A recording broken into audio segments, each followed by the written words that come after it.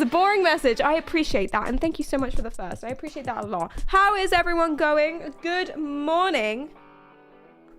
Today I discovered something. And I was very, very happy with it. This discovery that I did make. And it is a university.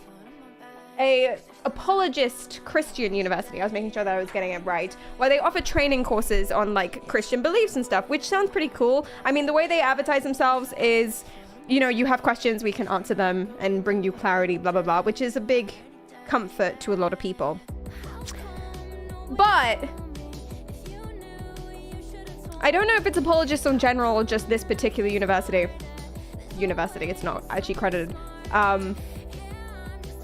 But they have some very weird beliefs that they teach as fact. One of those things being that evil is everywhere out to get you. You should be afraid we live among spirits and demons, which a lot of Christians believe, to be fair, but still. The other is that atheists are either evil and intentionally trying to fuck you over, or they're just like really stupid and they can't see the truth. And there's like a training course with a quiz. So we're gonna do it. I thought it'd be pretty fun. Let me fix this.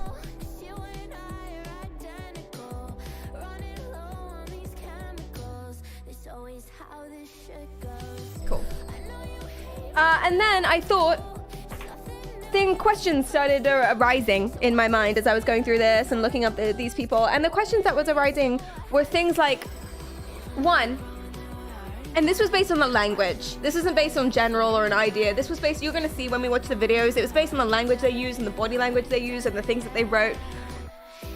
They felt very, very threatened by the atheism as a concept. And a lot of people do. And not just atheism, but a lot of cultures and religions feel very, very threatened by other cultures and other religions all the time. And I thought psychologically there has to be a reason why. And I feel like we're all the same. I'm not religious at all, so I've not really necessarily encountered anything like that myself, but I'm sure there are contexts where the same rules apply, right? Why is it that when someone says something that contradicts our beliefs or what we perceive to be our sense of morality, why is it that we go, ah! You're like inside, like emotionally. There has to be many, many reasons, and there are many, many reasons psychologically. This is what's going on, and it's unfortunate because people take it so personally, including myself. We'll find situations that apply to all of us because people take it so personally, because it's so intrinsic to our identity and things like that all the time. Then it kind of, therefore, we react that way and we feel really upset and tense and we don't want to talk about it and they must be wrong and shut up, demon! And it's unfortunate because then no one, like, you can't have a proper conversation about it. It's very hard to share opposing beliefs with anybody because it's so personal to everyone. And so everyone's like already primed at least, or like geared up for a fight. You know, put a word in the chat if you're talking about something, let's say big, so like religion or race or certain crimes or anything like that. Put a word in the chat if you feel a bit tense. There's a little knot of something in your body. I do, quite often. It's not that I don't want to talk about that.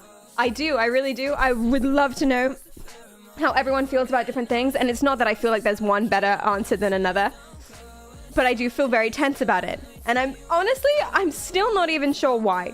But we're going to talk about some theories, we're going to talk about some psychological stuff. It comes back into group identity, but we're straying from that because we already did a whole stream on that nonsense. It's not nonsense, it's actually super ecologically valid and proven. But anyway, welcome in.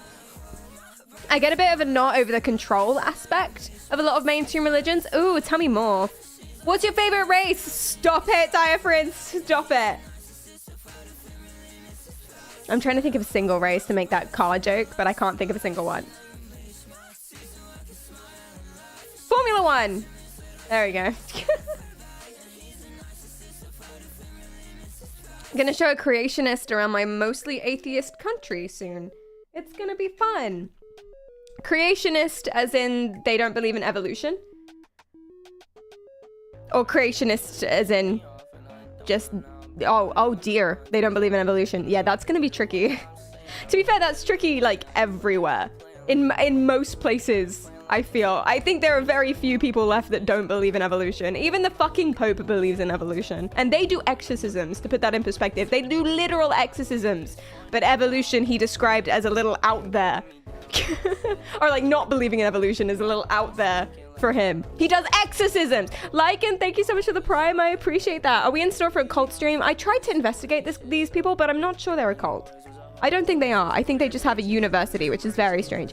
Nana, thank you so much for the 5 gifted. I appreciate that. That's so nice of you. Thank you, thank you, thank you. Aw. And hi, Leandro, and thank you for the... And Cam and Leandro, thank you for the tier 3. Yo, did I just skip over that? Leandro, thank you so much for the tier 3. Whoa. That's so nice. Oh God, I need to offer more benefits for tier 3 subs. Because what are you getting? You get a like golden emote, I should say. Is that good? I'm sorry. Thank you. I'm really grateful. Thank you. How good? Thank you for the Prime.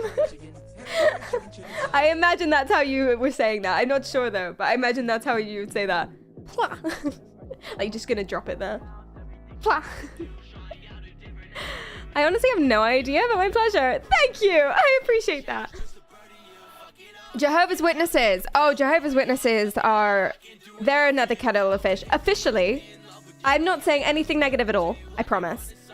Officially, by definition, according to the dictionary and everything, Jehovah's Witnesses are a cult. Cults are different from religions. Oh no. Wait, what? The Jehovah's Witnesses said that my dad got a brain tumor and died as a result, and he deserved it for sins he probably committed in life. Oh. Oh God.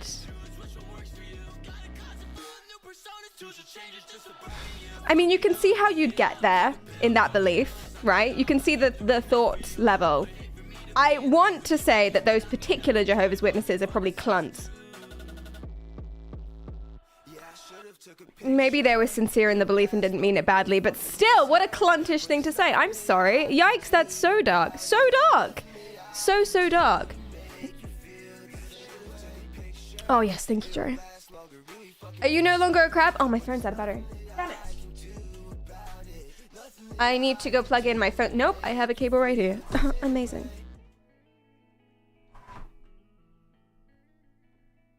Hypothetically, if you had a kid, would you tell them the scientific truth of there being no free will? I don't think that's a scientific truth, and that nothing they do is of their own volition or that God loves them. I don't think anything you've put in that sentence is a scientific truth or have been proven either way. I think that's philosophy and incredibly subjective. So, just gonna go ahead and... That's what it is. Tax exemption! That is the only thing that I will say. Oh shit, crab level is still getting... Oh no, I thought it was on a timer. It was just home. Okay, we're good. We're good to go. Oh no.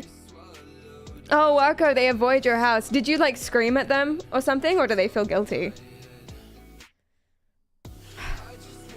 Poor things. Nothing I mean, poor thing is in you. You're the poor thing, not them. Nothing matters. We are all flesh computers floating through space-time. See, that's my preferred belief. Actually, yeah, that's a cute way of starting this. So I have a timer going around that will keep saying this throughout the stream. But just to state for the record, so you hear it from me, I do not believe that there is anything intrinsically better about one belief over another. Faith and religion and communities like that can be really, really, really, really, really cool and really good. It can do a lot of things for different people. It can improve people's mental health. It can give them a sense of purpose, etc., etc., etc. The danger comes sometimes when it stops being a good influence, and that can happen in a variety of different situations. But most of the time, it can be a really lovely thing for lots of people. And crucially, we have no fucking clue what's real. We have no idea. Oh my God, Dune, thank you so much for the 10 subs. That's so nice. Thank you so much for the 10 gifted. That's so, so sweet. 10, bloody hell. Ah! Thank you. Wait, have we already? Oh my God, we've already hit the sub goal. That's so nice of you guys. Thank you. Thank you, thank you, thank you. So, yeah, we don't have any idea. We know when the universe was created, or we have a very good idea of when the universe was created. We have a good idea about how the universe was created. We have no idea what comes before then, or if there was some other catalyst that drove it. We know that evolution is real, but we have no idea what triggered that, or where it came from, or why, or maybe there was a bigger plan or something. We don't know. We have no idea. Therefore, if you have a belief that you choose and it makes your life better, that can only be a good thing. I personally don't believe in anything spiritual whatsoever. I enjoy randomness. I like to picture myself as a meat sack floating through space-time, as you put so beautifully. That's my personal belief. I take great comfort in the idea that everything's just random, and when shit happens, it just goes, statistics, roll the dice. Do you know what I mean? That makes me feel good about myself. But yes, we don't know that people's religious beliefs aren't true. Okay? That's not scientific fact. It's not true, it's all stupid. That no one has shown that. That has never been proven. For something to be scientific fact, it has to basically, without a doubt, be shown in evidence, in science, which has been repeated and thought about mathematically, blah, blah, blah, blah, blah, for a while. Many times. Okay?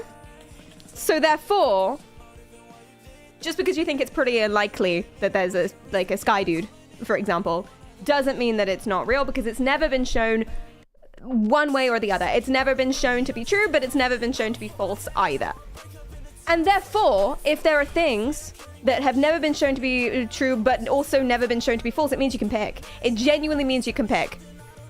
Right? Surely. If there's no evidence that it's real, no evidence that it's not real, you can pick whatever you want to fill in that, if you would like to.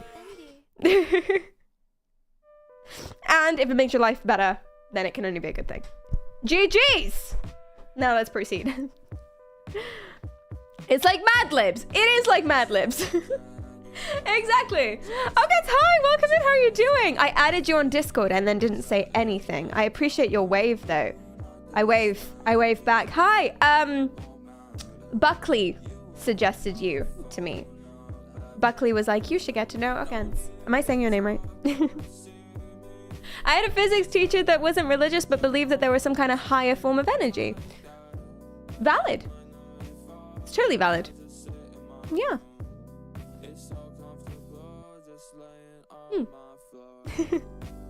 So, what might be quite cute, maybe, or fucking horrifying, depends, I'm not sure how this is gonna go. What might be quite cute is, what do you guys believe? Oh, okay, give me one belief, actually. Give me one belief that you have that might be either just like totally up, it's like a normal religious thing to believe, or it's the absence of that, or it's something really kooky. Something really kooky or really like new age that you don't know if anyone else is going to agree with you on or whatever. What is one thing that you believe about the universe?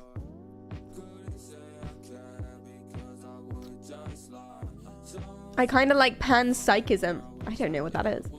Panpsychism.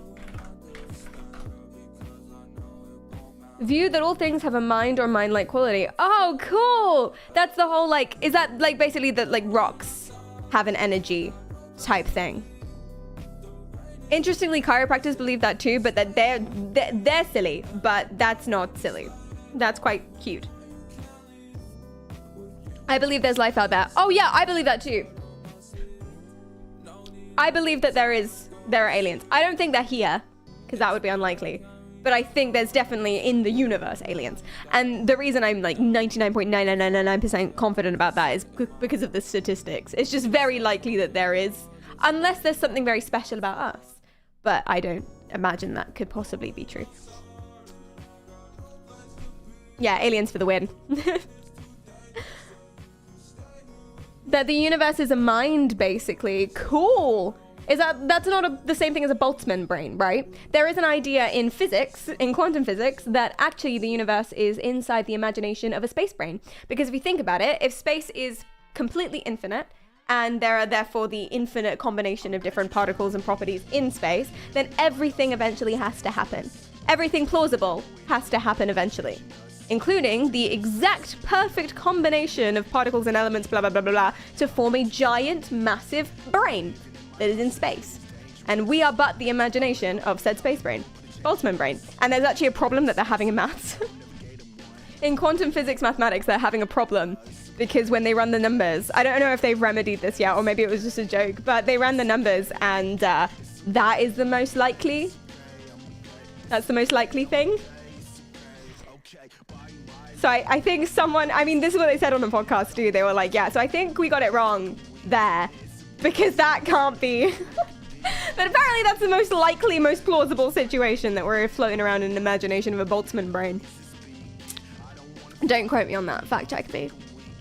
I believe that we haven't got free will. Valid. There were some studies that kind of backed that up a little bit in psychology. I have a feeling that maybe the methodology was loose there, but it's worth investigating. It's worth investigating. So there's a study where they asked someone to push a button on the left if they wanted to pick one option and on the right if they wanted to pick a different option. And apparently, before the brain did the brain thing to show like what they're choosing and which button they're going to press, and before it sent the signal to move the finger moved by itself. I feel like there was something wrong with that study. But people lost their freaking minds over it because they said, well, if the finger's already moving before the brain has processed what it wants to click on, you know, if the brain hasn't processed the question and doesn't know what it wants to choose, but the finger's already chosen something, then does that mean that we're guided by, you know, inevitability? And there's no such thing as free will? Philosophers say that philosophizing about free will and about whether or not it exists and to what capacity we have it is soul crushing and will make your life miserable. Because no one knows and it's such a hard thing to find out. Sam Harris said if we don't have free will, then so what? Yeah, I mean, nothing will change, really. Nothing will change if we... Because nothing can change. We will go on as we have always gone on. Our experience will be the same. If there's no free will, then c'est la vie. I suppose. Although, a mindset issue might come. Because if you believe there's no free will, then you might justify just following instincts and following your feelings, and then you do some heinous things like setting a man on fire. Is a risk, I would say. I have a friend who said that it was just inevitable that she was going to sleep with this guy who she didn't want to sleep with. And I said, well, you don't have to do that. And she was like, no. I'm going to. But you said you didn't want to. No, but I'm going to. Is he forcing you? No. But you don't want to? No. But you will. I will.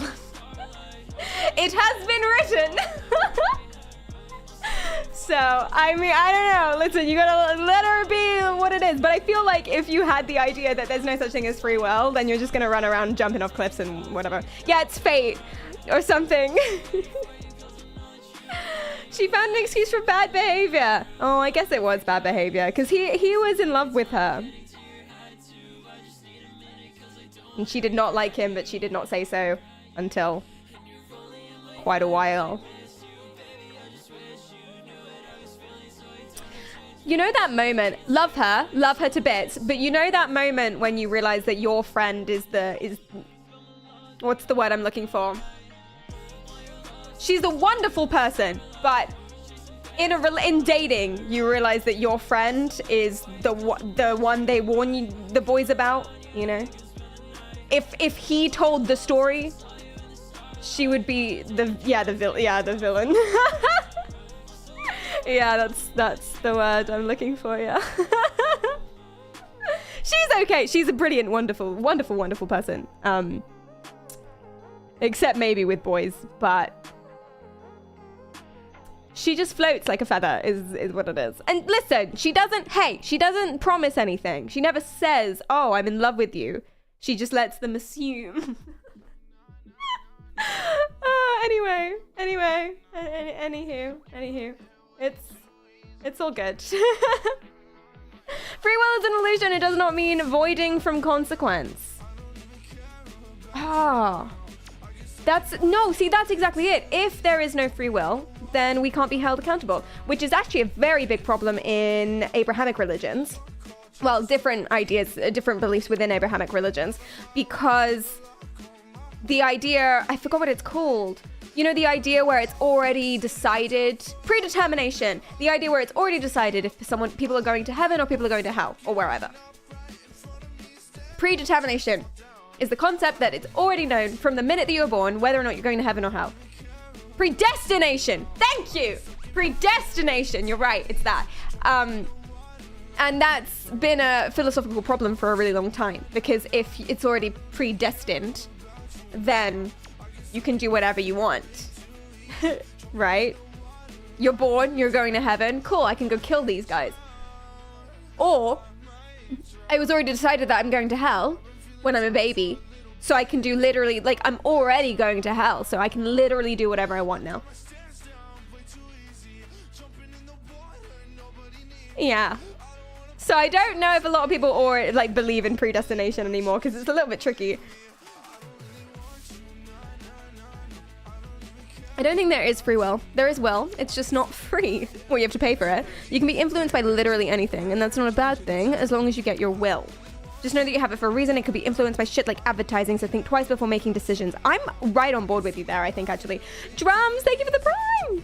Predestination doesn't matter. We're all in chat purgatory. Oh no, I'm sorry. Well, thank you for your prime. That makes me feel better. Yeah. That'd be $3.50. Yeah, my personal opinion about free will is that we all have choice. We can all not do stuff, and we can all do stuff. But I think there is a very good indication of what we're likely to do based on our experiences. So I think it's not that we don't have free will. It's not that we can, my idea is not that we don't have free will. It's not that we can't change anything. But statistically, we can predict what we're going to do based on everything that's happened. So, and I don't know, like, in my certain idea of it, I don't know how big picture, how small picture I want to make it. But for example, a very small picture thing would be me reaching for my coffee right now was already predetermined because of, like, various things that I've done, and being conscious that I need to drink caffeine, and being conscious that it's something to do with my mouth because of anxiety, because of this stuff, because of everything that's happened before, blah, blah, blah, blah, blah. Call me a nerd, but I actually find the description of fate in the Dune universe really good. Nerd, tell me more. That is that there are all these lines that the future can go in, but at any moment you can make a decision that puts you on a different line, kind of like a flowchart, where at the intersections you can take a different path, and that path has a chain of events. Absolutely, that's really cool. I didn't know that's what they believed in Dune. I've never read it, I've only seen the movies. Yeah, I mean, that's usually how people picture multiple dimensions, right? It's called the Duneverse. Stop it. Is it really? No. But yeah, that's how people picture multiple dimensions usually. It's like every single choice leads to a parallel dimension, and we're skipping through lines. I don't know. The point is, none of us know. So hold on to that feeling that none of us know. Hold on to that feeling that we have no fucking clue what's going on. There are some things we do know. There's lots of stuff we don't. Therefore, you can't disprove anything. You also can't prove anything. Hold on to that vibe as we do our Atheism is Evil course. Let's do it. Castrol, hi. The universe has not been proven to be random. A meta-study showed that to explain the number of studies which showed the universe is not random, we would need 10 times the number of studies which showed the universe is random than there would currently have been done. Let me read that again. Castrol, welcome. A meta-study showed that to explain the number of studies that show that the universe is not random. Wait, what do you mean explain the number of studies? Or just explain those studies? We would need 10 times the number of studies which show the universe is random than there have currently been done. I can't tell if you're just saying that we need like a whole fuck ton more data, or that we'll never be able to prove it because randomness comes within the studies themselves and also numbers and shit. Is that what you mean? Nothing is true, everything is permitted. Stop it. Celebrate, hi, welcome! It's so nice to see you. Are you going to TwitchCon? My ex believed that if he died, that his consciousness would just move to a timeline version where he didn't die in that scenario. What would become of the current him in that timeline? Would they like merge? That's quite nice. That's quite nice, I like that. Doesn't that mean he'll eventually end up in a timeline where he lives forever? Yeah. Would you want that quickly or after a while? Save states. Would you remember? Is he in his first timeline and you're supposed to remember when you go to another timeline, or does your memory get wiped? Oh, that makes sense, Celebi. You gotta do what you gotta do. Maybe I'll see you another time. There's X studies showing that it's random. And there's Y that it's not random. And we need X times 10 to explain why we've seen Y so far. Oh! Oh, that's brilliant. That's wonderful. Cool.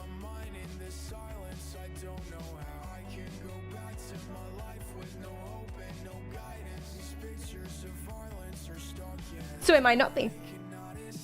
And therefore why? Bam, bam, bam. There are too many cases of this doesn't look random to say this is all random. We need to see more show studies. Oh, I see. I completely get you. I have no clue. I guess he just lived forever in his mind. I love it. I love it. That sounds really, really fun. I don't believe in an afterlife, but centric to me. If I die, the universe will end.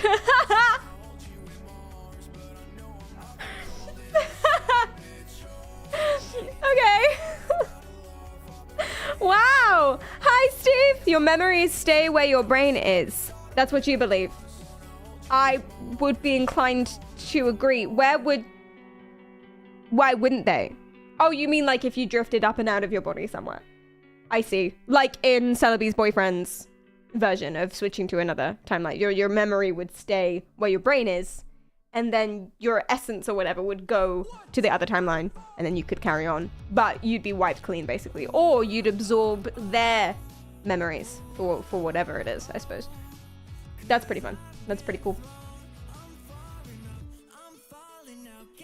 How many studies can contain confirmation bias hidden amongst the data?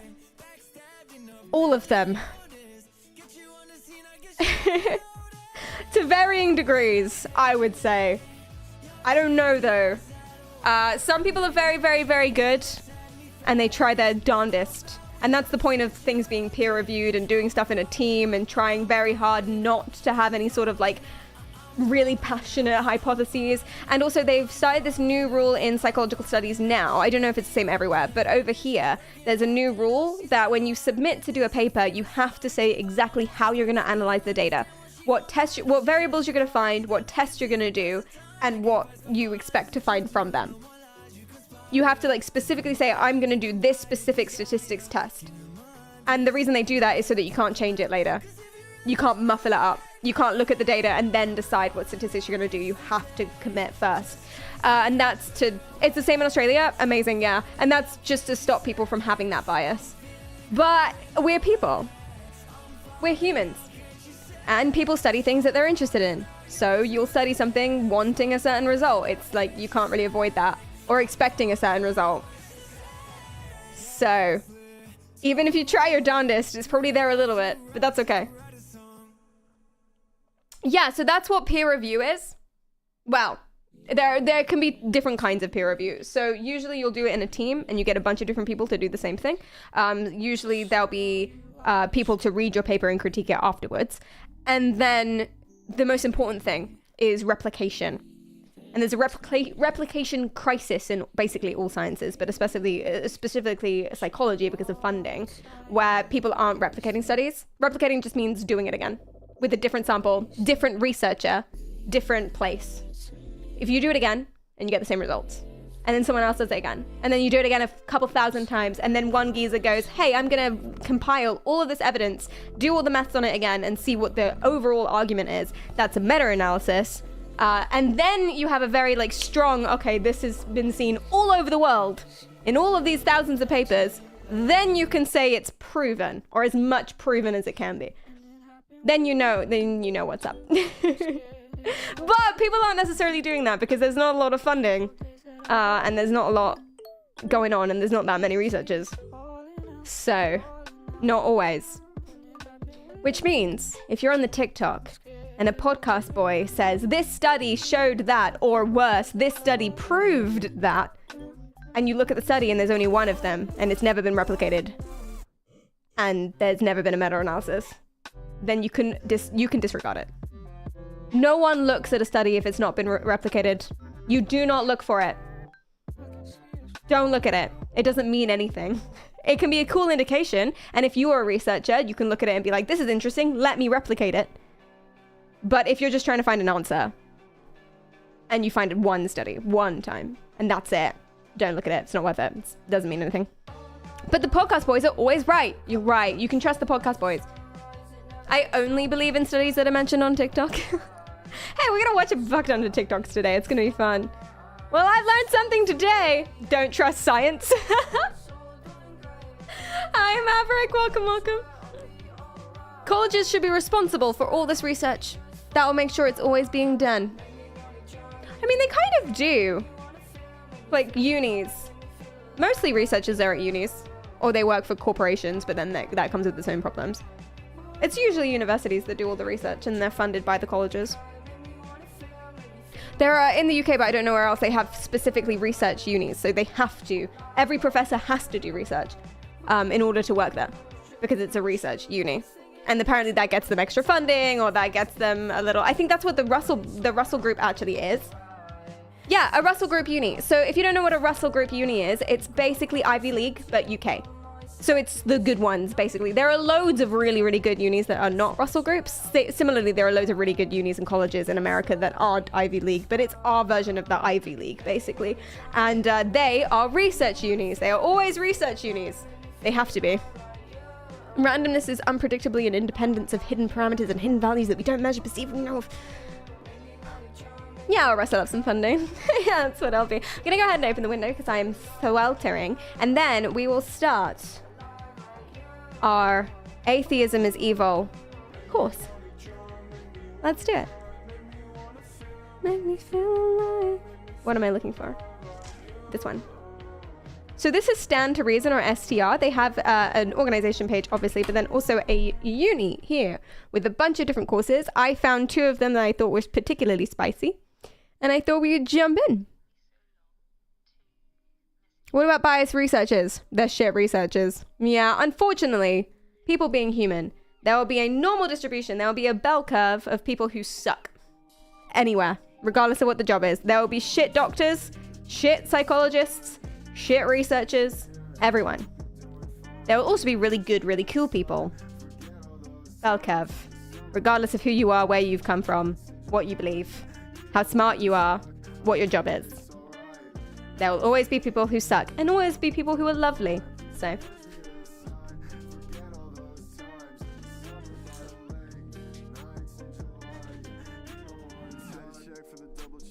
It might not be a normal distribution. I just said that. I like the idea of a bell curve. Why am I so zoomed in on this scene? I don't like it. Chill out. Oh. There we go. Is that better? Where's the rest of this camera? Excuse me, guys. Excuse me. All right. There we go. Fixed it.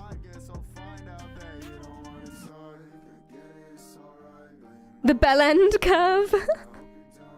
That's amazing. That is fantastic. Right. Let's do it. I'm set.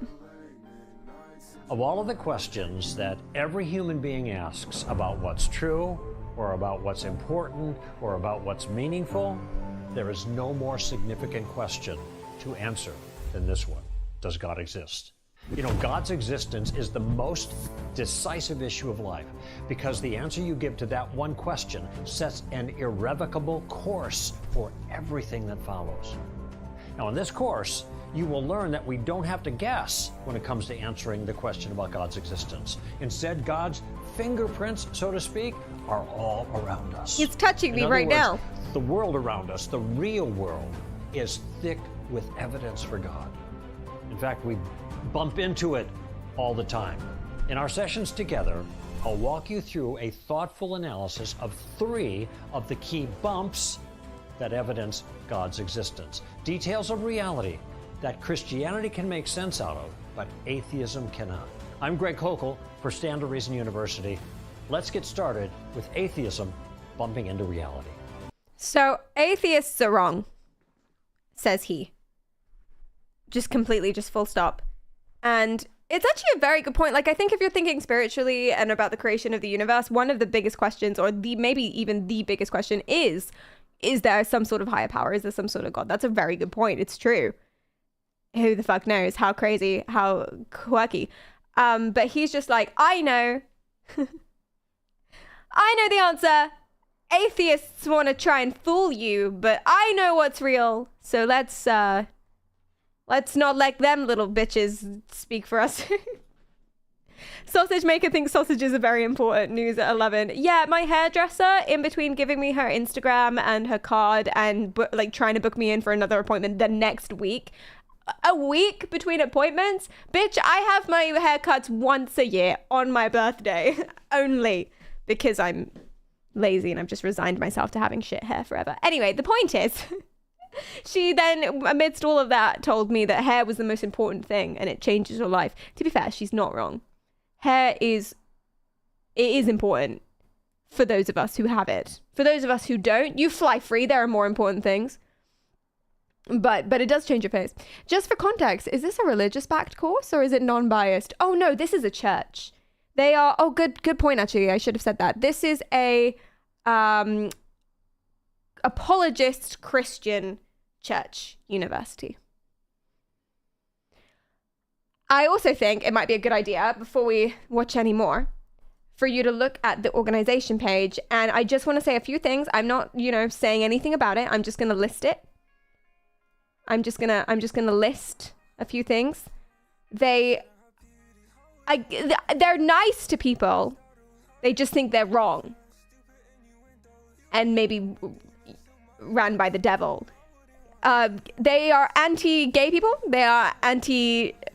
They don't believe that if you're a Christian, you could attend a gay marriage because that would be bad of you. They're anti-trans. They're anti-abortion in all cases. What are their other worldviews? Oh, yes. And they have a whole thing, like a whole movement where they specifically try and convert Muslims. So let's proceed. Woo! Someone once said that reality is what you bump into Spymonk, thanks for the follow. and sometimes injures you when you don't take it seriously. Now, I'm here in my shop, and I got lots of tools here. And some of them are really dangerous. But the most dangerous tool in my shop is my table saw. It's driven by a 3-horsepower motor. I got a 10-inch blade, and man, that'll take your fingers off just like that. Is he threatening us? If you're not careful. I'm confused. How do I stay safe in my shop? I'm careful. I look closely. I pay attention. This is a threat. I think things through. And that's exactly how we're going to approach the question of God's existence. So first, we need to... Drums! Believe in God or you'll get the fucking saw! I think it's a metaphor. But I feel threatened. Okay, let's keep going. We're going to define some terms. Define our terms here. Now, we know what theism is. The next page is a quiz, by the way. It's a test. This is training, so you have to pay attention. OJ, hi. It's a belief that there is a personal God, a conviction that God exists. Okay. So what's atheism? It's just the opposite. Atheism, now watch this, is the belief that there is no God.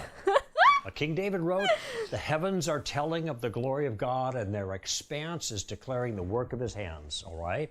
The atheist, by contrast, says the cosmos is all that is, or ever was, or ever will be. Now, before we go any further, I want you to notice something else about atheism. It is a standard move by atheists nowadays to simply say they are not asserting that God doesn't exist, but they simply have no belief in God. And since they lack a belief, they don't need to defend their lack of belief. All right? Now, I don't think that's exactly intellectually honest. I don't understand the problem in that logic. He's about to say what he thinks the problem in the logic is, but let us try and guess. He's saying that atheists don't believe in anything religious, or they don't believe that there's a God. And they're like firm in that assertion. And they're like, well, that's just what I believe, so I'm not going to defend it. And he says that doesn't make any sense. Yeah, he's just like, no. He's just like, no. No thanks. No, they're stupid. He thinks that that's not logical. Okay, baby, tell me why. Because no one writes best-selling books about their lack of beliefs, all right? Richard Dawkins, Atheists The God are making Delusion. a case. And the case that anything they're by, trying like... to make is that there is no God. That's their belief. Certainly they have no belief in God. Yes. Agreed. But they do have a belief about God. What? And their belief about God is that God doesn't exist. Yes. So it's not like they don't have to make a defense for their view, since they're not really asserting anything. They are. They're asserting that God does not exist. And that is their belief about God that they are holding I see his point. Okay? Don't be caught by... Okay, I see his point. So this is defensive. He is upset. He's a little sag. He's a little sag boy because he always feels like he's getting challenged to defend his belief. You know, he's an apologist Christian. So a bunch of the time, probably a lot of people are like, well, why do you believe in that? Blah, blah, blah. And he's forced to come up with ideas and come up with solutions and feel like he has to prove his belief all the time. And so now when he's like, well, atheists say they don't have to do that because it's a lack of, that's not true. It is a belief about God. So therefore it's the same as mine, and therefore you should have to defend it just like I feel I have to defend it. That's what he's saying. He's a little sag, little sag boy. I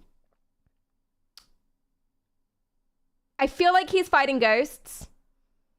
He's real unclear about it though. Yeah, I feel like he's fighting ghosts and he's not being very direct. I had to interpret that after 3 minutes of video. Hi B, welcome in. Yeah, I also feel like he's right in that he shouldn't have to defend it.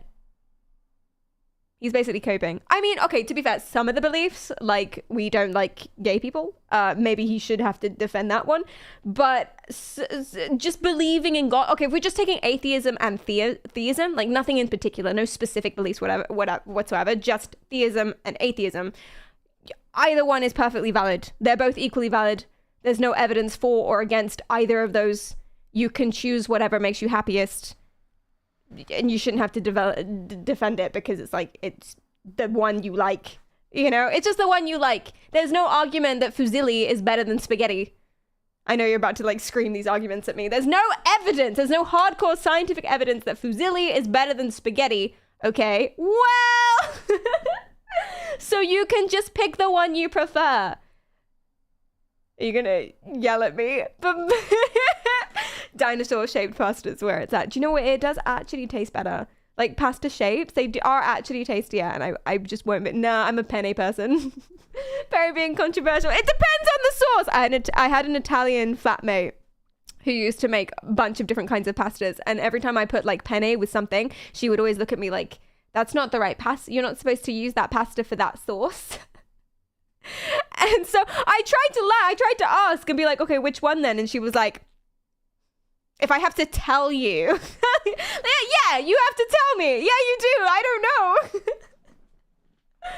Not one of those. The shape is intentional. I understand, but I just don't see why penne isn't good with everything. Why is penne not an everything?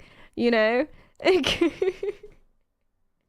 You look like a penne enjoyer. I really am. They have tube. They hold the sauce inside of them, and they got a firmness so the pasta doesn't necessarily have. Guys, we're getting distracted by that trick. All right.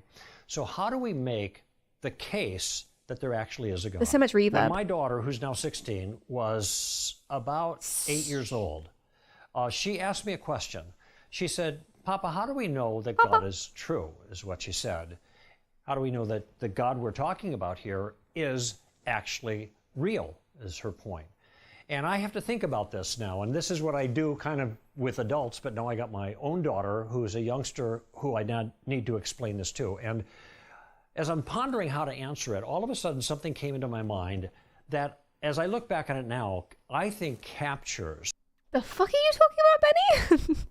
The trumpet ones? Geekly. Oh, are those the ones that are like floppy? That doesn't help. I think I know what you mean. Sorry. This man has a 16-year-old daughter but looks 70. I wonder how old his wife is. No, I'm getting nothing but good vibes from Bob, or whatever he said his name was. I'm getting nothing. He threatened me with a saw, which might be biasing me, but I really like him. Now 16, was about 8 years old. She asked me a question.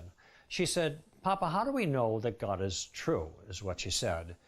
How do we know that the God we're talking about here is actually real, is her point. And I have to think about this now, and this is what I do kind of with adults, but now I got my own daughter who's a youngster who I now need to explain this to. Do you know what's very good vibes? What's very good vibes is that he's like, this is completely irrelevant, but he's saying that it's different, even though he explains it every day to people. He is expressing how different it is when it's his daughter, a kid, because he realizes how like impressionable and vulnerable she is. So he's like, I gotta get it right. That's nice. People take that for granted because it is like really low bar parenting, but some people don't do that. So GG, friend. And as I'm pondering how to answer it, all of a sudden something came into my mind that, as I look back on it now, I think captures my whole approach to this enterprise. And here's what I said to her. I said, honey, the reason that we believe that God is true is because he's the best explanation for the way things are. Oh, I like that. Let me just say it again, because it's so important. The reason that we believe in God. Oh, that's good. Oh, he's converting me. He's the best explanation for the way things are. And what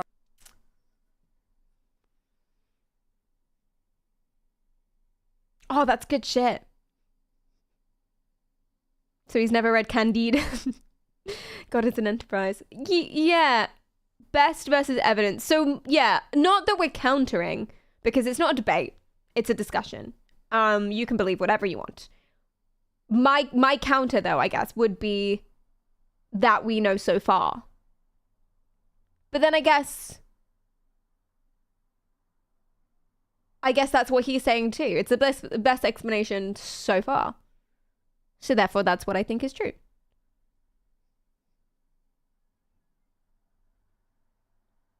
Maybe?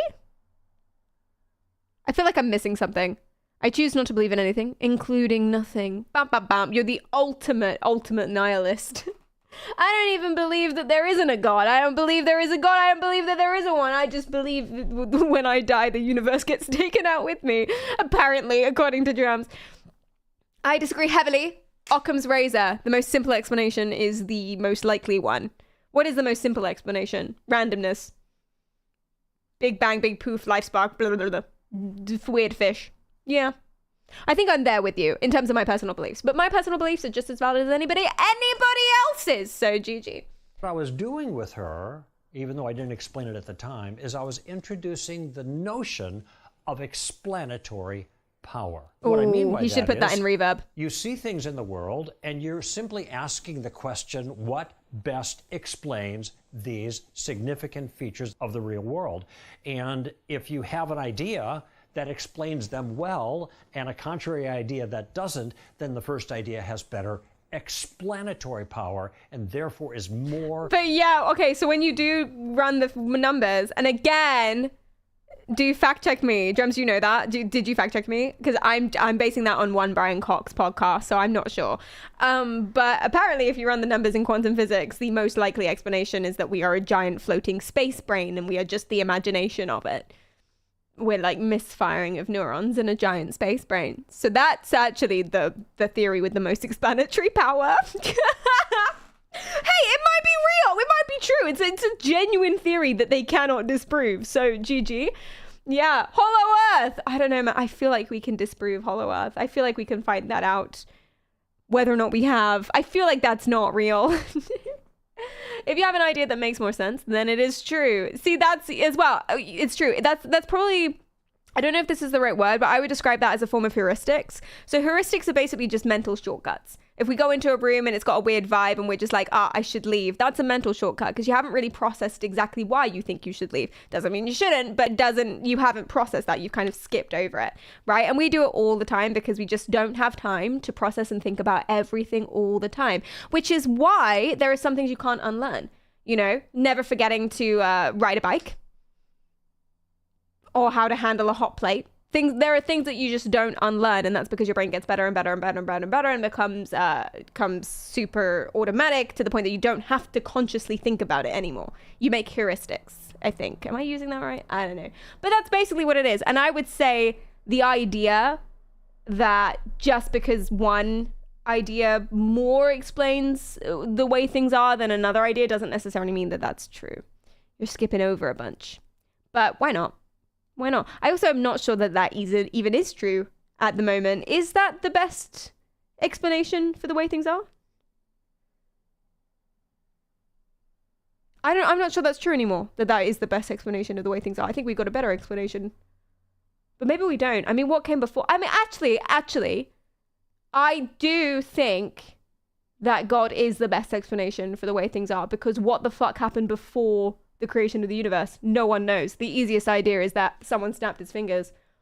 Boom, universe. That's pretty fucking easy.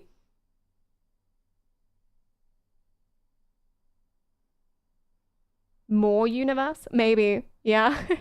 But who created God? Oh, Jesus. I don't know. Why are you asking me? I have no. Maybe we're all in a simulation. That feels pretty complicated to me, that one. Hi, are you? That feels really complicated because, like, who made the simulation? And then you kind of got the same question, like, who created them? You know? We all look to you for the answer. Oh, dear Lord. No pressure. How did God do it, though? Yeah, how did he do it? See, that's another thing. Humans invented time travel, Timmy travel, and created humanity. So the humans, that's how the Matrix happened. Or if we're living in a simulation, it's the humans who went back in time to do it and then developed the technology and then went back in time. But then, to what end? You know, what was before space-time? Just time. That's beautiful. The point is, and I hope every single time we have these discussions, these intermittent discussions as part of this video, I hope every single time we have these discussions and every single time we ramble onto something that doesn't make any sense and we get more and more confused, I hope that it hammers the point home that we have no fucking clue. Let's carry on. Likely to be true. No, just a little A marble. I like that. I want to let you in on a strategic insight. Ooh. For us as Christian theists, we have a powerful ally. And what is that? We have reality on our side. And I want to explain what I mean by that. I got this insight from Francis Schaeffer. And first he noted that if... Francis Schaeffer. Why do I recognize that name? Why do I know that name? Francis Schaeffer. Died in 1984. He was American evangelical theologian, Presbyterian. Wife Edith Schaeffer. Why do I know this name? Did I do a stream on him? Does anyone recognize the name Francis Schaeffer? This is really going to bother me. No, I have no idea. I don't know. Anyway, let's carry on. Sorry, guys. Christianity is true, then it is an accurate view of reality. Right. And that would mean that all human beings are really made in the image of God, and all human beings must live in the world that God made, even if they don't believe it, all right? Why? Therefore, if Christianity is true, and it's the better explanation of reality, atheists who deny God must be living in denial of reality at some point. Therefore, sooner or later, atheists who deny God's world, reality, are going to bump into the world as it really is. So, if Christians are right, and that's the truth, which they could be, but if Christians are right, then they're right, and so that's the world, which means that atheists are denying what the world is. He's not saying anything that's wrong, but it's just like, it's very much the vibe of, and if my grandmother had wheels, she'd be a bike, you know? Like, yeah, sure. Okay, so if you're right and that's what reality is, then that is what reality is, which means that atheists would be wrong about what reality was. Sure, but it's that first part that's in debate. You know, it's that first, whether or not you're right, which you could be, but we don't know. So... She was an atheist, he was a theist. Could make it any more obvious. He still hasn't provided any proof. No, to be fair to him though, it is quite a lot for us to expect him to prove the existence of God. But then should he be saying it's without a doubt 100% true if you can't prove it? Just do what the rest of us do and be like, oh, I think it's probably this. I'm going to go ahead and pick this one as my truth. But, you know, GG, everyone else do what you want. I think that's 99% of people. I hope that's 99% of people. It's what we should be like. It's like, we don't know. I'm going to pick the one that makes me the happiest and you guys can do the same. I think I'm right though. So I'll like tell you why I think I'm right, but like GG.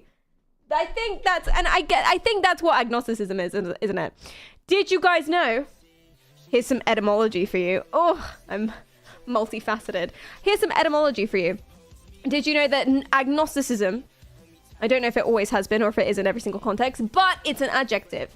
Agnosticism is an adjective. So you can be an agnostic something. You can be an agnostic Christian or an agnostic atheist. Agnosticism, or like true agnosticism, which I like to think of as like being a true neutral, is kind of hard to be unless you just never thought about it. I think it's pretty hard to be a true agnostic. But you can be an agnostic anything, and I kind of think that everyone ought to be an agnostic everything because we don't know what the answer is, you know? And agnosticism just means you're not sure. It basically means if I'm an agnostic Christian, it means I believe in Christianity, I believe in gods and one God and everything, but I don't know. And I think that's just, is that called honesty? Maybe. I think 99% of religious people are to some degree agnostic because you kind of have to be. Hey, hi, welcome in. Christian here. It's cringeworthy how wrong my fellow believers twist the word into confirming to what they want to fit into their narrative and not what it actually says. We see that so often and it kind of ruins it for the rest of yous. Do you feel like that? Like it gives you guys a bad name? Because I feel the same way whenever I see like, I don't know how I would define myself. I don't believe in anything spiritual, myself personally. But when I see people on the news or people on TV and they're atheists and they sort of have posters that are like, your God is wrong. You're all stupid. There's no God. I cringe out quite a lot because it's like, bro, you don't know that? Why are you protesting? You know, it's like, oh, you're giving the rest of us a bad name. Oh no. Is it the same thing? Yeah. You used to be an atheist. Can I ask what made you join Christianity? Sorry that I rolled the R. What made you join Christianity, if I can ask, just out of interest? You don't need to say. Atheists are as clueless as religious people, actually. Yeah, I mean, unless it's a choice. You can choose what you believe, so long as you understand that no one has any fucking clue. And so there are people on extreme sides of everything, and there are people who claim to know without a doubt what the right answer is, and they're all probably a little wrong. There's reasons why, though, and that's what we're going to talk about, psychology stream. There's reasons why people are so unbelievably certain about their belief and nothing else, regardless of whatever it is. There are people on all sides who I say sides like it's a battle. It shouldn't be a battle. But there's a reason why people are so unbelievably certain and unwavering, and it's very interesting. But it would still necessarily not be the right choice, I guess. Tequila, hi, welcome in. How are you doing? Trumo, thank you for the bits. The underscore Trumu says, Perry, you're wrong. Probably. I had access to information and I sorted out. Nice. And it just spoke to you. It just convinced you. Valid.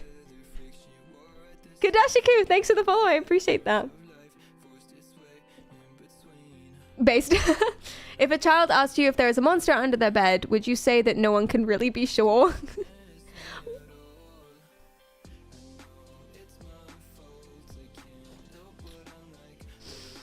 I wouldn't say that to the child. I would believe that, though. What you say to the child is different to what you believe. The child needs to think there's no monster so that they can go to sleep. So you lie. What I would believe is... Do you know what I might actually say? And this is why I shouldn't have kids. What I might actually say is probably not. Yeah, I've checked. There's probably nothing there. And before I realized that, oh, I should have just lied. Yeah, this is the reason I can't work with children. No, well, they won't let me work with children. No, that sounds bad. I mean, because I didn't get the job. I was too short. Genuinely. It was kind of valid, I guess. I was doing an interview at a special needs school. And it was 10-year-olds. Like 8 to 10-year-olds. 8 to 11-year-olds, special needs school. And he told me that physically, he didn't think I'd be able to deal with it. Because I'm too short. Because, like, they're taller than... Some of them are taller than me. So, I mean, kind of valid. Yeah, I don't want to get, like, beat up or something. Not that all special needs schools are like that, but this one was pretty rough. You'd fit in. I'd blend. They wouldn't respect me. I wouldn't be able to enforce any fear. What is the need? Special needs. So anyone with any sort of learning difficulties, basically, for whatever reason. There are schools that specialize in those kids because they can give better, resources and stuff. He was so mean. Yeah, he also, like, hit on me.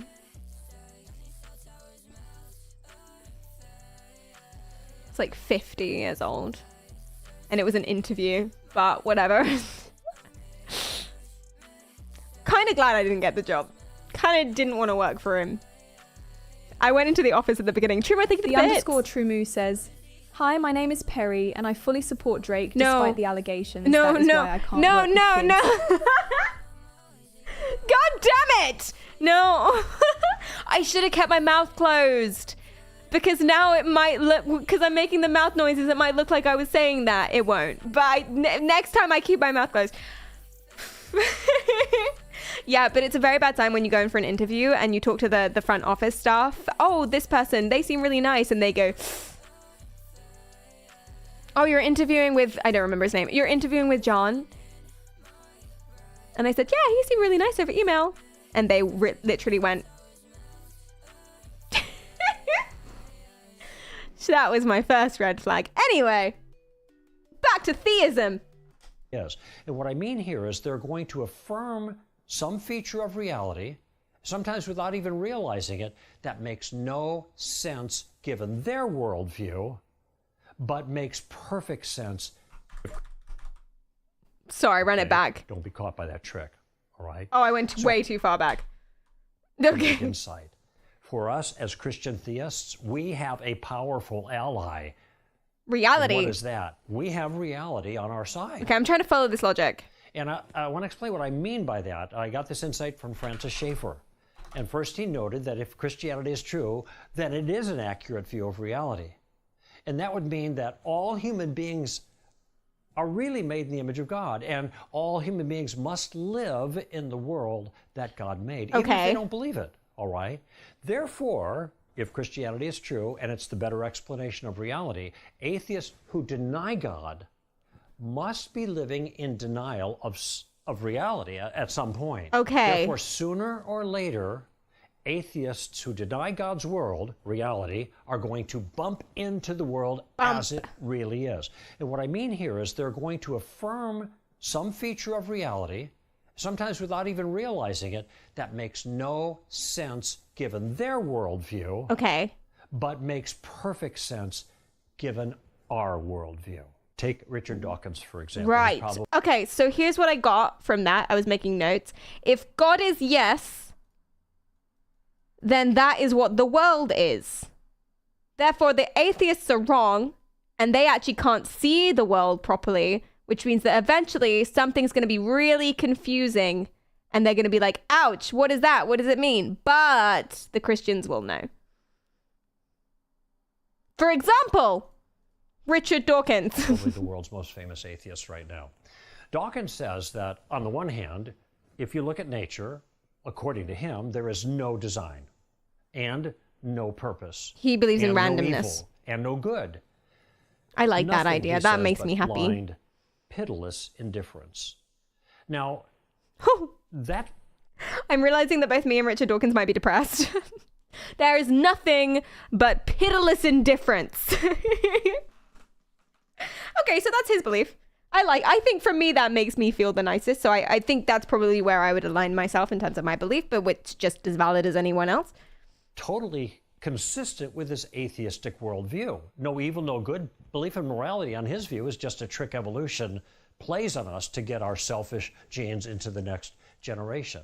So at that it's quite point, pessimistic, though, isn't it? He is making I prefer more that sunshine. Are completely consistent with his worldview of atheism. However, on the other hand, in his book, The God Delusion, he attacks the God of the Bible. And here's what he says. He says, the God of the Old Testament is a vindictive, bloodthirsty, homophobic, racist, genocidal, sadomasochistic, malevolent bully. Now, do you see the problem there? Clearly, Dawkins... Okay, I don't know about the Old Testament God or how it differs, but Dawkins absolutely came for them. He came for, like, I see what they're saying. He arrived. Yeah, he is bashing the religion. That's, yeah, Dawkins, buddy. So we got two extremes here, I think. Oh, damn. Oh, no. Some of you agree with that, and that's okay. But it's probably not a good idea to tell someone that, because it's kind of mean. Oh, but the Old Testament God is like that. Hi, Titan. I was raised Catholic, and Dawkins is absolutely right about the Old Testament God. What's the difference about the Old Testament and the New Testament? For some reason, I read the word vampire instead of vindictive. I think his bloodthirsty was there. I was like, the God of the Old Testament is a vampire and an ethnic cleanser. I mean, I guess is that true? Like, that's the stuff that they did. Like, technically, he didn't like some races and women and the gays or like kids. The New Testament is more chill. Focus on Jesus, and Jesus kind of like your hippie uncle that's like, just love your fellow dude, man. Here's some food, buddy. That's lovely. The New Testament is Jesus and love. But the Old Testament God is wrathful, Sodom and Gomorrah, Abraham, etc. Oh, so the genocidal one. It was just a phase. He was going through his teen years. Okay, Yahweh did a bit of the genocide, just a touch. For the greater good, man. Don't we love a little bit of genocide for the greater good? But the point is, Dawkins absolutely fucking came for the Old Testament God. He did not hold back. Dawkins is not coming to that conclusion based on his atheism, which he says dictates no evil, no good. Notice all of those challenges to God of the Old Testament are that he's evil. That complaint, but he doesn't believe in the God of the makes no sense. But he doesn't believe in the worldview. But I'll tell you something: moral assessments like that, I don't think they're accurate. Did I misunderstand? Homophobic, racist, genocidal, sadomasochistic, malevolent bully. I can't listen without like giggling. Clearly, Dawkins is not coming to that conclusion based on his atheism, which he says dictates no evil, no good. No, but he doesn't believe in the God, though. Challenges to God of the Old Testament are that he's evil. That complaint against God makes no sense in his world. No, but he would be right. He would be right if he believed, but he doesn't believe in that's the crucial thing, no? He doesn't believe in the God. So, also, he doesn't say that those things are evil. He just says that they're, bad. I think that's the difference between calling someone a dickhead and calling someone evil. Do you know what I mean? For example, if my neighbor, knocked over my bin or something, I wouldn't say, wow, you evil bastard. I would say, wow, what a dick, to myself under my breath, so he couldn't hear me because I don't like confrontation, because I'm British. I think he's saying that Dawkins says there's no evil, so he can't argue in terms of good and evil. Yeah, but I think the logic doesn't stand up here. But you know what? I'm loving John so far. I really don't know what his name is, but I'm loving him so far. View. But I'll tell you something, moral assessments like that, I don't think they're accurate in his case, but that kind of assessment make perfect sense in our world view. So Dawkins, buddy, this doesn't track. Contradiction on this issue. No, there's no contradiction. He talks on the one hand, don't think so, kind of like an atheist, and then all of a sudden, when his guard is down, his understanding of morality that God built into him is coming out. When his guard is down, in a book that he wrote over the course of 2 years and was edited millions of times and was published officially, his guard was down. When was his guard down? In his book. But I don't know, man. He lost me. John has lost me. I was right with him up until like the 4-minute mark. But it's a contradiction with this atheism. And that is a point of tension. And Francis Schaeffer said, when we see that, when we see Dawkins, in this case, bumping into reality, when he raises those kinds of moral complaints against God, oh, man, and he's trading on our worldview, not his, I'm going to need to add to my paint document. We can draw attention to it and use that on our behalf. All right, so let me see if I've got this. So this is the logic so far. If God is real and Christians are right, then that is what the world is, which is true. And we don't know that's not the case, so that's pretty poggers. So therefore, atheists or anyone who doesn't believe that specifically, they can't actually see the world because they deny it. They don't actually see the way it is, which makes sense. Therefore, every now and then they're going to bump into something they don't understand. Ouchie. And it's going to be all cray-cray. So the example that they use is my boy Big D, Dawkins. And they say that because he says quite like, I can't listen to it without giggling. Like, he absolutely comes for the Old Testament God. He says that God is not very nice. These are devil horns. Because God is not very nice, then he's contradicting himself, because I thought that you didn't believe in naughty or nice. So you aren't allowed to say that God isn't nice. And that's an example of this big contradiction. Okay, it doesn't make sense. Hi, Lucas. Spirit, thank you so much for the 5 months. I really appreciate that. Thank you. I don't think this makes sense. As far as I've understood it, at least. Hi, Lucas. He selected a random atheist, found a contradiction in the text, and that proves that God exists. Yeah, I think that is what has happened. But listen, John started off strong. He threatened us with a saw, then talked about children, and now, I mean, you can't argue with the logic. I've got a flowchart and all. What I'm saying is this. Christianity has better explanatory power. In other words, it fits the world Checkmate. in a way that atheism does not on some very, very important issues. And these are issues that resonate with our deepest intuitions about reality, our deepest understandings about the way the world actually is. In a way, he's right. Not about any of this. This is all nonsense. This doesn't make sense. But he's right in that there are things that faiths or religions or any religion and the belief of theism, so any theism whatsoever, there are ways in which that can explain stuff that we don't yet know what it is. You know, there's loads of stuff that we don't know. You know, we don't know what came before the creation of the universe. No fucking clue whatsoever. And stuff like that. There's loads of things we don't know or things that we're not really sure about, and there being a God does explain it. So he's right. Not about any of this, but he ended up somewhere that was technically true. What are some of those bumps I was talking about? Those features of reality that the atheist bumps into that makes no sense at all in his worldview, but makes perfect sense in our worldview. Okay, lots of different examples of that, but in this class, I want to talk to you about 3 bumps with reality that create serious worldview problems. I'm excited. For the atheist, but turn out do you think we've encountered these bumps perfectly? Okay, I'm just going to call them the bump of stuff, the bump of bad, and the bump of me. Oh, I love him. So that's going to be my outline for the rest of our course. Let's take a moment and see what we've covered so far in this session. First, we defined our terms. Yeah. We said that theism is a belief that there is a God.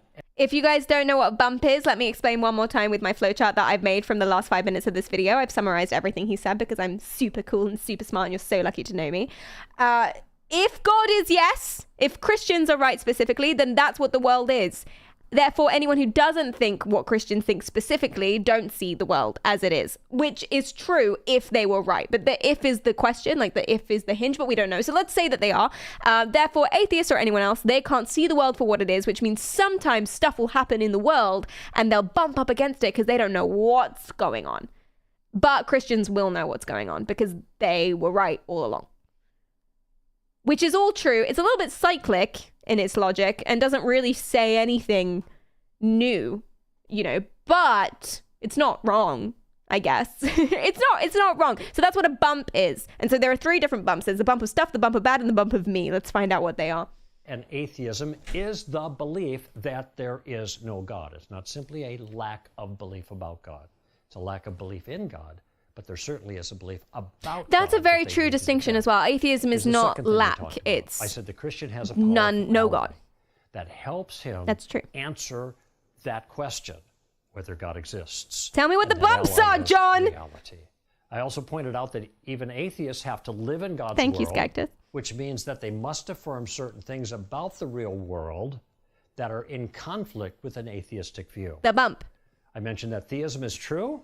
I said because it's the best explanation for the way. Which is a logical fallacy, but go off, my guy. You can believe whatever. What I did here is I suggested a strategy for dealing with atheism. Yeah, babe. What are the First, bumps? we take a look at reality. I'm getting impatient. I'm getting all jittery. Show that atheists can't explain important details of the real world, but we can as theists. These are the ways that atheists bump into Yeah. No, I explained this with my flowchart already. They get it. They know. Talk about the first bump. Ah, The bump next time. of Bastard. stuff.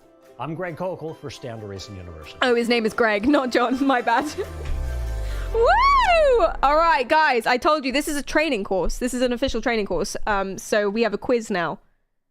Oh, I got it wrong the first time I tried it. I got it very wrong the first time I tried it. But maybe you guys can do better. This test contains 8 questions. We have to pass. I'm going to poll every single one so that I can drag out the stream. I'm decided to use this as a time sink. And that's what it is. I'm going to give you options. Theism is the belief that... Wait, no, I'm just going to say question mark, and I'm give you the option 1, 2, 3, and 4. And then that will be the poll every single time so that we can reuse them. And do it quicker. And then I will read you the question and the options. Hopefully you can read them. It's not too small. Theism is the belief that 1, a personal God exists, 2, multiple gods exist, 3, there is no God, and 4, there once was a God. What is the correct option? I think we are trying to pass because I don't think they let you watch the next video if we don't pass. So, personal God sounds weird. Yeah, like it's just the little one that sits on your shoulder, like just for you. Do we each have our own? Although actually, in a lot of Christian beliefs and a lot of faiths in general, the belief in the personal God means that what you should do is focus on your own relationship with God rather than like fixed details, which is really nice. Most people see religion as something that's dynamic and personal, and that's cute as fuck. I enjoy that a lot. There's always been a part of me that wishes I was religious. Because I think it'd be fun. I think it'd be quite nice. You know? But I just don't think I believe in it.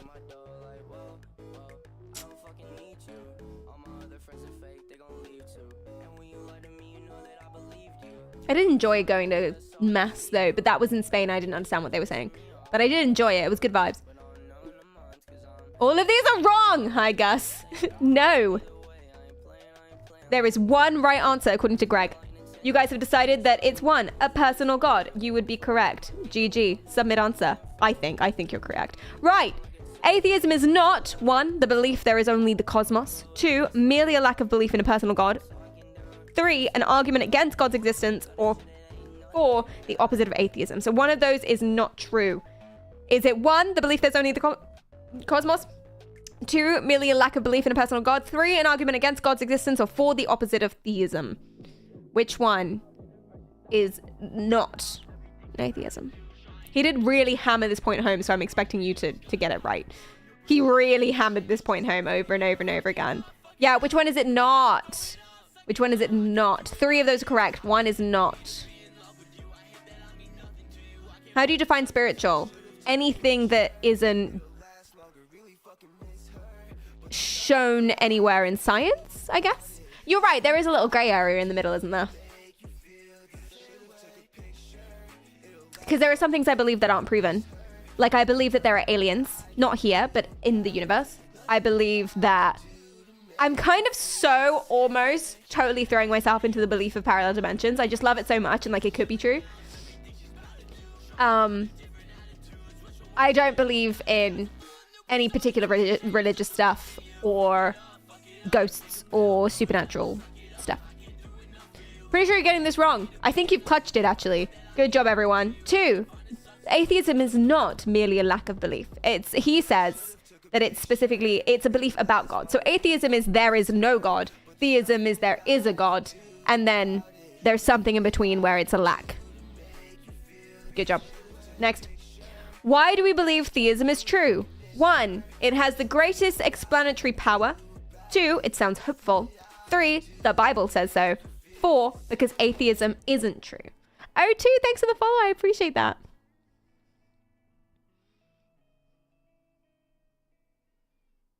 Circular reasoning. Yeah, one is true because the other isn't. that doesn't really hold up. I guess you can go off on it or something, but I don't think it would hold up. Oh no.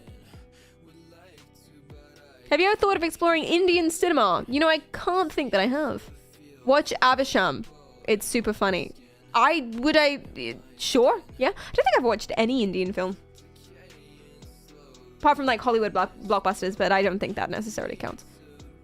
5, I'm hungry and it pays the bills. That's Greg's answer. 1, it has the greatest explanatory power according to Greg.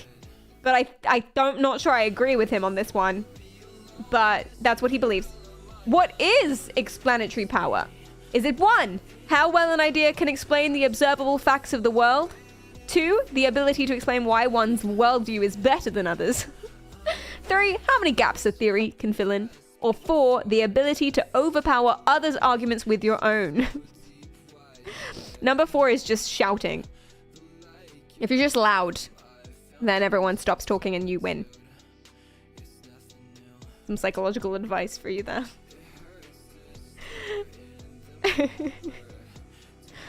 4, do you even lift, bro? What, that fixes it?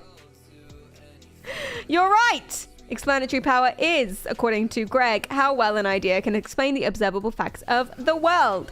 How many of these statements are correct? I'm going to go ahead and do this one for you because I don't think you can... The poll doesn't work like this. If Christianity is true, then everyone is living in God's reality even if they don't believe it. That's what Greg said. If Christianity is true, then Christians get to live in God's reality and atheists don't.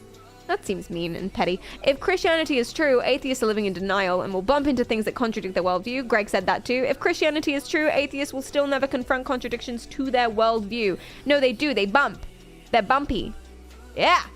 Okay, what did Richard Dawkins claim? Did he claim 1, the observable universe has the properties of no design or purpose? 2, the observable universe shows pitiless indifferent... Wait, there's another option on this one. There's a 5. There you go. 1, the observable universe has the properties of no design or purpose. 2, the observable universe shows pitiless indifference and no regard for good and evil. 3, the God of the Old Testament is a vindictive, bloodthirsty killer. Yeesh. And 4, the God of the Old Testament is an egotistical, malevolent bully. Or 5, all of the above.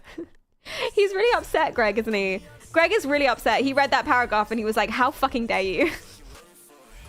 Poor Greg. Poor Greg.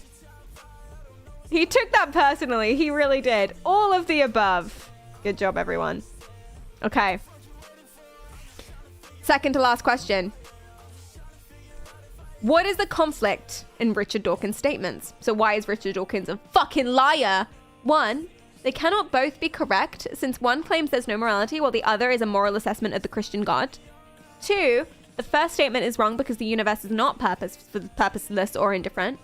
3, the second statement is wrong because God is not a killer or a bully. And 4, there's nothing wrong with Dawkins' statements because they are his personal beliefs. I don't think Greg would have said number 4, guys. I don't think he would have. I don't think Greg thinks that. This is Greg's quiz. Hi, Aziz. What is it, the answer? Well, it wouldn't be 2 or 3 or 4 because Greg has to appear wholesome. Yeah, it's 1, isn't it? I think it's 1. Not to bias you in any in any way. I don't think there is a contradiction because I think number 4 is the truth. But Greg thinks number 1. So this is Greg's world. It's Greg's quiz. 1 it is. Let's go. And final question. Final question. If you haven't been participating in these polls, now's your moment. Everything could change. What are the 3 bumps to atheism that will be covered in this course? 1, the bump of stuff, the bump of bad, and the bump of me. 2, the bump of stuff, the bump of bad, and the bump of you. 3, the bump of stuff, the bump of good, and the bump of you. And 4, the bump of good, the bump of bad, and the bump of me. That was the funnest thing I've ever read out. That was great. Coke, Emma, and Keta, stop! If you don't buy his course, the table saw will haunt your dreams and cut off your pinkies. It's true. Bump, bump, bumpity bump, bump. Oh no. Why not the bump of us, right? Why is it only me and you? God. God. I'm kind of spitting. I really felt like I got into some sort of flow there. I really did. Forward this quiz to 5 people within 5 minutes will be cursed for 5 years. Very much the vibe. Don't know, don't care, refuse to answer. Oh, well, okay. The answer, according to you guys, is number 1, the bump of stuff, the bump of bad, and the bump of me. Did we get it right? We passed! We got 100%! Let's go! Do I have something for this?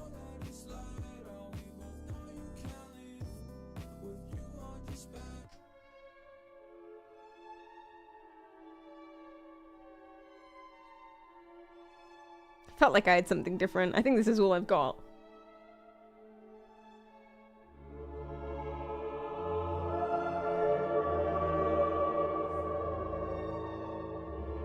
I think it works.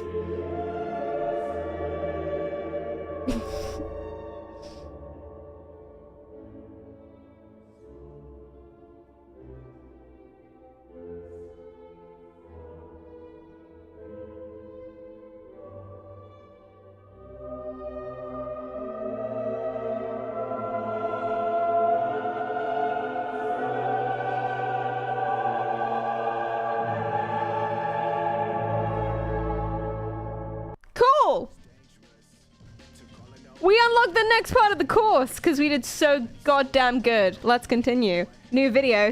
Greg rewards us. He rewards us with listening well. With more Greg. Yeah! There are 2 alternatives when it comes to the most important question that anyone We're going to learn what the bump of stuff is. Does God exist? Now, either he does or he doesn't. Pretty simple. Either he does, that's theism, or he does not, and that's atheism. Now, as we think about this, I want you to notice something here. I'm in my shop, and there's all kinds of stuff in my shop, all right? Oh, he's going to show us the sword again? There wasn't anything in my shop. What if there was nothing in the house, nothing on the property, that the house was vacant, the shop was vacant? You would come into this building, and you would conclude no one lives here. However, if you came in here and you saw all of this stuff, you would naturally conclude that someone put this stuff here. And I'm not talking about the way it's organized, because it's not completely organized. I see what he's getting to. The fact that there's a bunch of stuff here is evidence that someone put it here. Okay, very common sense notion. I want you to think about that with regards to the question of God's existence. So this is a starting point for me, this simple observation applied to God. And the observation now looking at the whole universe is that stuff exists. Not too controversial. We might not be clear on exactly the nature of all the stuff and how it exists, and this is what science is meant to help us understand. But did it always? But the stuff is here, all right? Actually, no, actually. An atheist cannot easily... Actually, Greg's spinning. Actually, Greg is onto something. Because, okay, I don't agree that, like, the Earth, that makes sense for the Earth, because the Earth, I think, or no, it's proven, I'm pretty sure. It's proven. The universe wasn't always here, because, stuff happened and then boom, universe happened, etc. a couple billion years ago or whatever. But the point is, there was still the stuff to make the universe. And where the fuck did that all come from? And what started it and what happened before the creation of the universe? No one knows. But there still would have been stuff, probably. And if there was, who put that there? So he's kind of spitting facts.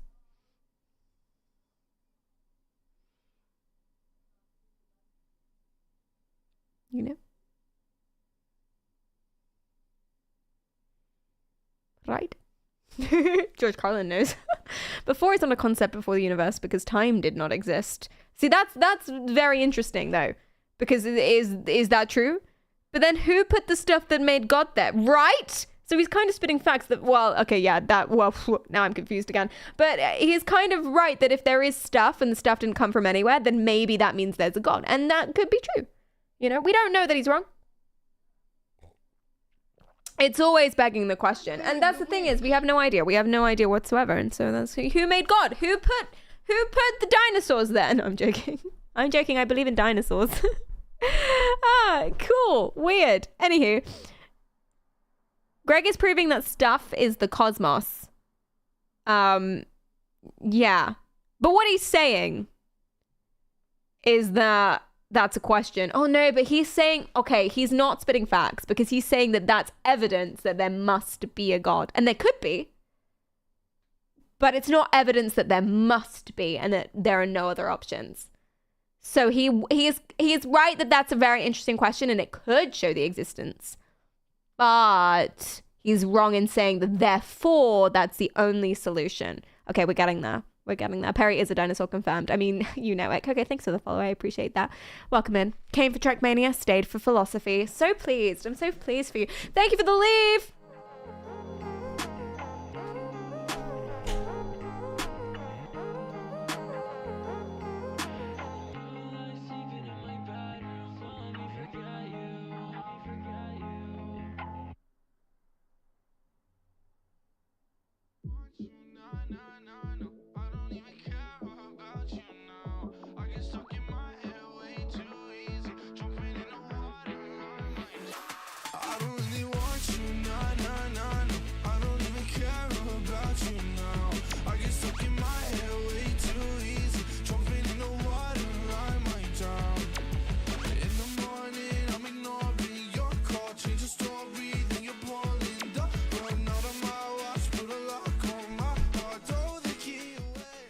The thing is, I can see where he's coming from his initial statement, but I don't agree with that. And I think his premise is wrong, and therefore you conclude anything you want from it. Yeah, I think everything he's about to say for the rest of this, course, it is a course. For the rest of this course, everything he's about to say hinges on his initial statement that God must be real and there's no other option because it's the best explanation for everything that we see, which isn't necessarily accurate. And since that first statement isn't accurate, we might struggle for the rest of it. Adifus, thanks for the follow, and Adi, thank you for the bits. Agisek says, Big Bang Theory is called theory because it is just that science can't know for sure there was a bang at the beginning, but it explains things moving away from each other. But that can also be explained by a great attractor, which would mean there was no Big Bang. Sure.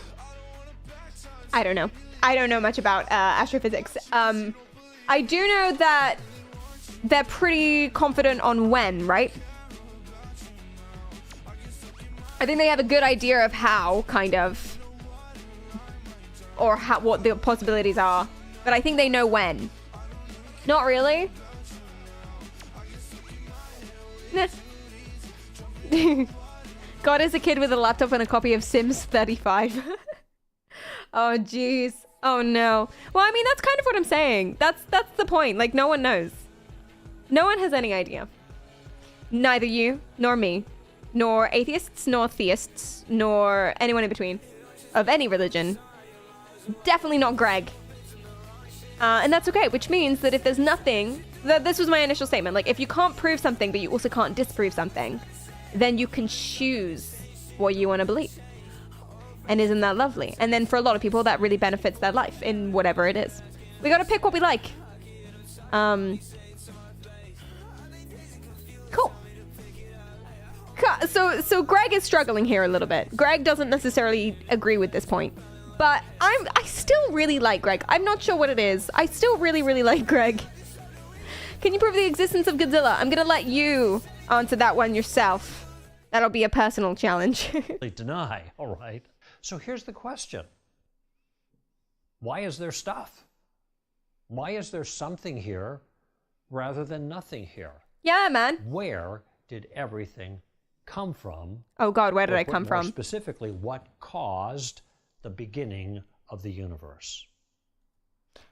He's going to show us the table saw, isn't he, again? He will, Dean. He will. Why is there stuff here? Table saw. Worrying. Who put that there? Where will it go next?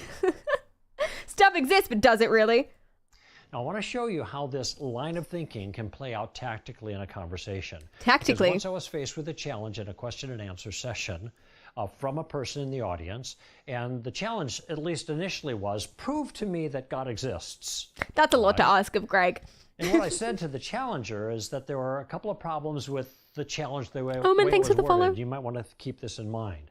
If somebody says, prove God, well, unless you unpack what they mean by prove, you're not going to get anywhere. You can give evidence all day long, and at the end of the day, they're just going to say, that's not proof.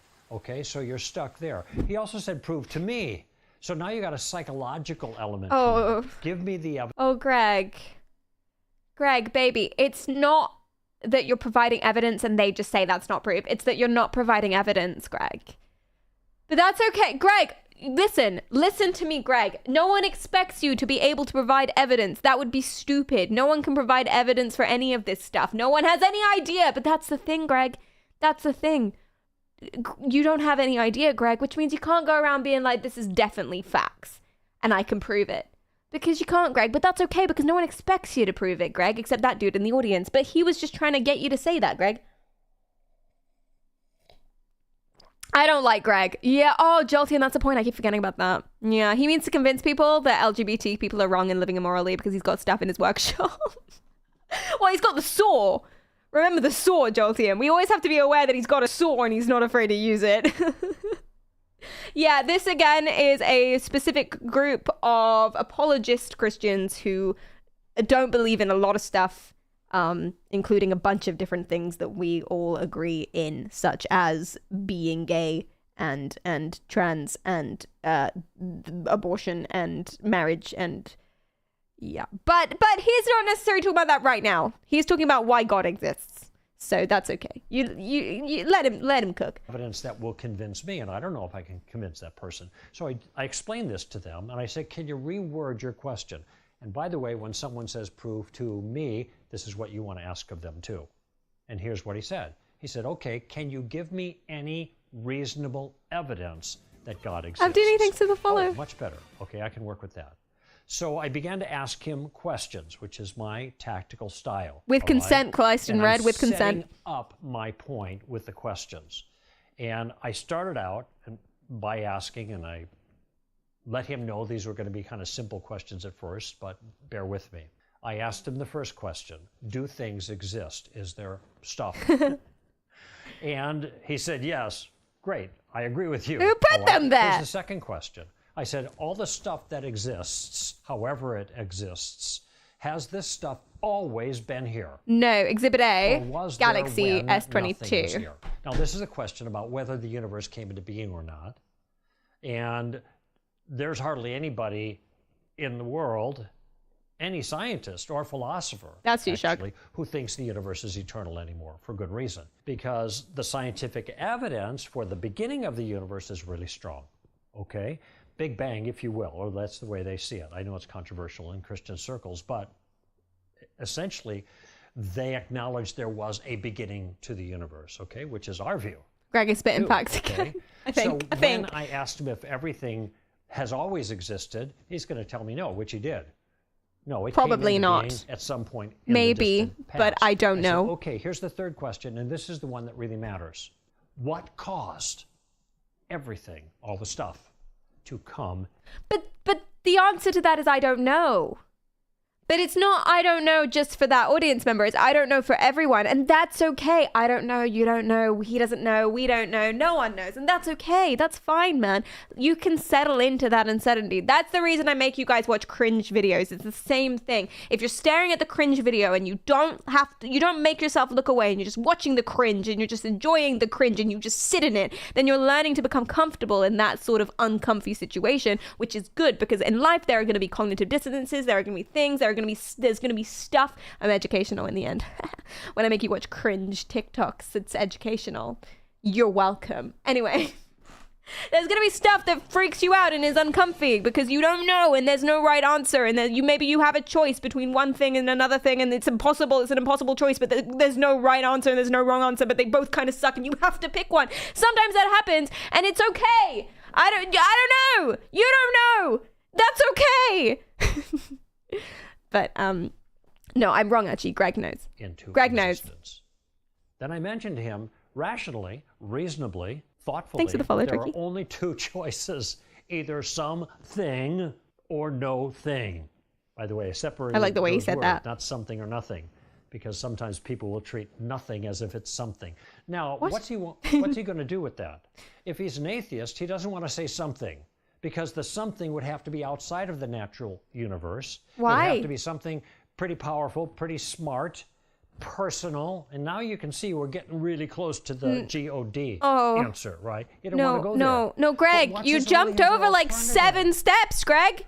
All he can say is no thing caused the universe to come into existence. Well, that's obviously not true that nothing caused it. Without any cause. Something caused it, but it doesn't have to. It can be anything. Right? Greg? That's all he's got left. Greg, no. Now, even if that's possible, which I'm not sure it is, I don't think it is. Some people might. But even if it's possible, is it the most reasonable?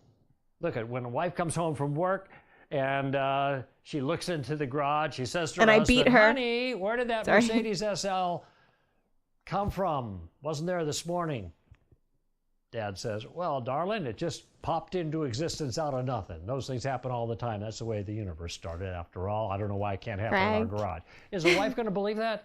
No, Greg, it doesn't make sense, all right? Greg. This nothing or no thing option is worse than magic. Because maybe it fell out of the fucking sky, Greg. Out of a hat, but in this case... In my opinion, though, things do just magically appear. Are you telling me that sometimes when I come home and there seems to not be cookies anymore, that something must have happened to make the cookies go away? Because I don't believe that. I think sometimes cookies can just disappear. Because when I come home and then Cleedum comes home and Cleedum looks me in the eyes and says, hey, where'd my cookies go? And I said, I don't know. They were there this morning. And I managed to persuade him that they just disappear. You're telling me I'm a liar? What happened then? What are you accusing me of? Jam too, right? Yeah, it just despawns sometimes. That's why you have to eat it quick, or not eat it at all. I didn't eat them. I'm just saying that sometimes things despawn randomly, and it's crazy because listen, they quantum tunneled. Is my idea. I think jam and cookies and chocolate can just quantum tunnel sometimes. And listen, that's probably what happened at the creation of the universe too. I don't know. I'm just spitballing. Yeah, that's what I'm choosing. That's what I'm choosing. I dropped a pencil and it just disappeared when I was younger. It must have appeared in Greg's workshop. I like to believe that Greg's workshop is like a portal at the end of the universe. And whenever you lose a sock in the dryer, or every single hairband I've ever had ever, I bought a vacuum sealed, packed like bag of 300, 400 hairbands. Guess how many I have left? 3. I have 3 left. I don't understand how that's possible. If I lost 300 hairbands, don't you think they'd be around? Don't you think I would see just one sometimes? I can't see any of them. They're all gone, and I don't understand. And they've fallen into it's the white hole. Yeah, they fall into the black hole of my room or my bedroom or my dryer, and they've spawned in the white hole of Greg's fucking workshop. He's stealing my He's stealing my hairbands and my cookies. 3, you have more hairbands than outfits. That's true. This is a different top today. I know it's black mesh like my other top, but it's a different top today, and I can't believe you didn't notice. See, this one has sleeves and a top part. Yeah. Woo! We're pushing the boat out. It's also a different shade of black. This one's more midnight. The other one was a bit more dusk. So that's all I'm saying. The more hairbands I have, the less I care about them, and lose them more likely. Maybe, yeah, that's true. But I just don't, like, just in terms of mass, okay? Just in terms of volume of the hairbands. Don't you think I would see them? And I don't go outside. You know I don't go outside. So they're all in the house. 300 hairbands are in the house. And just in terms of volume, where are they? I don't get it. So obviously things do just disappear and reappear, and therefore God isn't real. That's my evidence for believing there's no God. I don't believe there's no God, by the way. I have no fucking clue. I just... you'll cop one up one day like a cat with a hairball. Exactly. Barry needs glasses, confirmed. What if I'm just surrounded by hairbands, but I just cannot see them? Maybe let's try that theory.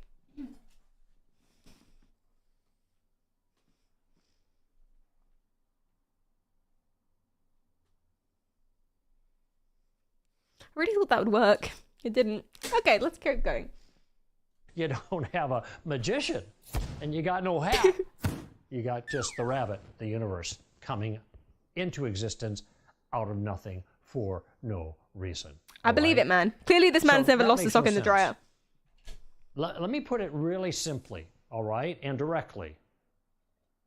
A Big Bang needs a Big Banger. That pretty much covers it.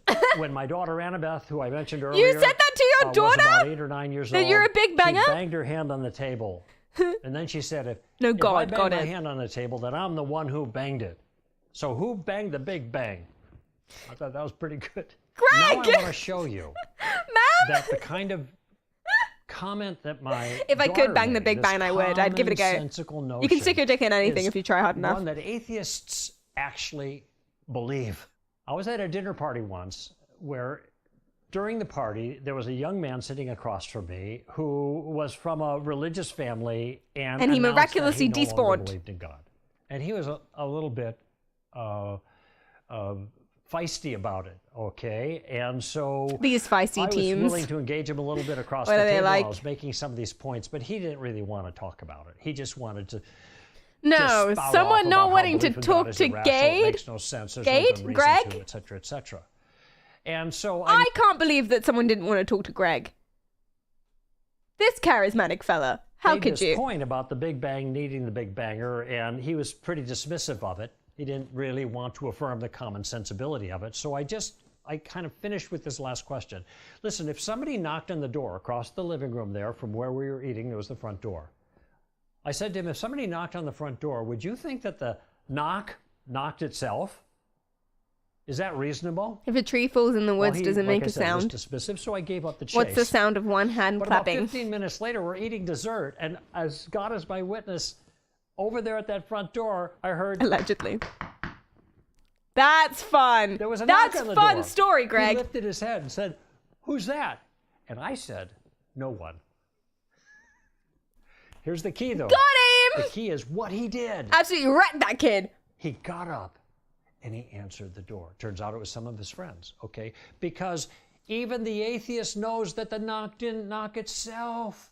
So regarding our first bump, the bump absolutely of stuff, destroyed that kid. Christianity, Get Christian wrecked. theism, Get has absolutely superior fucked, child. Explanatory power. In other words, we can explain that better than the atheist. Greg, Atheists can't baby. explain where stuff came from. It doesn't even, they don't even try. But Christian I think they are theism trying. can. And it does so in a way. Well, I think like there I are said, people of that all is faiths who are consistent trying with to our find the basic answer. Intuitions about reality. And that intuition is that all effects have causes adequate to explain them. I think that's what everyone believes. Like everybody believes that. And you said, what was that? Of course, that's not what you mean. You mean what caused that, which is our question. But I think, Greg, I think everyone believes that, Greg. A pin on the carpet. You'd say, that ain't a good explanation for what I just heard. Greg. In this particular case, we have an effect, the beginning of the universe, and we have an explanation that's adequate to it, that there is someone who is smart and who is powerful, who is outside of the natural universe. It's who me. is responsible for it coming into I knew existence. it. I've known it all along. The bump of stuff and atheists. I'm the bump of stuff. I'm the bumper of So stuff. here's what we've covered so far in this session. Barry's the We big started banger, with an confirmed. observation Well, that's what they of tell something me. obvious. Stuff exists, all right? Now, next What a logical nightmare that was. What a roller coaster we're on. I would try and make another flow diagram, but I'm going to be honest with you, chat. I couldn't keep up with that one. Actually, no, let's try. Let's try and make another one. So I'm going to go ahead and save this because it's a masterpiece. Thank you so much. File name untitled. Perfect. Okay, let's let's make a new one. Right. Let's try and draw the big banger. I will. I definitely will. So he's saying that there is stuff. I'm going to draw a ball. Here's stuff. Okay. Stuff is real, which means that someone put the stuff there. Hi, Skeptical Lockerman. Stuff is real, so someone made the stuff. Here we go. Someone made the stuff. And I'm going to give him a little hammer. Yeah. Wait, that looks... There we go. Oh, it looks like he's destroying the stuff. Anyway, it's fine. Someone made the stuff. If a tree falls in the woods, does it make a sound? Etc. Knock on the door. There's a bang sound. Bang. Looks like a starfish. Was this random? Or is there a knocker? Or big banger?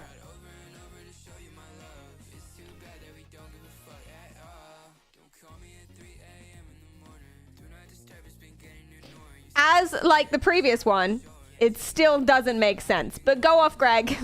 Hi, Pakatos, welcome in. Listen, nothing he's saying is wrong except the final conclusion.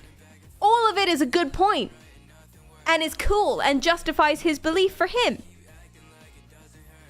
But then he finishes it off every single time. He caps it off with, therefore, there's no other option. Every other belief is stupid. There must be my personal Christian God.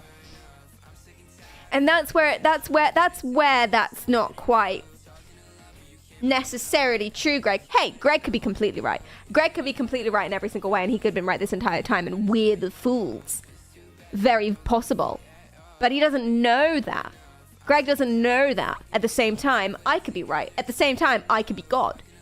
Why is the atheist having a boner? No, that's God. Because he's a big banger. If there was a big bang, there needs to be a big banger. Not my words, Greg's words. So. The stick figure has a penis! I don't know what you're talking about, Anushka. Right, are you ready for the quiz? we asked, where did the stuff come from? I said there are two options.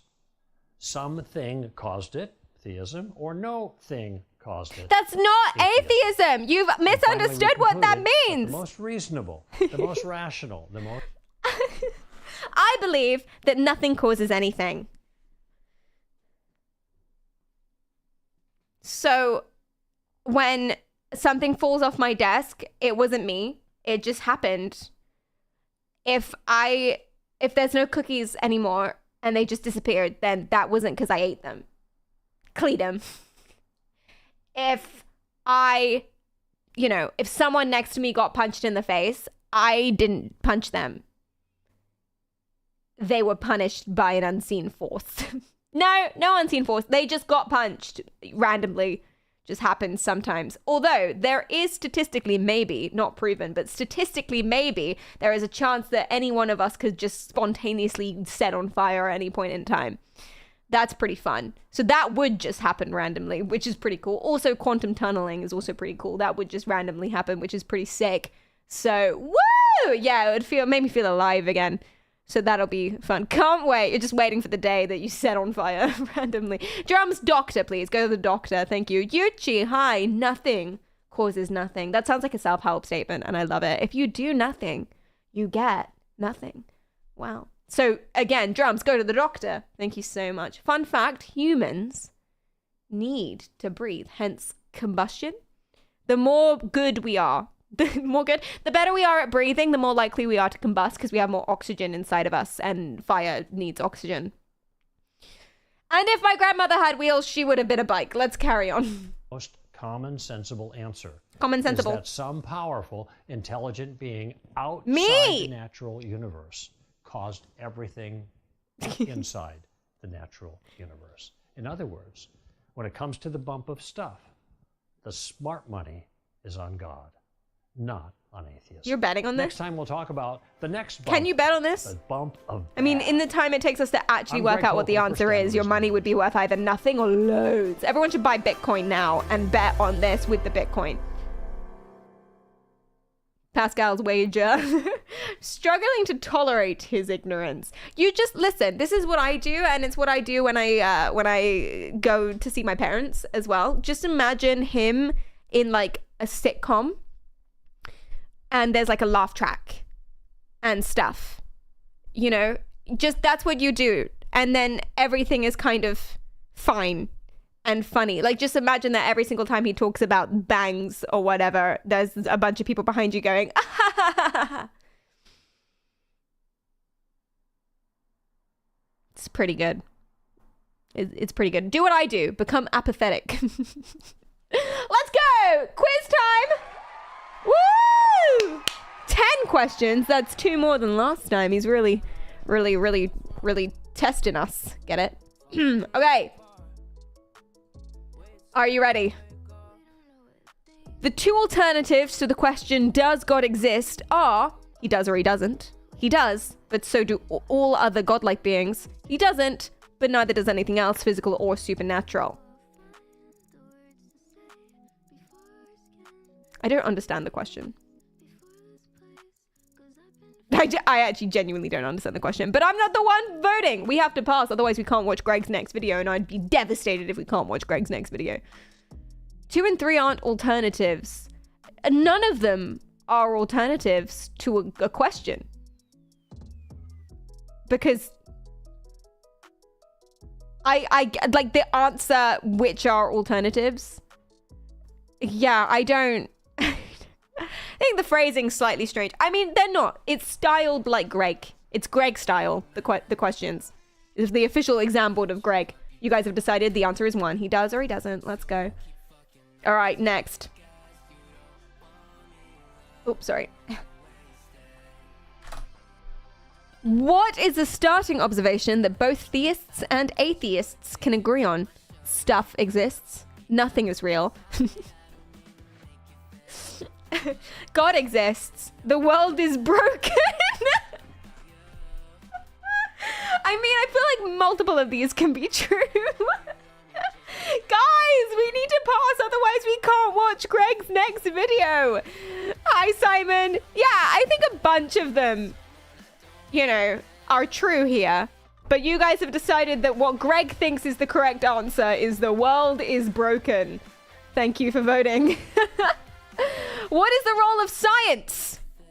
Is it 1, to help us understand the nature and behavior of stuff, but not why it's here in the first place, heaven forbid. 2, to explain why stuff exists in the physical universe. 3, to explain the rules of God's creation to us. 4, to act as evidence of a purely physical world and against the existence of supernatural beings like God. So, in my personal opinion, none of these are true. But what does Greg think? We gotta get inside the mind of Greg. What does Greg think is the right answer? I think Greg probably thinks number 3, but y'all have decided it's number 1. You know what happens, right, if we get it wrong? Not that I know I'm right. Well, Greg's answer is bullshit! Sorry. Greg thinks science is bullshit. He does. Trippy, hi, welcome in. What happens if we get it wrong is we have to do it again. We have to keep doing it until we get it right. You do realize that, you know? We have to watch the video again. Greg punishes us. All right, you've decided the answer is number 1. To understand the behavior, but not why it's here. Actually, that might be what Greg thinks. Next question. What do most scientists and philosophers now agree on? 1. The universe is eternal. It has always existed. 2. The universe had a beginning. 3. God created the universe at the beginning of time. 4. There is no supernatural world beyond the physical universe. I didn't watch it. I didn't understand. I might need to watch it again. I like to put Greg's videos on before I go to sleep, just playing them over and over and over again. There's something about his saw that I find soothing. I love it when someone teaches me about something strange with bad logic amidst power tools.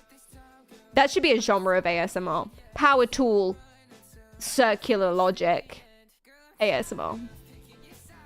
I'd watch that all the time. I really would. Oh, Greg. Big Bang happens after snorting that bump.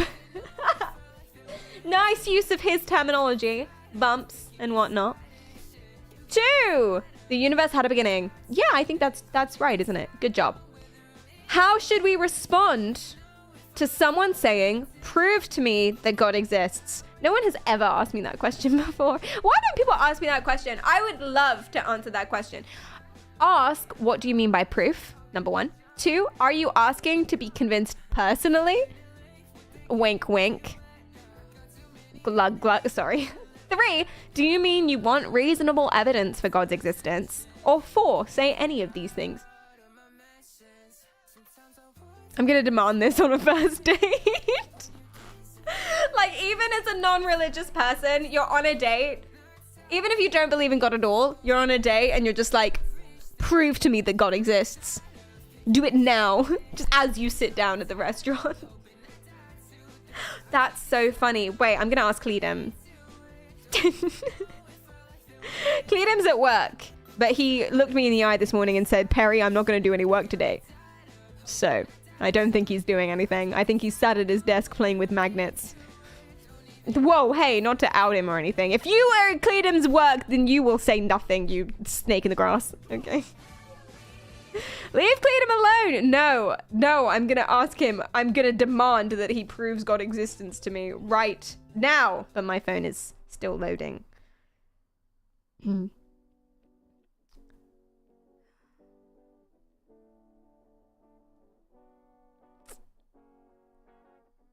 Magnets are so attractive.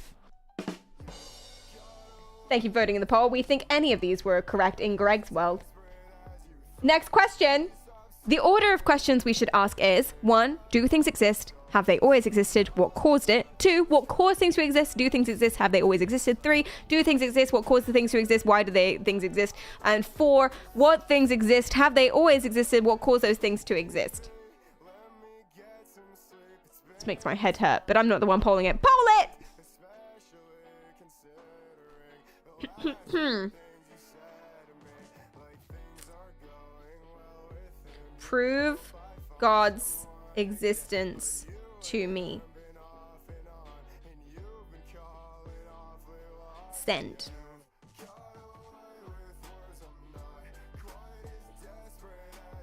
Prove God's existence to me. Let's see what he comes up with. Could Greg fuck up with all these questions? We're supposed to be learning. Pop quiz. We're learning Gregology. 1. Yeah, you're right. You're totally right. Okay, let's go. What caused things to exist? Bloody hell, Greg. That's a big question. Something or nothing. Anything and everything. Something or no thing. Anything or no thing. Greg, I swear to fucking God.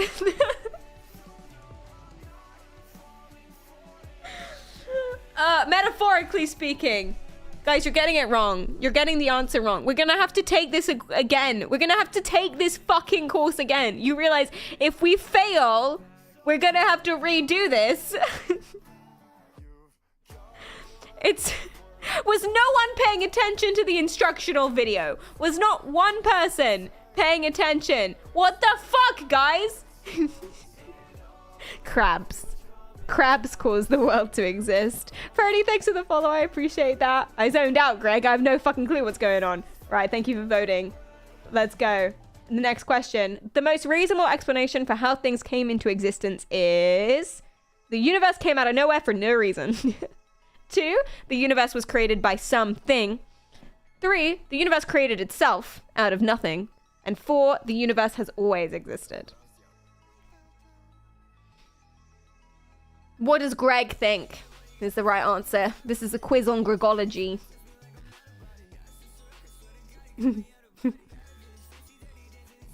Thank you, Nefarious. Crap. You think that the universe came out of nowhere for no reason. I just don't know if Greg believes that, chat. I don't know if Greg believes that. You think Greg believes that the universe came out of nowhere for no reason. I don't give a fuck what Greg thinks. You can't rebel against the quiz because then we're stuck in this loop forever. In the beginning, there was nothing, which then exploded.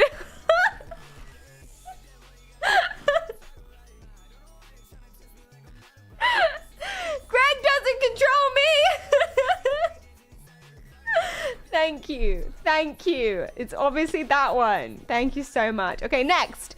What did the atheist do when there was a knock at the door? Oh yeah, this child. What did the fucking dirty atheist do when there was a knock at the door? He ignored it. He asked, who's there? He thought it was his imagination. Put one in the chat for my psychotic babies. Y'all hear knocks on doors all the time. Yeah. He thought the knock knocked itself.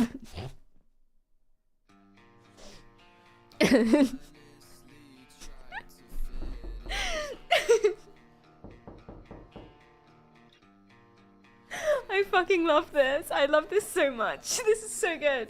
It's just such a good, this is such a beautiful course. I'm learning so many things. 5, he climbed out of the window. 5, he was schizophrenic. Well, then he would do any of the above, I imagine. He thought the knock knocked itself because he's a dirty, filthy, stupid atheist. Thank you. Next. Final question, final question.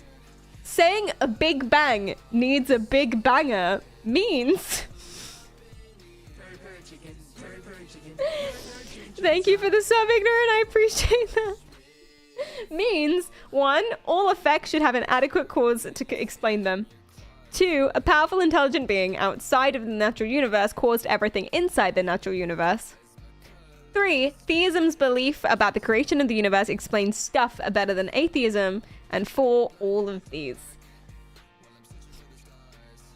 He exploded, creating the universe. Literal brain rot. It's like a logic quiz, but not based on logic at all. It's just like a very bad logic puzzle, but I really enjoy it. And I'm not saying that Greg's beliefs are wrong or not valid. I'm saying his logic is very flawed. He could still be right, man. Imagine after all of this, Greg is 100% spot on.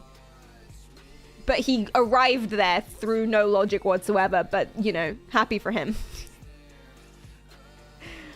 Oh, God. How is this different from a boom banger? What on earth is a boom banger? Sounds like a kind of microphone. Big bangers require much mash. Yeah. Yeah. All right, all of these. I really hope we passed. I don't think we did, chat.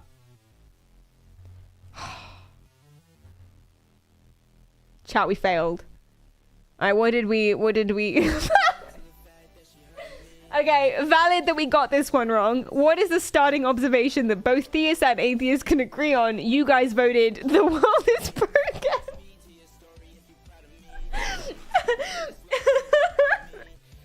Greg said no.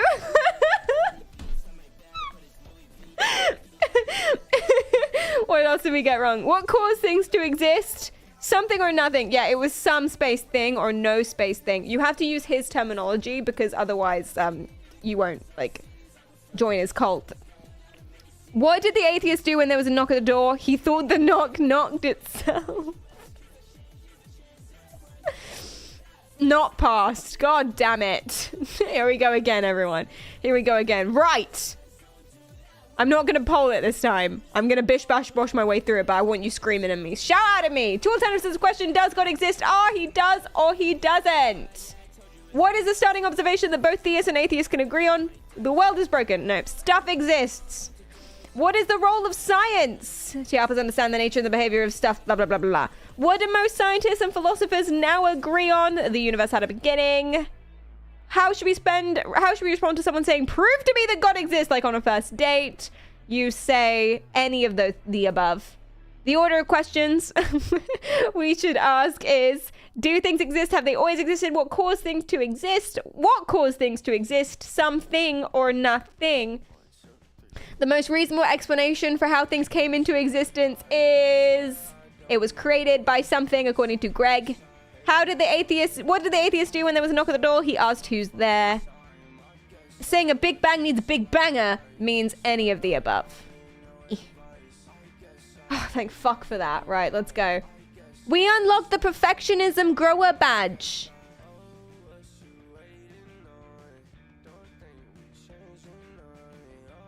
Feel so validated. All right. Next Greg video. We're a grower, not a shower. We're gonna learn the second bump. How many more of these are there? I have no idea. Stand to Reason University, and I'm here in my shop, which is one Oh God, of my he's got his power tools out. and I got a lot of nice tools that work really well, but this one doesn't. This is a power scroll saw my brother gave me. And is he threatening us again? Hi, guns. It needs to be fixed. It's bad, which is just to say it's broken, okay? I want you to notice something important. If there is no purpose for any tool, it doesn't make any sense to say that it's broken, all right? Broken means that it doesn't do what it's supposed to do. The tool has a purpose. It's not able to fulfill it. This tool is not the way it's supposed to be. What if I have no purpose? I'm going to do a little work what on if there this is tool no purpose? Somewhere down the line until it is the way it's supposed to be, then it won't be broken. Where is he going with this? Fulfill the purpose. Atheists are all broken. Of its maker. I want you to think about that for a moment. So I got rid of my broken scroll saw. Is he secretly an ad for these tools? I think it's a threat. What is the most frequently raised objection to theism, to the existence of God? Prove it. Might be the answer. Immediately, the problem of evil. Oh. In other words, the problem of evil is part of reality that we bump into all the time. Human beings, doesn't matter what your view is. I don't believe in evil. But since human beings are bumping into it all the time, atheists are bumping into that part of reality. Like demons. Evil that's in the world. And you know when you're walking down a street and you randomly sneeze and some people believe that means you walk through a ghost? What if you're just bumping into demons all the time? Every time you trip on anything, it's actually a demon with like a string. Is that what he means? I don't believe his harbor freight can convert me. I kill demons professionally. You behead neighbors is what you do, Felix. Doctor. Ran into a demon on the way to work. Speaking of, we'll do some unban requests after this. There were so many demons when I was a toddler. Oh God. Kleist, are you okay? Honestly, the most scary thing that anyone can say to me now, because of my theories as to what it means, is when I was a child, I remember being abducted by aliens. That is the scariest thing that anyone can say to me now. The reason being is because that usually means one thing. They have memories of very scary things, usually with man-shaped figures who are stood around them in the nighttime. And they've attributed it to something else, potentially, or they've attributed it to aliens. And that's usually what that means, psychologically speaking. Hey, maybe they were abducted by aliens. Maybe they were. Kleist, they were a child. Kleist, I'm not even going to read that message. That is disgusting. You're disgusting. No, it was Ghost. To point it out. And so they raised the objection, how can there be a good, powerful God if there is so much evil? Oh yeah, Richard Dawkins said that. There is something that everyone knows about the world, no matter where they lived or when they lived. And what they know is that something is wrong. All right? Bad things happen. The world is not the way it's supposed to be. They deserved it! The problem of evil. So let's just call this the bump of bad, all right? The bump of bad. Bad is a feature of the objective universe. It's the world out His ears there, are wrong. Don't be mean to Greg's ears. What I'd like to do here in this session is I want to show you how you can turn the problem of evil into an advantage, an ally. And there's a sequence here if you're talking to somebody. First, in your conversations with atheists, think of the most morally grotesque thing that you can imagine. All right? Greg's ears. Don't be mean to Greg's ears. This thing they see in the world that's really bad, they're talking about. What is the most grotesque thing you can imagine? Does he have more hair in this episode? It really does look like he does. I think the more he, educates people about theism, the more God gives him hair. I think that's why he's doing it. He's being held hostage by God for hair. What is the most grotesque thing you can imagine? Gay people, according to Greg, probably. Oh, Michelle. You might not even be wrong, actually. Genuinely, from what we know about this church. But that's okay. It's fine. Nothing's real anyway. The most grotesque thing you can imagine is forcing us to watch this video. I'm glad you feel like you can't leave. Hi, Minor. Do not ask Greg what the most grotesque thing you can imagine. No, it's best not to ask Greg. Greg's logic. Greg big banging the... Stop it, Plaid! Greg is a secret porn addict. That's why he loves bumping and bangers and stuff. Exactly. Yeah. Is that? Yeah. Okay. All right. Let's carry on. Okay. I thought about Greg sexually. You did? I'm sorry. The Cambodian Holocaust. Hi, from Brad. 1976 to 79. That's pretty bad. Yeah. Holocausts are pretty bad as far as bad goes. 4 years. But you might talk about Auschwitz. Is he going to say they deserved it? And, Greg, Greg, where are you going with this? If those don't work, you can talk about sexual slavery or climate Greg, change. don't say we deserve it. Greg. Or you pick your poison, okay? Oh! Actually, you pick their poison. In other words, He's grotesque pro-gay. thing that you can imagine. All right? Auschwitz, the German concentration He's naming bad things. And liquidation camp. If those don't work, you can talk about sexual slavery or climate change or secondhand smoke or gay bashing or you pick your poison, okay? Actually, you pick their poison. Can we get a round of applause for Greg? It sounds like screaming. Go Greg! He's not anti-gay. Now, they do believe that you must not go to an LGBT wedding as a Christian because you'd be being a bad Christian and God will reject you. But they do believe you should be nice to gay people, even if, in their words, they are wrong and believe in false things. It's a very low bar, but he doesn't believe we should beat up the gays. It's homophobia light, exactly. Be nice to the gays, but according to Greg, they're wrong. But that's okay, so long as you don't associate too much with them. So I guess that's better. It's more patronizing, I think. You're okay, but you're wrong and do bad things, but I'll only say that to your face and with a smile. Yeah, it's okay to be wrong. Well, it's weird that he thinks it's okay to be wrong when it comes to being gay in his mind, but it's not okay to be wrong when it comes to him knowing for certain that there must be a God based on the logic. Like, there could be a God 100%, but he doesn't know there is because no one knows anything. But there it is. There it is. Though they actively, yeah, I guess that's true, Reggie, because they're weird about marriage. He actively thinks that if you're a Christian and your friends are getting gay married, you shouldn't go to the wedding. There are podcasts about it. I'll show you later. In other words, you want to find the thing that hits their moral hot button, the thing that they really care about morally, all right?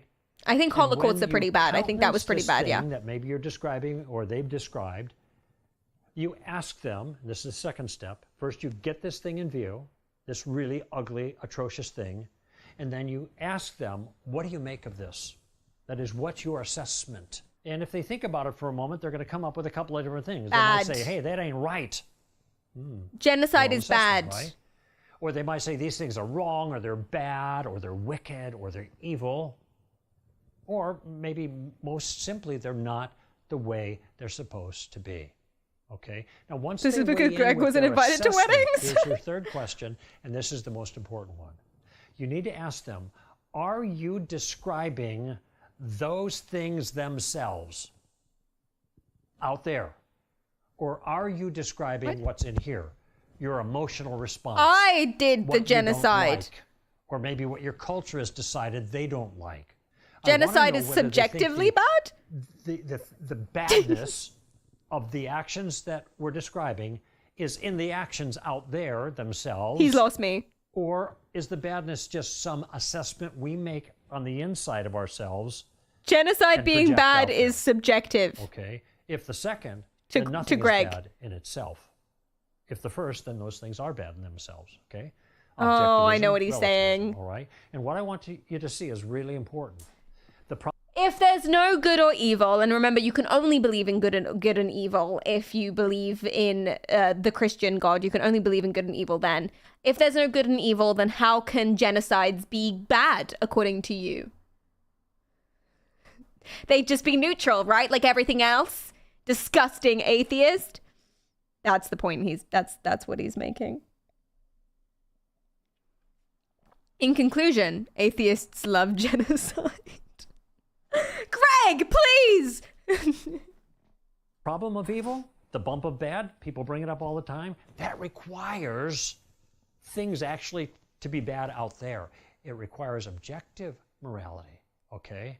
Genocide is bad, Greg. The evil then needs to be a detail of the external world to be a problem. It can't be just a matter of our own personal opinions, okay? Some things have to be wicked or bad or evil in themselves, regardless of. But I don't think the people who did the genocide think the genocide is evil. The problem of evil, the theist has to answer.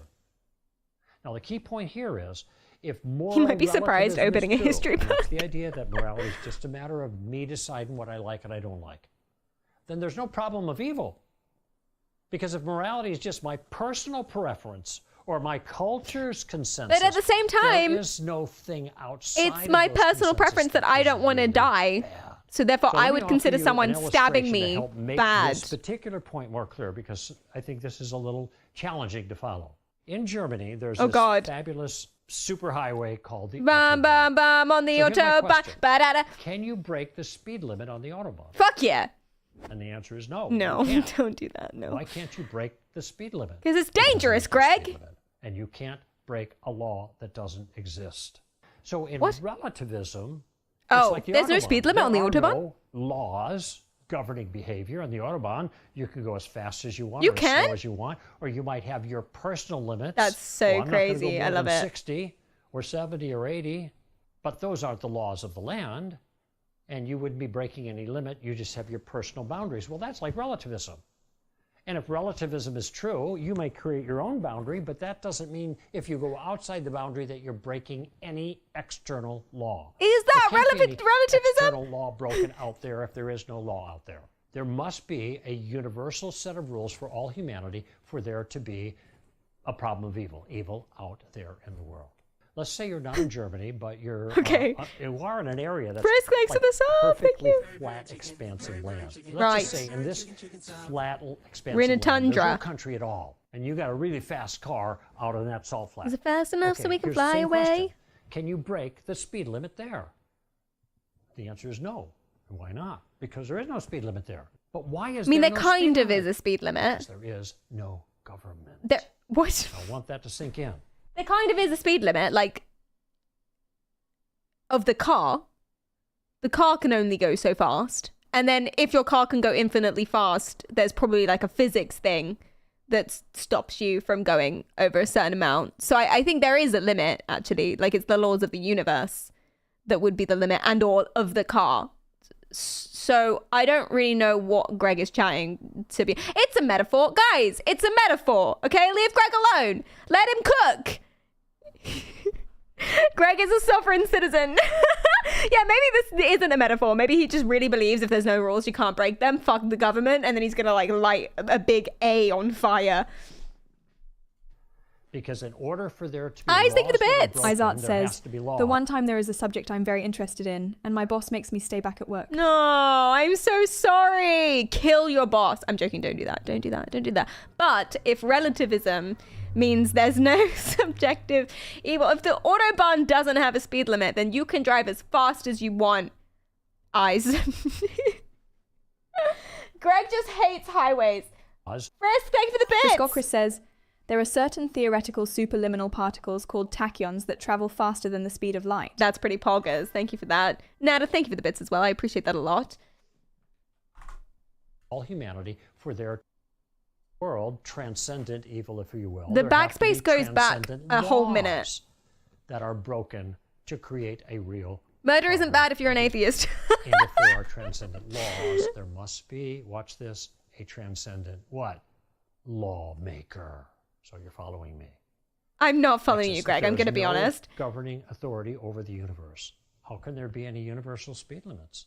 Laws that apply equally to everyone. What laws could there be that we're actually obliged to obey? I get what he's saying. So here's how it cashes out. There can't be a way the world is not supposed to be evil unless there is a way the world is supposed to be. I feel like I'm having stroke. There can't be a way the world's supposed to be without a sposer. Therefore, if there is a problem of evil, and we know there is, then God must exist. Okay. Now I want to alert you. He's saying that if there's rules of the universe, which there are, laws of physics, then there must be a lawmaker. If ways are supposed to be a certain way, if things are supposed to be a certain way, then there must be someone who dictates who supposes them.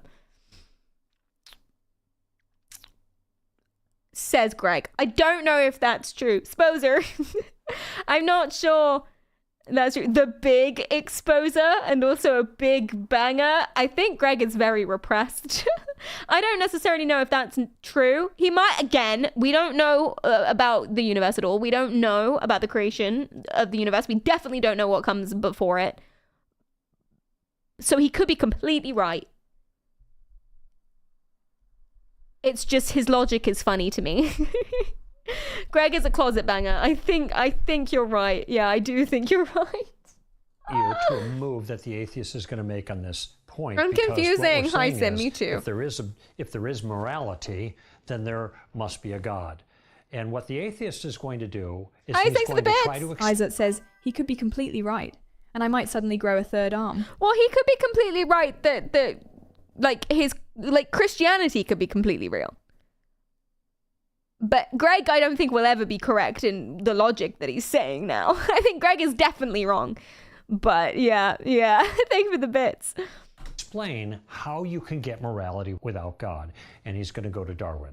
All right. Darwinian evolution can explain this.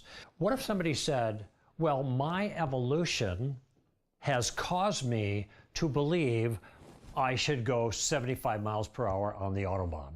All right? What? Would you actually be breaking any law if you went 100? Now, I understand it wouldn't be what your evolution Can we run faster than we think we can run? To do. Is that what it is? In fact, you be breaking a law if you went over 75? Of course not. You fucking want me? Your belief on the inside cannot create a law on the outside. This is getting worse. All the more we watch. Is a belief on the inside. I feel like he's melting my brain. To disobey your evolution? I mean, that makes no sense. What? This is why the Darwinian evolution answer can never solve this problem.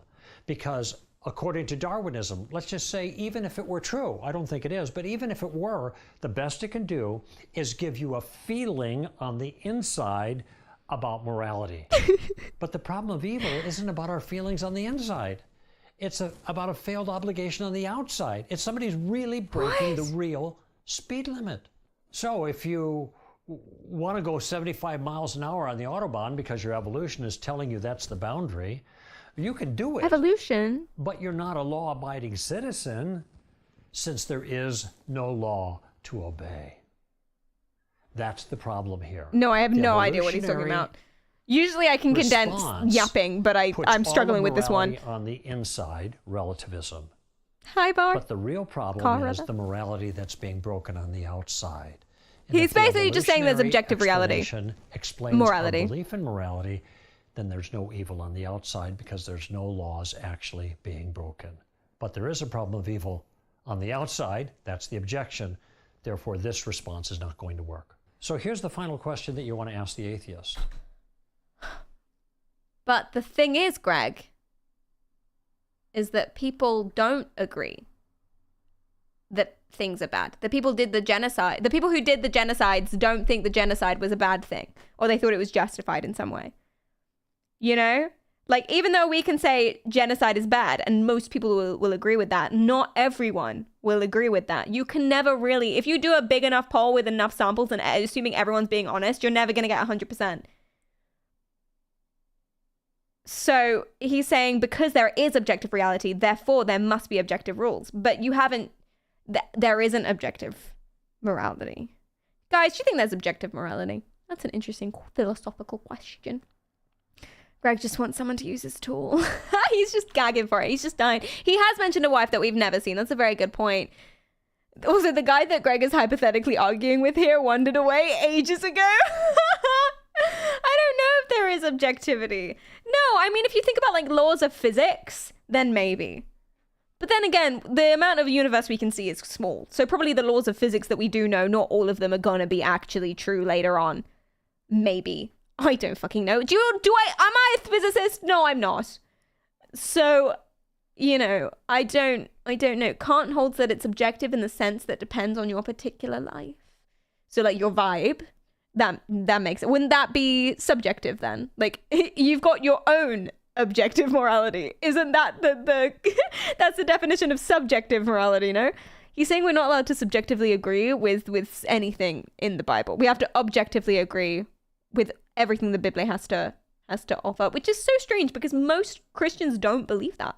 Or most people who follow any sort of religious text don't believe that. Everyone believes that it's up to... There are many different interpretations, and it's a personal thing, and you foster your own relationship with God rather than, like, the facts of the details. That's what most people believe. And it's dynamic, it'll change over time. Most people adopt scientific evidence into their beliefs when that scientific evidence is shown, hence why the Pope believes in evolution.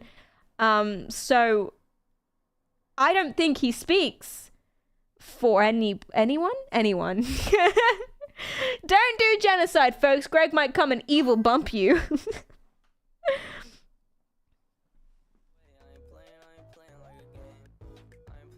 Where's your TTS? Eyes, where's your TTS? Thank you for the bits. Eyes, where's your TTS? It's on its way. It's gonna come. It will.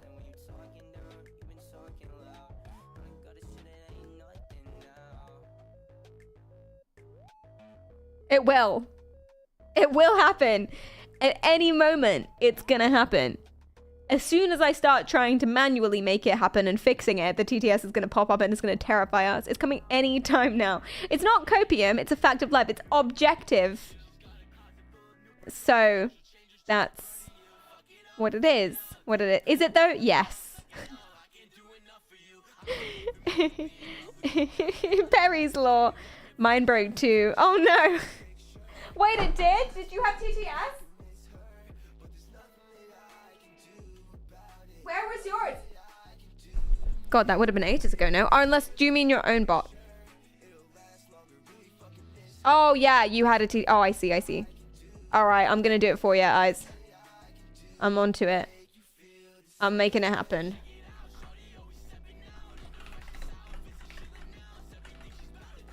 There we go. Pericarial says, Isart says, James Webb Telescope is peering into the early universe and has brought up more questions of the age of the universe. You can be damn sure laws of physics will change in the future when we learn more. I think that's true. Yeah, I think that's true. Not that I'm a physicist. I don't know, but I think you're right. Morality is objective to some degree, but is ultimately subjective. I.e., harming others is immoral, is objective, although semantically redundant, and in some cases the harm caused is unambiguous, but in practice things are nuanced, complicated, and subjective. Yeah, I mean, I'm watching, what am I? Oh, I'm watching The Last Kingdom, and I feel like for the Danes, they're just like cool killing people. And they don't see that as a bad thing because they're bloody Saxons. So, that's subjective, I guess. My tenet is don't be a dick. My belief is that just be nice to people. And if you're not being nice to people, then stop it. But that's definitely subjective. Except it's stop being a dick and chill out. Since there is real objective evil in the world, that's his complaint. How do you, the atheist, account for that?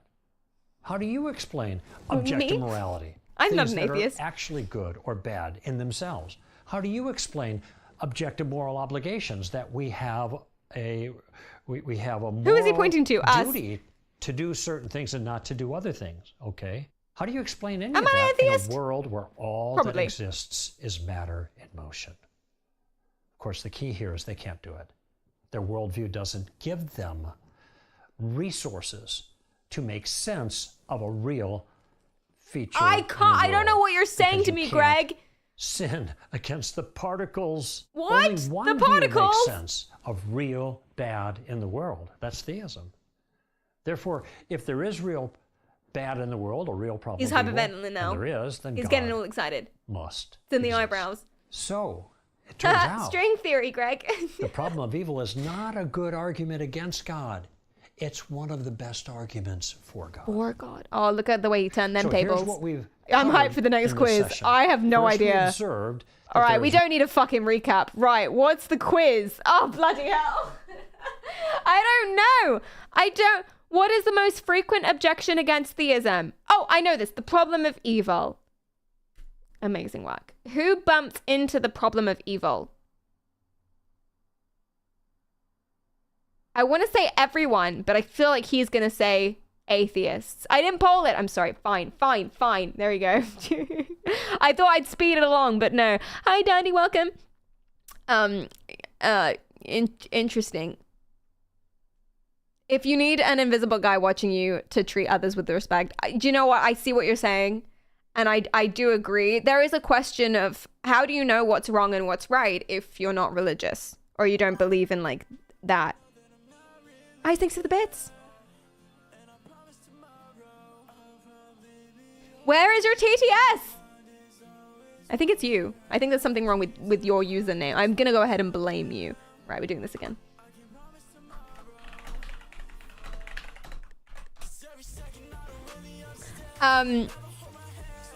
Did I break it? I think you did. Although, where is she now? I might close her and reopen her again, as it were. All right, there we go. I minimize the bitch. Connected? She didn't speak. There's something wrong with the audio, maybe.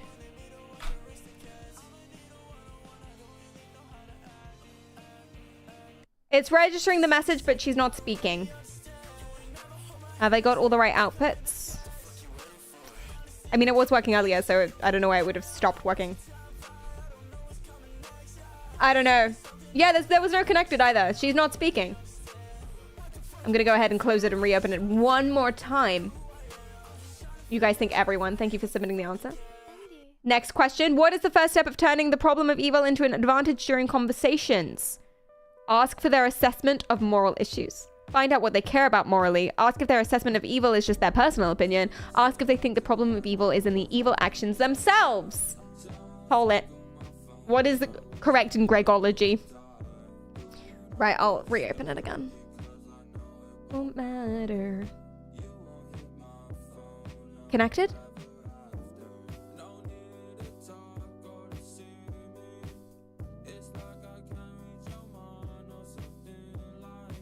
She not working.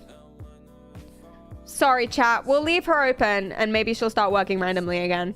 But just PSA, if you donate more than 100 bits with a message, TTS is broken and she won't read it out. But I will try to read it out. But it's not working. Dandy, thanks for the follow. I tried everything. I closed it and I reopened it again. I've now exhausted my options. So, Shane, 3. Ask them if it's just their personal opinion. I am bored. Thanks for the bits. Scammed. I'm trying to do it in her voice. What does the problem of evil require? Objective morality, subjective relativity, moral relativity, and subjective morality. Yeah, this one's an easy one. You got it. You could cover your mouth and pretend it's working. That's genius. That's what I'm gonna do. Gregology is now my favorite name for a religion. Gonna use it in your D&D campaign. Did you try feeding it encouraging comments? Yeah, but if she's anything like me, and she is like me, that's the point of her, then positive comments and compliments would just make her uncomfortable and less likely to speak to us, so. Did you throw in the TTS with a visit to the table saw? See, now that would work on me. TTS! You will speak aloud, and doth giveth your presence to the chat, like you have been paid for, or you shall receive the sword. Let's see if that works. You guys have decided objective morality is required. You are correct. What is moral relativism? Is it that there are universal moral truths? The idea that morality is just a matter of opinion. There are no personal morals at all, and morals are abstract facts. How can something be an abstract fact?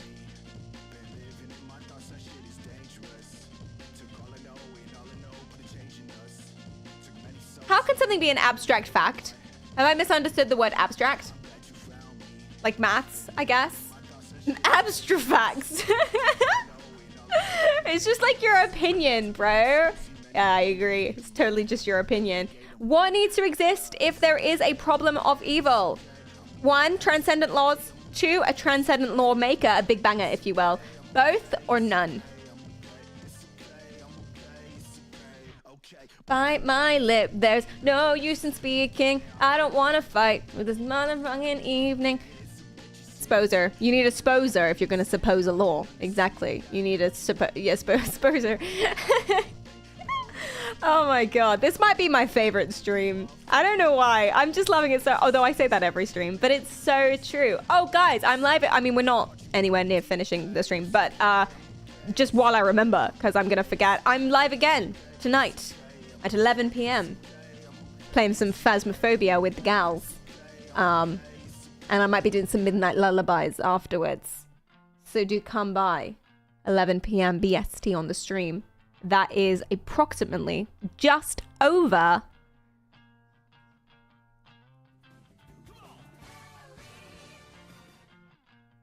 just over 7 hours from now, I think.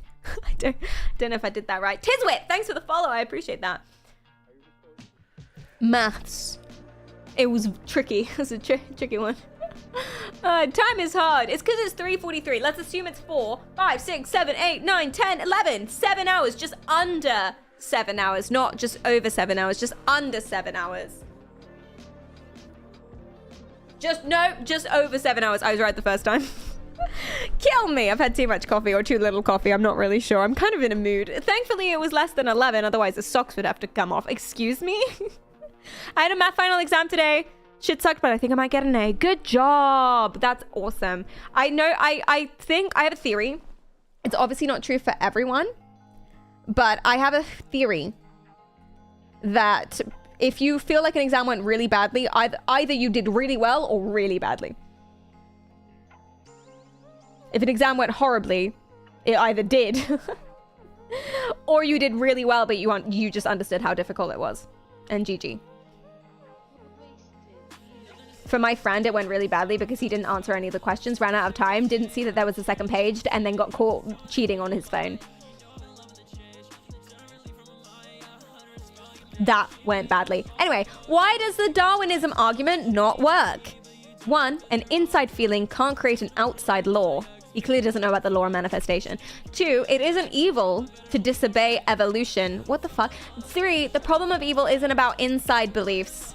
And 4, all of the above. I don't understand most of those. I once took a quiz and got 49 out of 50. Didn't ask which question I missed. Might as well have not learned anything.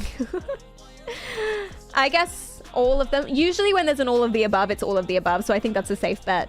What philosophical moral position does the evolutionary response fall under? 1, objective morality.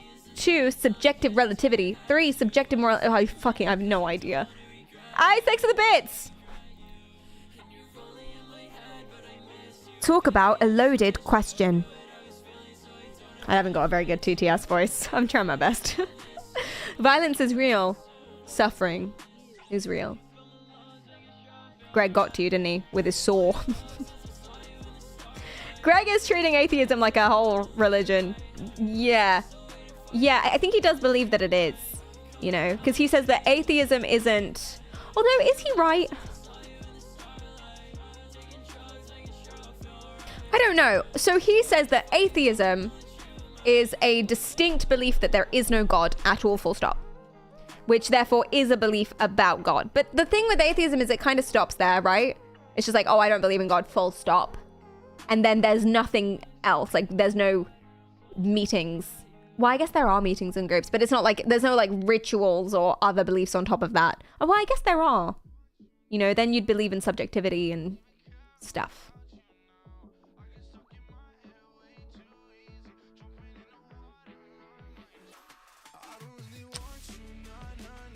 Can't say.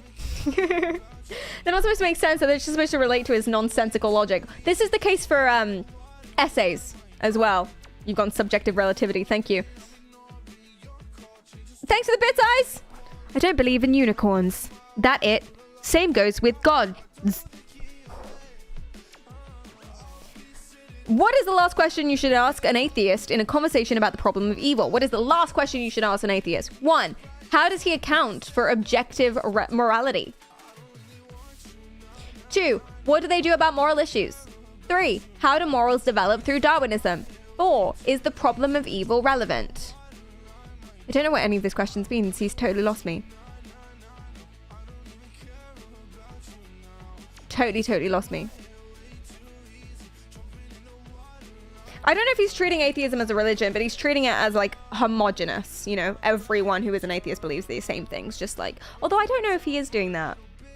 I think he's just arguing against the fact that people believe there is no God, and he doesn't like that idea.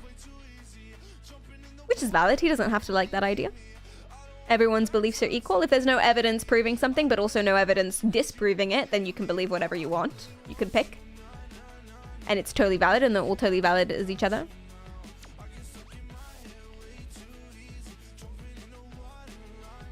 Have we already defined evil? No, but I've got a new course with a new guy to show you. I think I'm going to go ahead and leave Greg after this. One last question. Last question, and then we're done with Greg. If there is bad in the world, then there is no God. There are no transcendent laws. God must exist.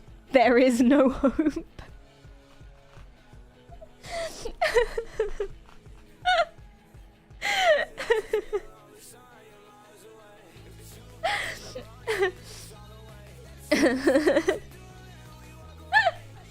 Oh my god, that's so decisive.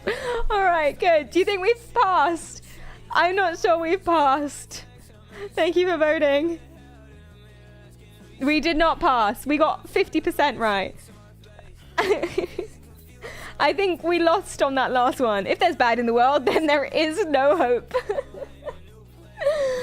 Okay, so I have another course for you that answers that question. How do we define evil? Here's another guy on a different training course. There's a darkness in this world that presses in on every one of us. In the background of every worldview, there's a frightening reality. This You can is try to John. ignore it, but it will. Yeah, I wasn't crazy. The world isn't as it's supposed to be. What the fuck? No worldview is complete until it makes sense of the problem of evil. This You is see, so this problem spunky. is the most persistent challenge to the existence of God. But there are answers to the challenge. Over the next 5 classes, we're going to bring some clarity to the problem of evil by asking 4 questions. He's so animated. I love What it. exactly is the problem? What is evil? What is evil? There you Why go. is Johnny it? Sinless. And what's God doing to solve the problem? Johnny Sinless. When we're done, here's what you're going to walk away with. We'll see the answer to the problem Get of it? 'Cause evil he's walking isn't away now. atheism. It's just the opposite. The answer to evil is the very thing atheists think the problem cancels out. God. Stay with me. Take your notepads and pens out. It's gonna get hairy. Notepads But I'll and walk pens with out. you every step of the way. I'm John Noyes. Welcome to the Hi, STIU John. class, The Problem of Evil. Woo! I'm hyped. Don't know about you, chat, Our but first I am question hyped. is, what exactly is I've got a the notebook. problem of evil? The problem of evil is the challenge of how to make sense of the existence of evil and suffering if God is all-powerful and perfectly good. You see, the challenge, it's meant to show an internal contradiction in what Christians believe about who God is. If God is all-powerful, he'd be able to eliminate evil. If God's all-loving, he'd want to eliminate evil. But evil exists. Therefore, God is too weak to oppose evil, Ooh. or he's too sinister to care. Ooh. Or more probably, the way the atheist says it, More is God probably. simply doesn't exist at all. Oh! You can see why Damning this claim. is the atheist's favorite argument. It was when I was an atheist. He was an It's the atheist. most persistent objection against theism of any sort. I and just the love one him that so seems much. most damaging. For many, it seems insurmountable. Hi, Formally. It's an aggressive attempt to defeat the Christian worldview. You see, theism can't be true because it entails an internal contradiction. And if it succeeds, That's interesting, Christianity fails. There's more to the Coggy problem, D. though. The real problem of evil isn't intellectual. It's personal. When standing at the gates Whoa. of Auschwitz, the Nazi concentration camp, we don't engage in an intellectual battle about the morality of the events that took place there. Instead, True. we ask a personal, Sure, people did at the heartfelt time. question, where was God? When you and I, when we face tragedy in our lives, when This we is making me cry. this cry, it's not intellectual, it's personal. This is what the great atheist philosopher Bertrand Russell was getting at when he asked, how can you talk about God when you're kneeling at the bed This of is a dying powerful. child? Yo, John's Talking so about much the better than existence of Greg. evil and Sorry, suffering in Greg. the world, 19th I picked century John. I'm poet Team John. Baudelaire wrote, if there is a God, he is Woo! a devil. So let me be clear Damning! about two general things from the very start. First, I'm not addressing this problem chiefly as a trained pastor, apologist, or philosopher. I'm coming to this issue just like you do, as a human being who lives in the same world you do. Oh my and- God, and I love face the same him. challenges you do. I have to answer the problem of evil just like everybody else. This is a human problem, not just a Christian problem. Every person, every religion, every worldview has to grapple with this problem. Even the atheist has to give an account for the evil in the atheist. world. I don't believe in The person evil. who gets rid of God because of the problem I of think evil people just do bad hasn't gotten things rid of the sometimes. problem. He's only gotten rid of one of the possible solutions to the problem. If you're hurt by personal tragedy or corruption in the church and are tempted to abandon your convictions, I understand. But what Chris, now? thank you for the bits. You still have to answer the question, what do I make of evil? What resources does atheism offer as a worldview to solve? He just always has one eyebrow above the other, and I fucking love it. He's so enthusiastic. Wait, I ignored something. What did I ignore? I ignored somebody. I'm so sorry. Hold on. Wait, what do you... I ignored transit biker. What was your message? Oh, I see it. You're not talking about me. Valid, super valid. Good comment. Frisk! Bertrand Russell was mostly atheist, but had moments of theism. He was knighted, so was aligned with the Church of England. My TTS isn't working, so I'm the TTS now. Zezim hi. People aren't evil, just exceptionally uncool sometimes. Just distinctly unchill. There is a distinct lack of chill that occurs sometimes. There's always reasons for people doing stuff. Reasons are obviously not excuses. So if we're going for like the genocide vibe, there's a reason why that person wanted to do a genocide, and there's a reason why people made that choice and why people got on board with it and why the genocide happened. It's wrong and bad. I am not pro-genocide. But there's always reasons, and that's the point of psychology, and that's the point of me, I guess. Formally, thanks for the subscription. I appreciate that. There's always reasons why people believe stuff and do stuff and say stuff and whatever. And that's why I don't believe in evil, because the idea that people are just born wrong, they're just born a certain way, and they're always a monster and they're always fucked up, completely negates the circumstances and the decisions and the psychology and the issues and the neurotransmitters or whatever it is, the chemicals that led them to that place. And if you ignore that, you can't research that. And if you can't research that, then you can't fix it and stop it from happening again. You know, school shooters, for example. I have a video on this. But just saying, like, we need to talk about Kevin. Just saying, oh, he was a monster from the moment he was born, and that's why he did a monstrous thing, isn't actually helpful. Because then you can't fix it for next time and stop it from happening again. Yeah. So that's what it is. Exactly. So there we go. Wait, I forgot why I was saying that. Oh yeah, that's why I don't believe in evil. Me myself personally. Totally valid if you do. Because, I don't know. Solve this problem. Now that we know what the problem is, the real issue is this. Who has the best answer? Who has Me! the best explanation I do. for the way things I really just gave you are? my explanation. It was we all good. have to give an answer to the problem of evil Me? in light of our understanding I of know. reality. I volunteer. Which way of understanding the world has the best resources to make sense of the issue? Me and my big That's old brain. question, as a human being trying to make sense of my world. Now love that him. we know what the problem is, the next step is to dig deeper and ask what exactly is evil. And that's what we'll do next time. I'm John Noyes. Hi, Stand John to reason. Noyes. I'll see you in the second class. I'll on see the you problem next of time. I evil. want him to be my best friend.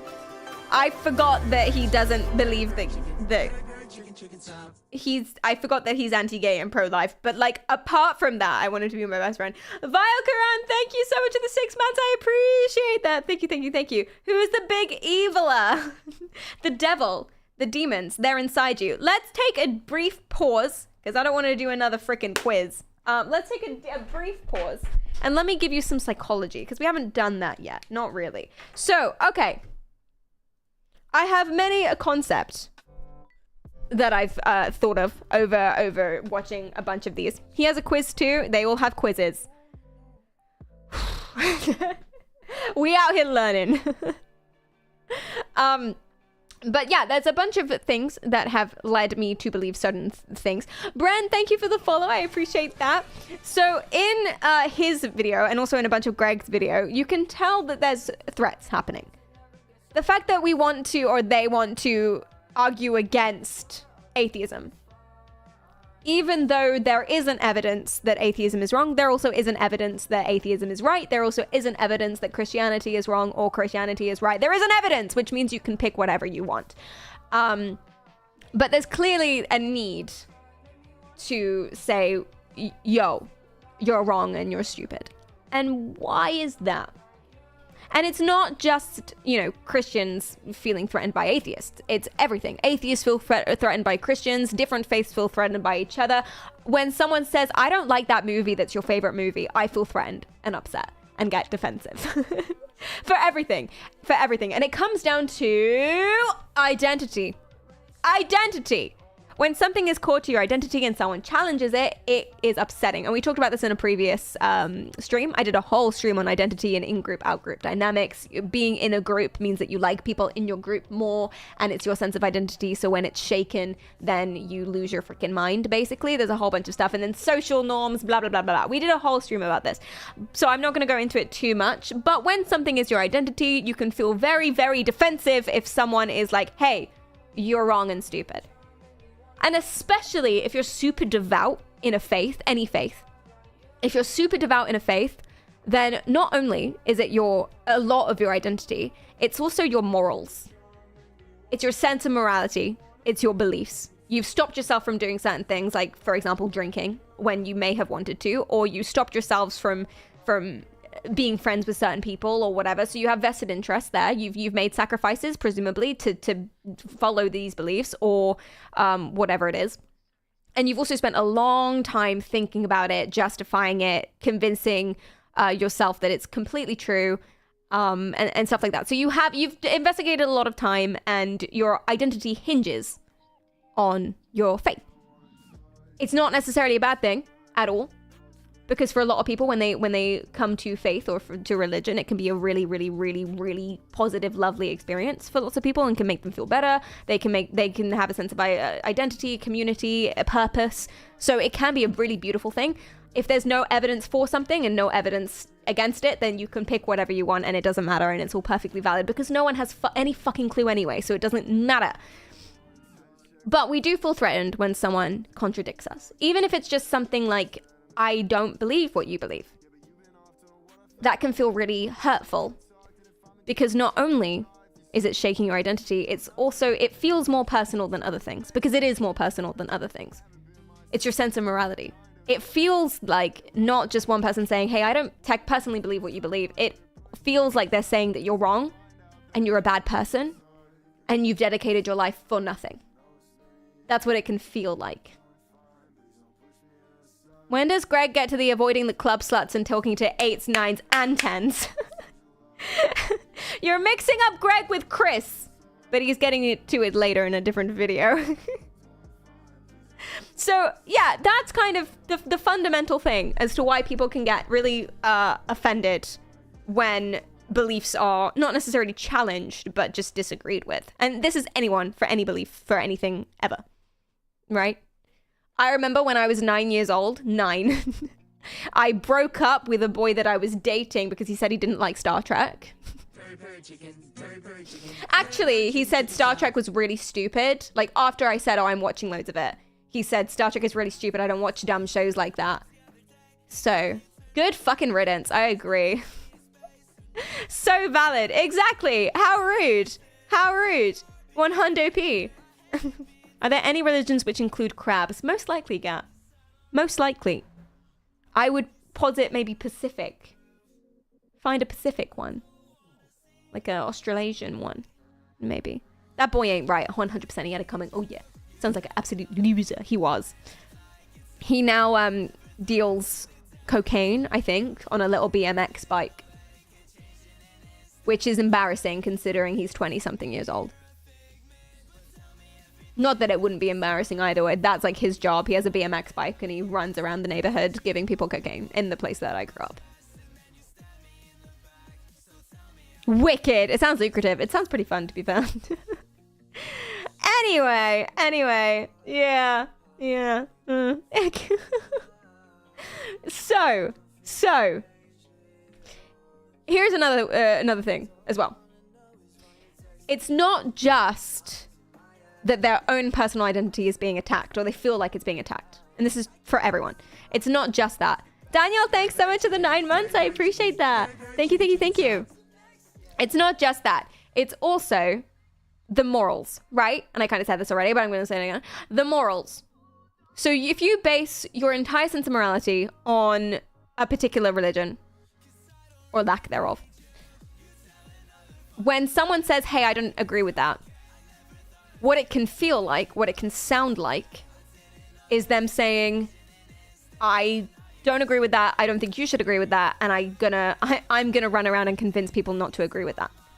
Which means that people will start acting in ways that disagree with your morals. So the fear is, and at some point it might be kind of paranoid, but the fear is that they won't just be affecting you, but they'll be affecting the world, society. They will cause a moral decay. If they don't agree with your morals, which you think are right, and they run around chatting shit, telling everyone that it's like okay to be gay married or something crazy like that, sarcasm, then they're going to cause the moral decay of society and God will punish everyone and will die in a fiery apocalypse or something.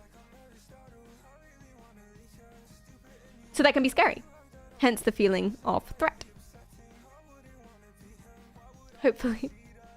Hopefully soon.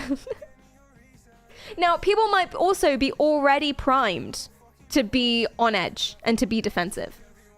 Put a 1 in the chat. I asked you this at the beginning of the stream, but put a 1 in the chat is if whenever you have a sort of religious debate, or you, not a debate, but if you just talk to someone about religion, or if you talk to someone about race, or about some like poignant crime or some poignant point in history, put a 1 in the chat if you've ever felt like tense and like about it. Yeah. A lot of ones before the question, I was thinking that, but I'm just gonna go ahead and take it and be like, yeah, you agree with me, cool. Yeah, exactly. I think a lot of us have. We feel a little bit tense talking about important things or personal things like religion and faith. So, and the reason for that, is because we are all already primed to expect conflict based on experiences, media, social learning, things like that, societal narratives, etc., etc., etc. We are primed and ready and expecting conflict and hostility, which means that when people talk about it or start to talk about it, usually I tense up a little bit because I'm just ready for someone to get offended and for people to start arguing. I don't like conflict. Me neither. Exactly.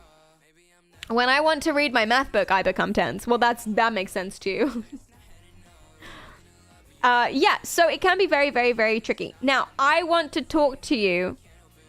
Oh, wait, one more thing before I change. One more thing. a lot of faith and a lot of religion, and one of the great, beautiful things about faith and religion is that it can bring lots of existential comfort. So it answers all your questions, right? What's going to happen to me? Now you know. What's the objective morality? Now you know. And that can be really lovely and really comforting for a lot of people, especially for people who might need that or might feel like they lack that. It can be a beautiful thing. And so when someone disagrees with it, and someone disagrees and says, actually, I don't think there is a heaven, or actually, I don't think there is any such thing as objective morality, it can shake that comfort. And that can feel very upsetting. Actually. Yeah. And so that can lead people into viewing it as active opposition, which brings me to my next thing. Let's talk about anger. So I talked about why, Joni, thanks for the follow. So I talked about why people, when talking specifically about religion and faith, they might feel threatened. And that comes from a lot of identity and group dynamics things. But let's talk about the feeling itself. Let's talk about anger. Let me find an angry person. Yeah. Oh, Jesus. Okay, I like this one. Let's talk about anger. I had anger issues. Me too. And then you killed them all. Right. So, why do we feel that way at all? Where does that feeling come from? When someone says or disagrees with you or says, hey, Star Trek sucks, and you get that urge in your body to go, and defend yourself and be like, I feel tense about this and I want to beat you up or whatever, right?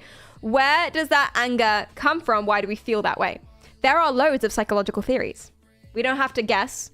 Well, we are guessing, but there's actual theories by actual people in actual dates and whatever, which is pretty cool. And I'm going to tell you about them. We did a stream on aggression, and that was in our, Are People Just Born Evil? Is Evil Innate stream? Because we were talking about like child serial killers and stuff. It's weird, it's freaky. And so that's like, okay, where does aggression come from? And there are some biological things, like there's neurotransmitter imbalances, or there's problems with empathy, etc., etc., etc. But mostly, a lot of the theories about where anger and aggression come from are social. So experiences, things change, the way you conceptualize stuff. And here is my favorite. It's called... Is this the only one that I didn't write down? Frustration aggression hypothesis. That's what it's called. The frustration aggression hypothesis. It's my favorite. What it means is that basically, it's a theory that which states basically everyone wants to do something, and when someone or something stops you or is an obstacle to you doing that thing, that pisses you off. It's like that's where frustration comes from. So if you want to control someone and make your wife stop yapping and she argues, that's an obstacle to that goal, so you beat her. That's probably quite an extreme example. Or let's say, especially if you're evangelical as a faith, so one of your missions is to try and convince other people to join you.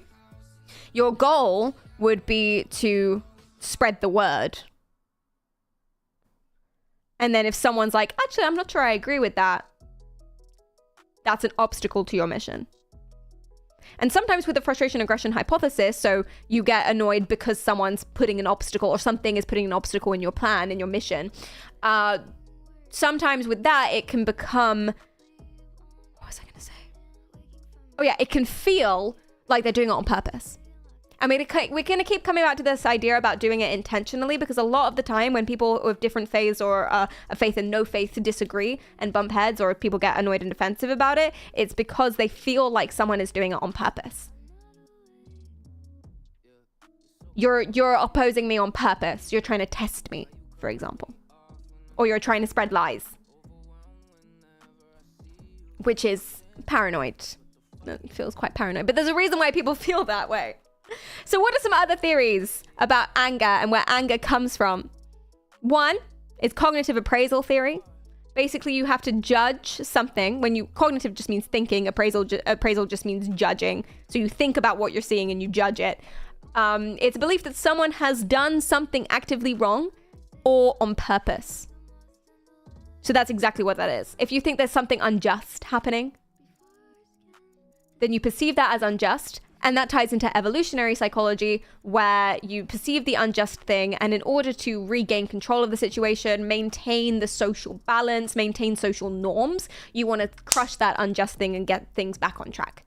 So that can be especially true for people who are in really tight-knit or strong religious communities. They can feel like something is disrupting the norms, and that's bad. In a way, it can even be evolutionary. I mean, again, all of these are theories, we don't know, but it can be even evolutionary, because if someone's disrupting the social norms and sowing unrest, that's going to be bad for the group overall.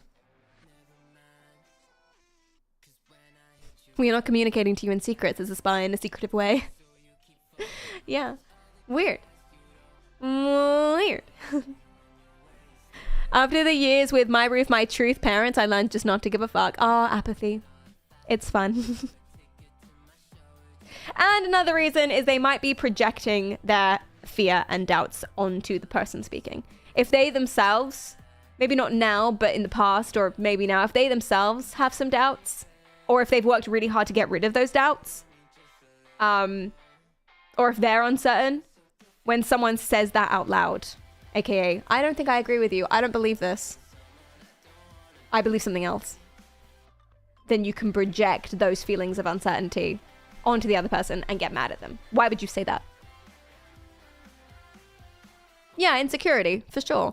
And having doubts about your religion or your faith or belief or whatever it is, or lack thereof, and having insecurity about it is totally normal and not a bad thing. And most religions, they encourage that. Talk about it, you know.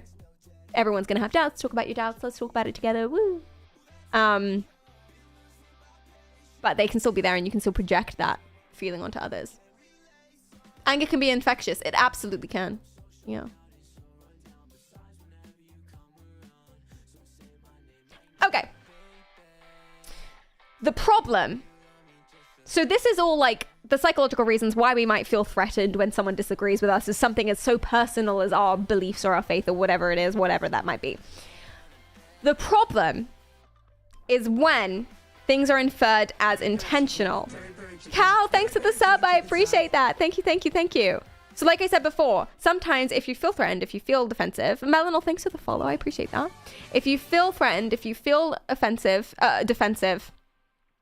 you can very easily accidentally slip into believing that someone is doing it intentionally. Someone isn't just sharing their own faith with you or their own opinion that happens to differ from yours. No, they're telling you that on purpose to shake your faith and make you question it so that you go to hell or something like that, right? You can accidentally do that. That's called the hostile attribution bias. Basically, literally means that you're biased for whatever reason, you're primed or whatever, into believing that they are being hostile. Instead of attributing what they're saying to them just wanting to share their beliefs, you're attributing they're being hostile, they're doing it on purpose, they're doing it intentionally, and they're trying to hurt you. Does that tie into paranoia? Absolutely. 100p. Is there any way to avoid triggering these defensive postures? It's really, really hard. I think it depends who you're talking to. I mean, there's lots of ways to calm people before you start talking about stuff. So there's like sandwich effects. If you start with, hey, I totally respect where you're coming from. You're totally valid. What do you think about what I'm going to say? Then you are, if you allow a lot of stuff and if you allow for their feelings first, and then you share your opinion, then you can have a much more productive conversation. That's true for arguments as well. In an argument, it's called shelving your agenda, where you kind of put your problem on the side. You deal with their problem. You make them happy. You listen, you understand, you come up with a solution. Then when they're feeling better, then you pull your agenda back off the shelf and you say, okay, now it's my turn, and hopefully they should reciprocate. And that's how you do it. So you're not just screaming and yelling at each other. Similarly, you can have a good discussion with someone by allowing their point of view first. Start with the positive. Start with what you agree with. You know, for example, if it's about like a highly emotionally charged political thing, I'm sure you can think of a bunch of different ones, like a big political issue, and you're talking to someone who you don't agree with them. They're on the other side of the issue. What you can say is you can just pick up on things that you do agree with.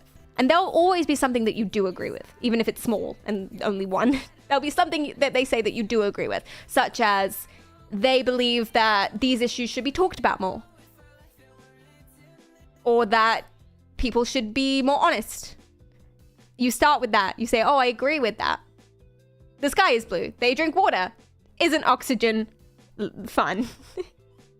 There'll be something you agree with. Start with that. And then very nicely say, what I think is this. What do you think? Friskokris says, all these images of angry images is a type of priming. I wonder if you have images of happy people, how chat would change. Is anyone angry in chat? Thank you for the bits. I appreciate that. Let them eat cake. Don't say the word cake to me. I'm so fucking hungry. I'm hungry all the time. The type that doesn't affect frogs.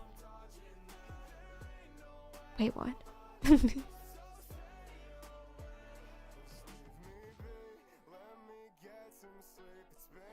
Atheist means they won't believe in a god because they already tell people God is impossible. It's like the presenter of all the beliefs is its own spot. I'm not sure I know what you mean, Nex. But yeah, are people triggering? Let's put happy people on the screen then. Because I was talking about anger, but now I'm not talking about anger. There you go. Everyone feeling better?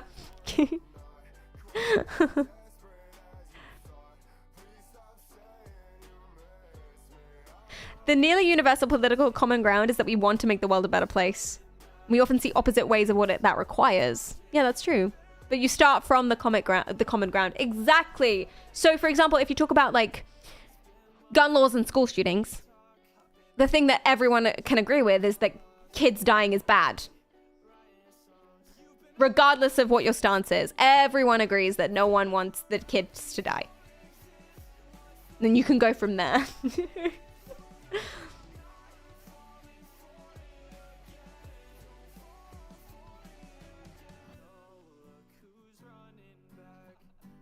Yeah. So, okay. So sometimes when someone disagrees with your opinion, whatever that opinion might be, or someone disagrees with something as personal as your faith or your beliefs, it can be inferred as intentional. Someone is intentionally trying to harm you or disagree with you on purpose. The hostile attribution bias. I told you about this already, so I'll just skip over it, but just to remind you. There are some paranoid delusions that people can subscribe to that makes this a lot harder. Let's give in to them. Let's start talking about it. Okay. So, the first one.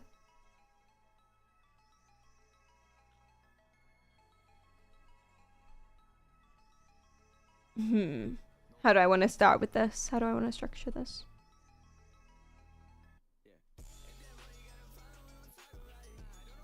I might change the title because I don't think it fits anymore. I feel like I gotta be careful here because people coming in won't get the context and it might come across really wrong.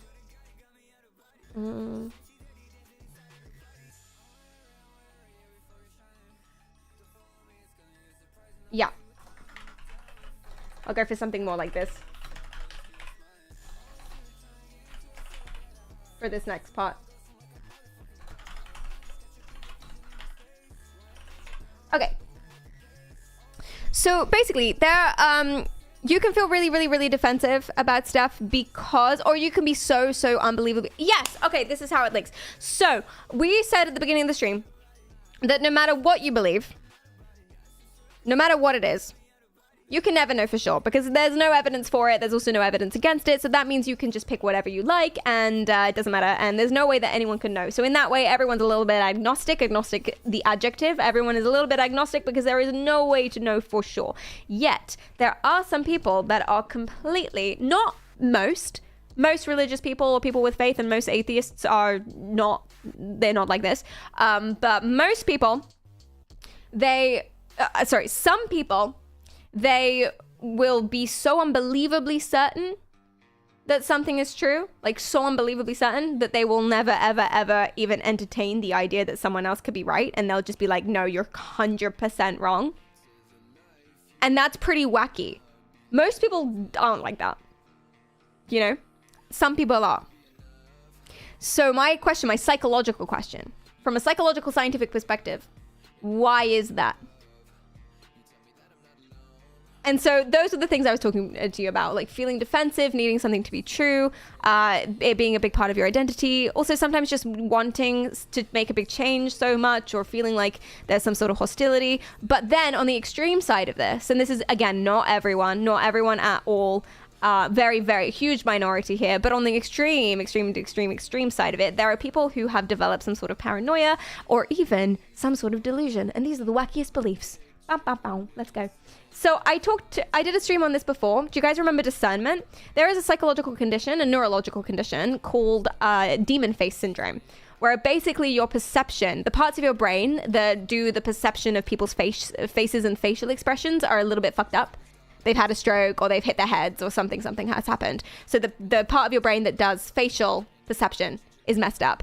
And so they literally, what happens is when you look at someone, facial features can start moving and they can look like demons.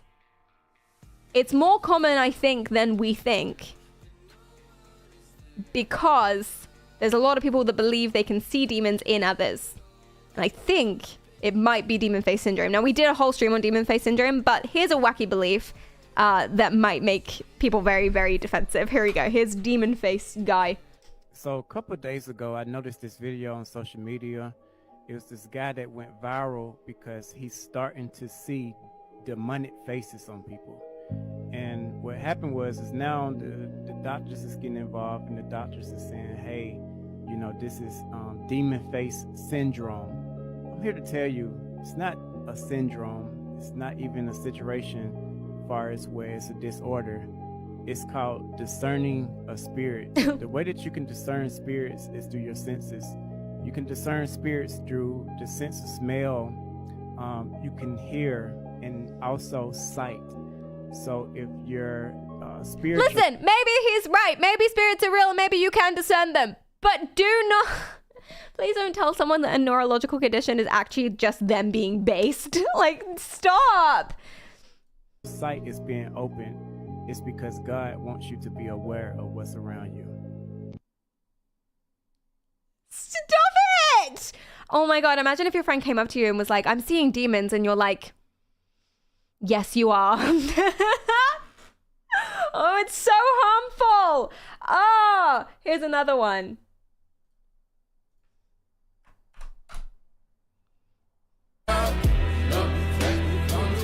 When your friend invites you out and you start to feel discernment.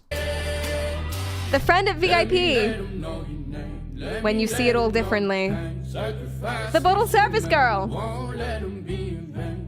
Lord, it's your world, we're just spinning in it. Lord, it's your world, we're just living in it. Don't you tell me how to feel. So I've included this one.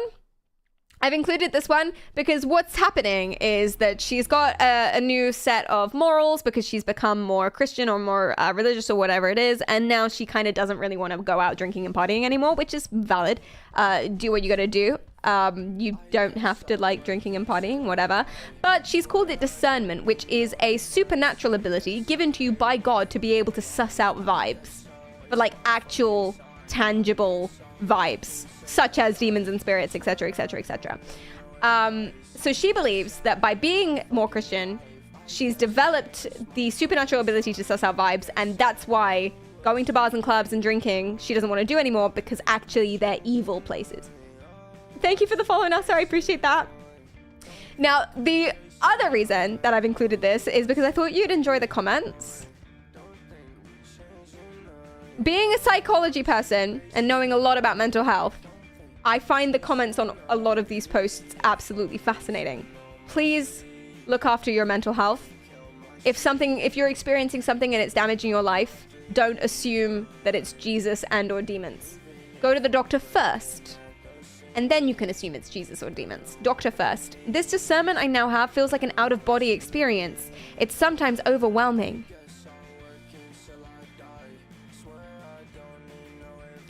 I thought it was social anxiety, but it was really discernment. Babe, I think it was social anxiety.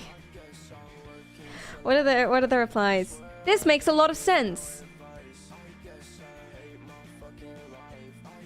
Wow, I never thought of that. That makes way more sense now. Does it?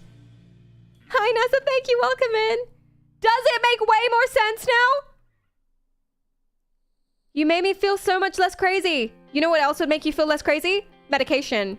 I thought I was becoming a recluse, but now I just feel the difference. I think they're being sarcastic. Oh, you sweet summer child. I don't think they are.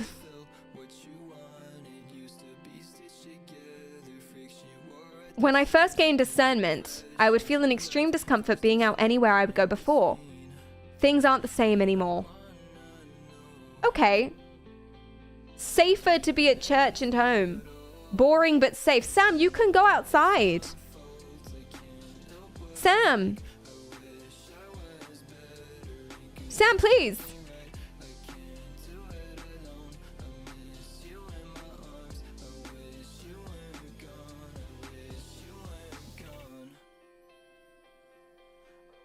Oh, geez. Maybe you're just getting older. You know? It's just getting older. You don't like it anymore. Hangovers get worse. And that's okay. That's okay. I lost complete interest and he spoke to me in dreams. Lucilla says, the dreams!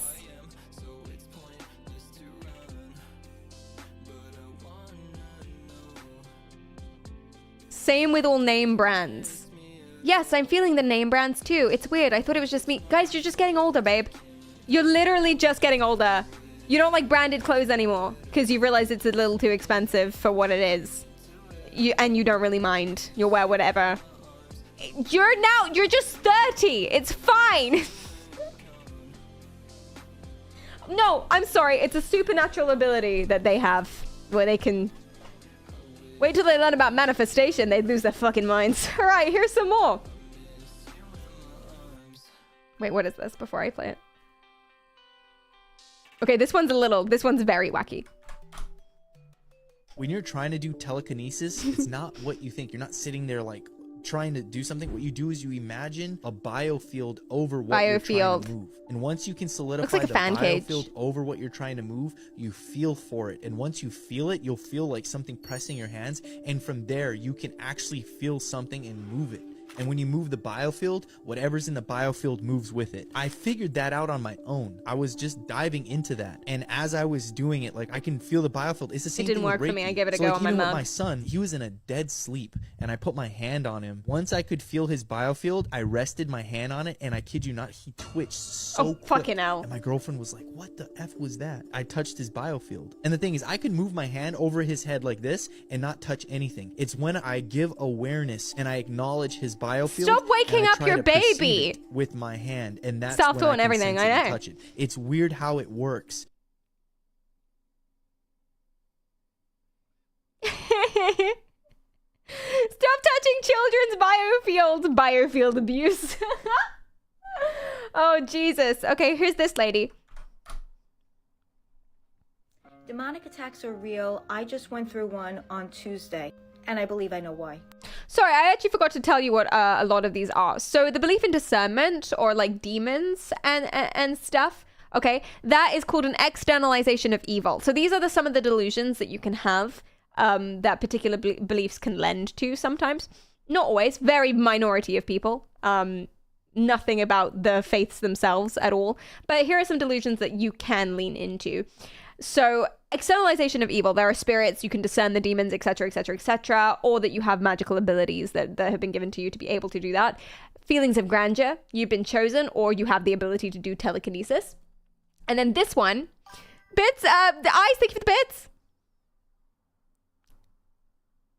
It was literally just working, but it doesn't work for you for some reason. Let me give it another go. Eyes are says. You cannot cheer in your own channel. Oh yeah, I gotta get rid of that. Would that work? Maybe. I don't know. I always find it funny demon possession or demon attacks only happen to religious people and never atheists. Well, apparently they do happen to atheists, but we just don't notice. You are the problem. Yeah, and this one is the belief that you can be persecuted by evil or demonic forces. Or that there's like some sort of conspiracy against Christians. I was sitting on my couch, actually ministering to another sister in Christ. She's going through something that is very similar to something I'm going through right now. As I turned to my right and look on my porch, I saw a demon. I'm very well aware of what demons look like, how they Go to manifest the doctor! themselves. I'm a former psychic medium, and I dealt with them head on for years. So this demon is hovering around my house, hovering around my space, and I know why. Just about an hour later, someone came to my house, someone showed up who has been under severe demonic oppression. Severe. Not only is that person demonically oppressed right now, but the person that they're dealing with is completely into witchcraft. Whereas But being a see, psychic here's the medium thing. is totally different from I'm witchcraft. a child of God, and my Lord Jesus Christ has the authority over those demons. Oh, music So stopped. I prayed immediately for Jesus to take care of them, for Jesus to rebuke them, for That's Jesus nice. to get rid of any unclean spirits that are hovering around my house and coming into my house. And you can do that too. If you've gone through any spiritual attack, any demonic oppression, I'm and a if you are psychic large. closely related to dealing with somebody who's coming in and out of your home, who is demonically oppressed, who's dealing with people in the new age, Them new please pray ages. that prayer for them, because they are now too lost, too deceived to see it themselves. But you see, we have the victory in Christ. The devil is afraid of our Lord Jesus, and so are those demons. You stand up. You stand firm. Either she's a grifter or she has psychosis. Psychosis is any break from reality, including hallucinations. You did not... If you are sitting on the couch in an otherwise empty room and you look up and there's a demon in the corner, what do? You go to the doctor. And then if you're not psychotic, then you can believe it's a demon. But you go to the doctor. Attack! No! Call Greg. He'll come and clear you up. Offer it a beer. Yes, thank you. You go to the doctor. Have sex with the demon. This isn't The Sims 4, okay? Maybe it's a friendly demon. What? Okay, here's 5 signs that you're being attacked by demons.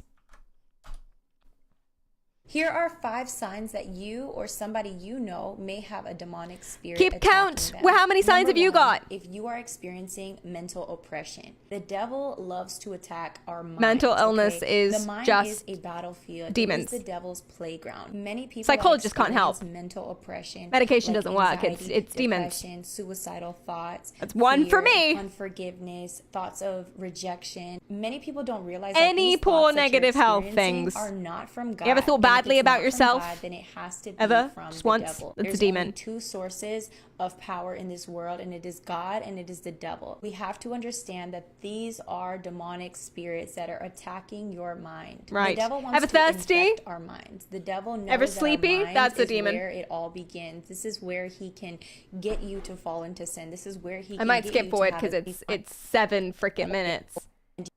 Yeah. Idol. She quotes some verses. and 20 East. She quotes the Bible. Bloody hell. Trying to attack. Wait, does she even? She Here doesn't are even. 5 idle thoughts. What's the Many point people of doing don't 5 signs if you don't even People show wants where to the know signs are? These are the Bible. renew your mind. To be able to Defeat. power and Second. 2 Timothy 1 verse 7 Oh, no. says God does not give us a spirit of fear, take sure that you're getting in the presence of God. Oh my God, are we gonna Otherwise, have to you watch might the give whole devil thing? Open access to your mind. She is holding the Devil mic can with. gain access to your mind through sin. So when you sin, you're opening the door for the enemy. You're essentially walking out of the grace of God. Oh, if over you his have mental health protection, problems, it's your fault. and you're It's giving not the real, devil and it's room also your to fault because you've invade your opened the life. door for the So demons. this is why God tells us to not sin, because then we're not going to be under his perfect grace. We're not going to be under his protection. It is so important, like I said, to renew your mind with the word of Makes God. sense. Ephesians 4 verse 23 The says, devil "Let is the making her Spirit hold renew your that mic thoughts that and way." attitudes."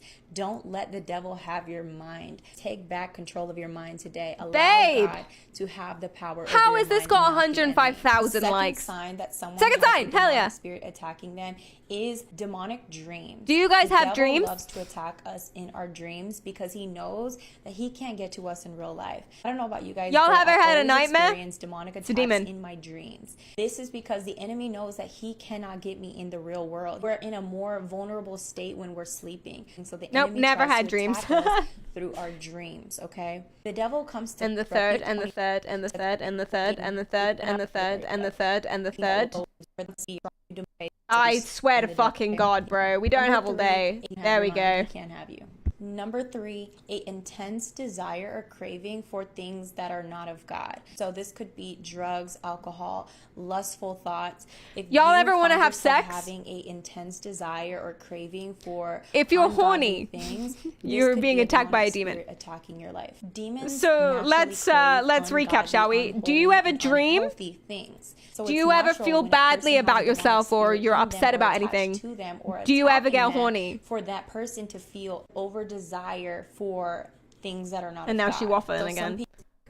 some people- Number four, number four, number four, number four, number four, number four, number four. Number 4, if you are in the occult or you practice witchcraft. Any Okay, valid. spirituality That one's is more not valid. rooted in Jesus Christ is demonic. Dabbling in any sort of divination, any tarot cards, any religion. astrology, yoga, psychic mediums, Yoga? all of these things are demonic. And Y'all they're ever do giving the devil yoga? access Shit, to I A do. lot of people who practice New Age spirituality or witchcraft think that they're channeling like angels. If y'all or ever do spirit guides or even yoga, God. then you're And possessed by that is demons. false. The devil masquerades as an God angel doesn't of light. We're require you actually to be communicating flexible. with demonic spirits. Okay? We have to be Keep your careful legs when we're doing all closed. this stuff. We know it. I mean, I know it sounds enticing to be able to look into your future, to be able to. Shut the fuck up. Okay, never. Sorry, I just. Oh, she's fine. She's fine. Number 5. Number 5. Number 5. Number 5. Number 5. I didn't sign up for this freaking lecture. Might alter in one. Oh, did I miss it? That's so much worse than having to watch the whole thing. Number 5. If you know this is, you know, Wait, where is it? I just passed it. God damn it. Is this worse or better? It's longer. This is longer, I think. I think this is longer. I'm so This is all mad. demonic, and God says that anybody who practices witchcraft is an abomination to him. I used to dabble in New Age witchcraft and spirituality, and I thought because I had good intentions that it was okay, but the Bible tells us that you cannot serve 2 masters. So ladies and gentlemen, you have to pick a side. It doesn't work like that. So, you know, just be cautious, be careful, because this stuff is not positive and loving. I can hear the demon's message when you scrub through the video. I get it! You've said this already! You don't need a 7-minute video to explain. Oh, thank God. Experiencing supernatural or paranormal activity. A lot of people are going to laugh at this and think that this is not real, that this is all in just movies. But I promise you, the spiritual realm is so real. And, you know, supernatural activity is absolutely real, okay? You can't. Wow, I didn't think it was, but now you've said that. I'm convinced. Heaven is real. Angels are real. God is real. Just because you don't believe in something doesn't mean that it's not true. We have to be careful, you know, like the Bible says. Ironic. We are not fighting against flesh and blood. We are fighting. Isn't it ironic to say just because you don't believe in something doesn't mean it's true?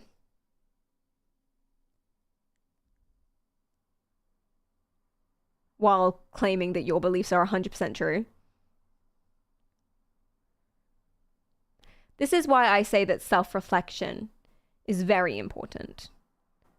That's all I say, okay? You can believe absolutely anything that you want, and it's totally valid because we have no fucking clue what's real.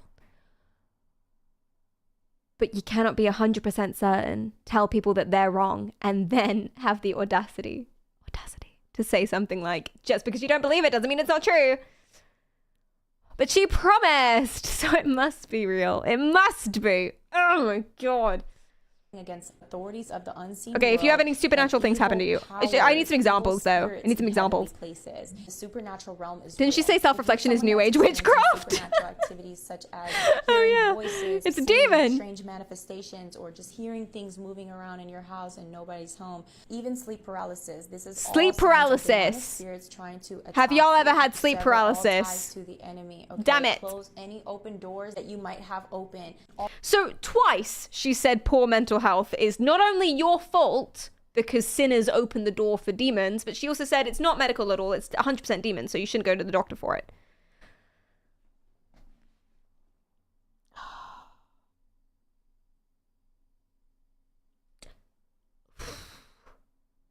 Yoga is also our fault. Yes, yoga's of the devil. Sleep paralysis does sound like demons. Yeah, sleep paralysis is a very common thing for like legit psychological and biological reasons that have been shown and proven time and time and time again. It happens to most people most of the time. If you hear voices, that's because you're experiencing or suffering from psychosis, which is a very common mental health syndrome or symptom, mental illness symptom, I can't speak, which means you should go to the doctor. It doesn't mean necessarily that you're being possessed by a demon.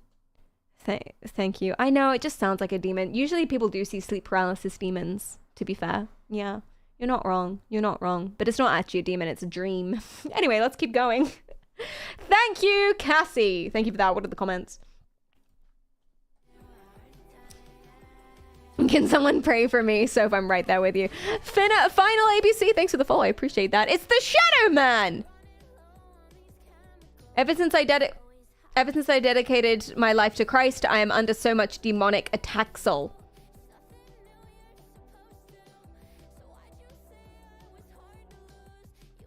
Dudes. Hey sis, question, how is yoga demonic? That was my question too. The movements of yoga represent a deity. My pastor did some research on it. But I'm sure people could make a God-focused yoga. I guess, like... well, that's because yoga's Hindu, no? Is that, it has Hindu origins? Is that the right religion?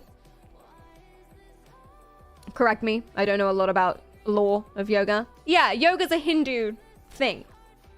You could make a God-focused yoga, but why? Oh, because so you can avoid the demons. I get it. Yeah, it's the Vedas, right? Yeah, exactly. It's originally a spiritual thing. So technically, we're already being blasphemous by doing it atheistically. If you took it and you did it theistically, but of a different deity. That feels like there's a problem somewhere, but I'm not sure what it is. Maybe there isn't one. Hi, Final, welcome in. Yeah, bro, make a Jesus yoga. Yoga's, otherwise it's demonic. Sometimes the demons will attack you because they see you doing right by God. I'm pretty confident all of these people are seeing demons.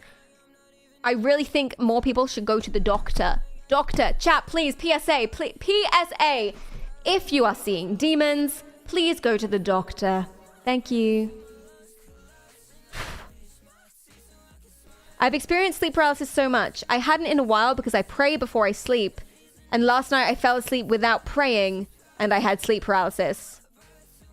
Well, I'm convinced that's evidence. Yeah, that's what it is.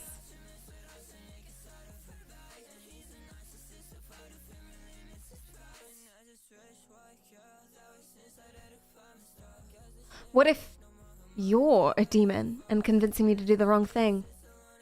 That was my end game all along. Just trying to, you know, corrupt these impressionable Twitch viewers.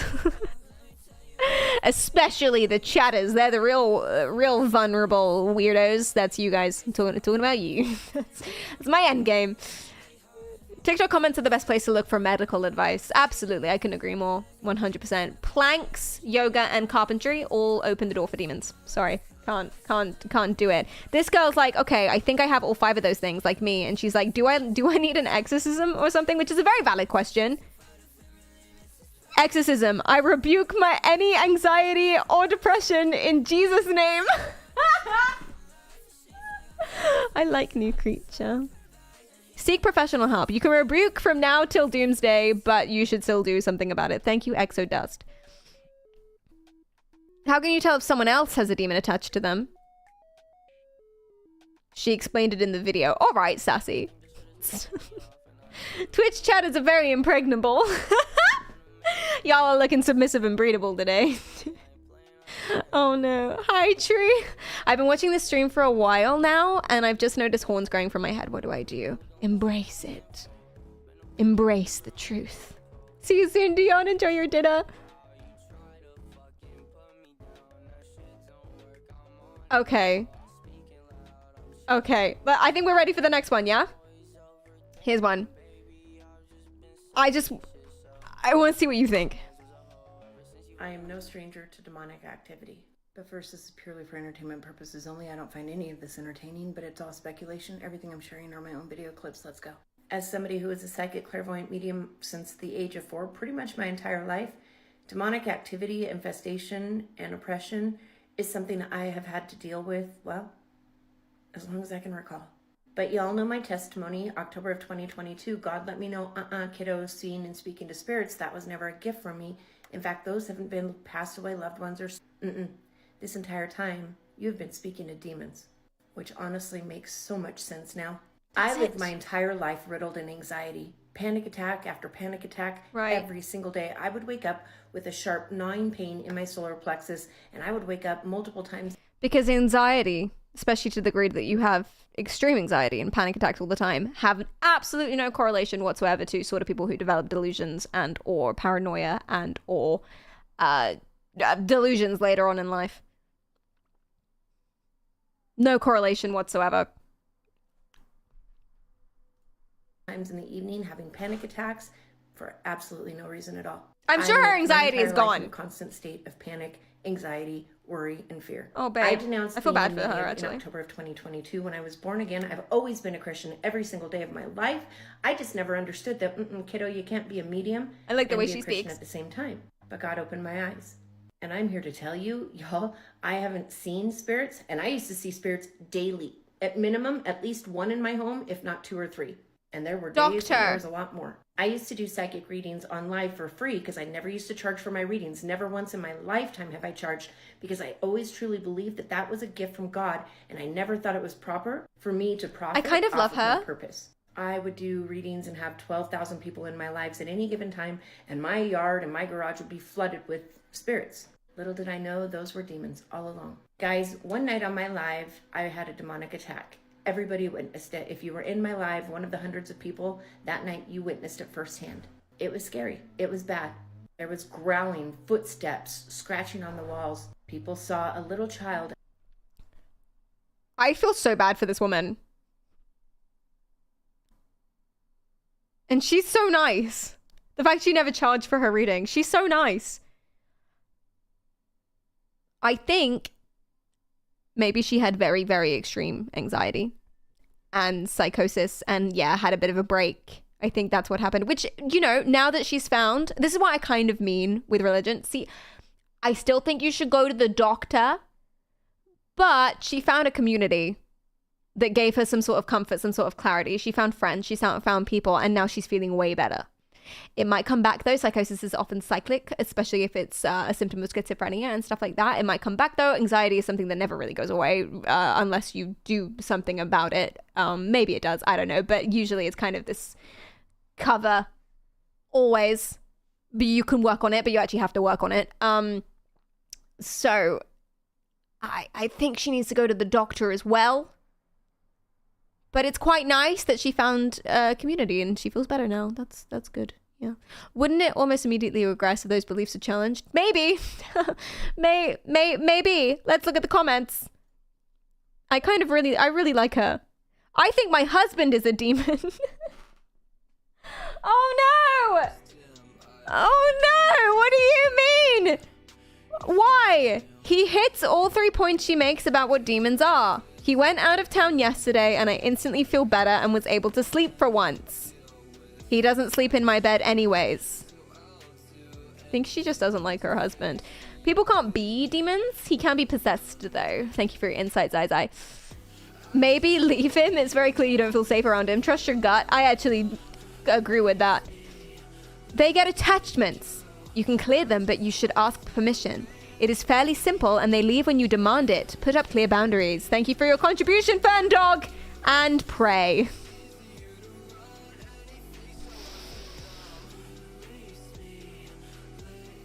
He could be a monitoring spirit. So if you don't know what a monitoring spirit is, it's usually the things that people discern when they see demon faces. It's basically a demon or a demonic spirit that is watching you.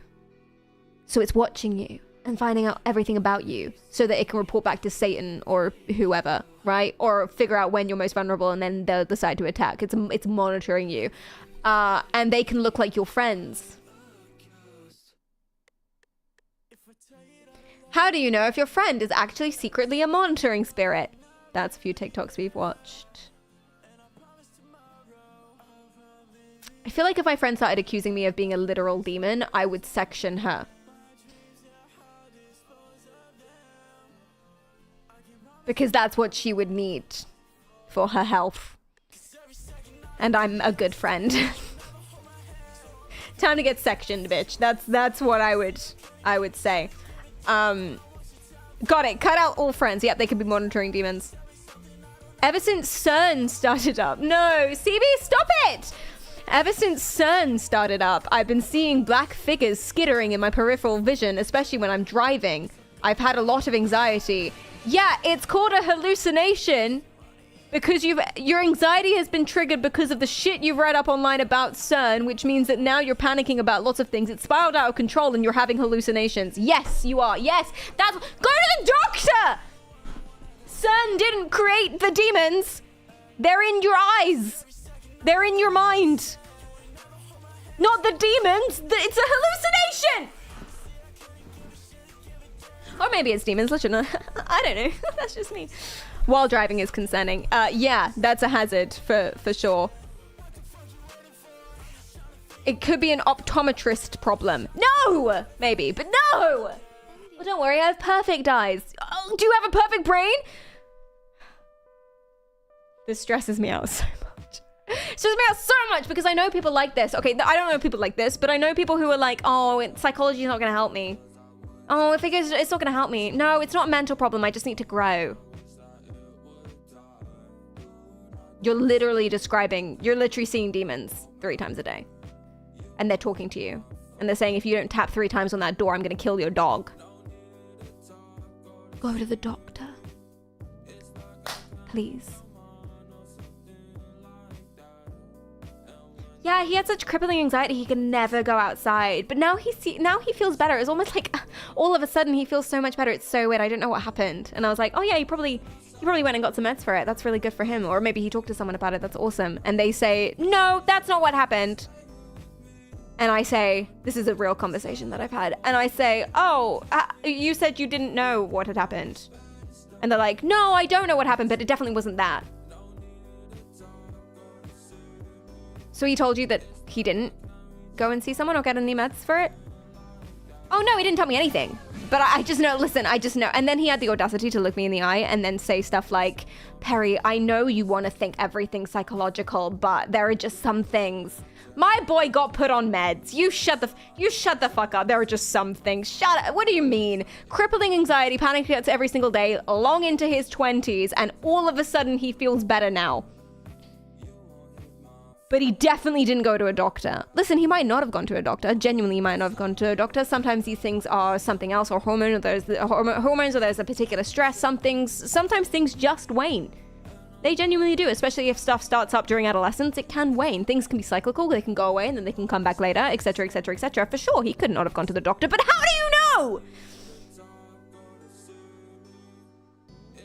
Oh, Perry, I know you want to think everything's psychological, but sometimes, shut the fuck up. Yeah, your brain chemistry can change and all of that stuff. Like, it doesn't have to be that, but, I was hella anxious in my teens. Yeah. Yeah, me too. I was anxious before streaming, actually. Now I'm not anxious, but I am lazy. Used to be very eager to do things. And now if at any moment I can take a nap. I think that's just getting older. Do you believe your anxiety has taught you something valuable? No. I think overcoming anxiety has taught me something valuable. Valero, thanks for the follow. And Jake, thank you as well. Perry, I know you want to think everything's psychological, but always it is. Yeah, even with that, I know you want to think everything's psychological. Even with just that one statement, okay? The fact that he was going through mental health issues, and even if he did nothing and he just sort of learned and grew and it went away, which may have been the case, that's still psychological because it happened in his brain. It's still a psychological change that happened. Maybe he didn't go to a psychiatrist, but it's still a psychological... What else would it be? What else would, and this guy I was talking to, he's an atheist. What else would it be? What do you think happened? Like he has a little switch in his wrist and he flicked it? Is that what happened? What do you mean it's not psychological? And even if he did have a little switch in his wrist and he flicked it, what would that do? Oh, it would send something up to his brain. Oh, it's aliens. Oh, it's human behavior. Human behavior, that's interesting. What's the study of human behavior called? Psychology.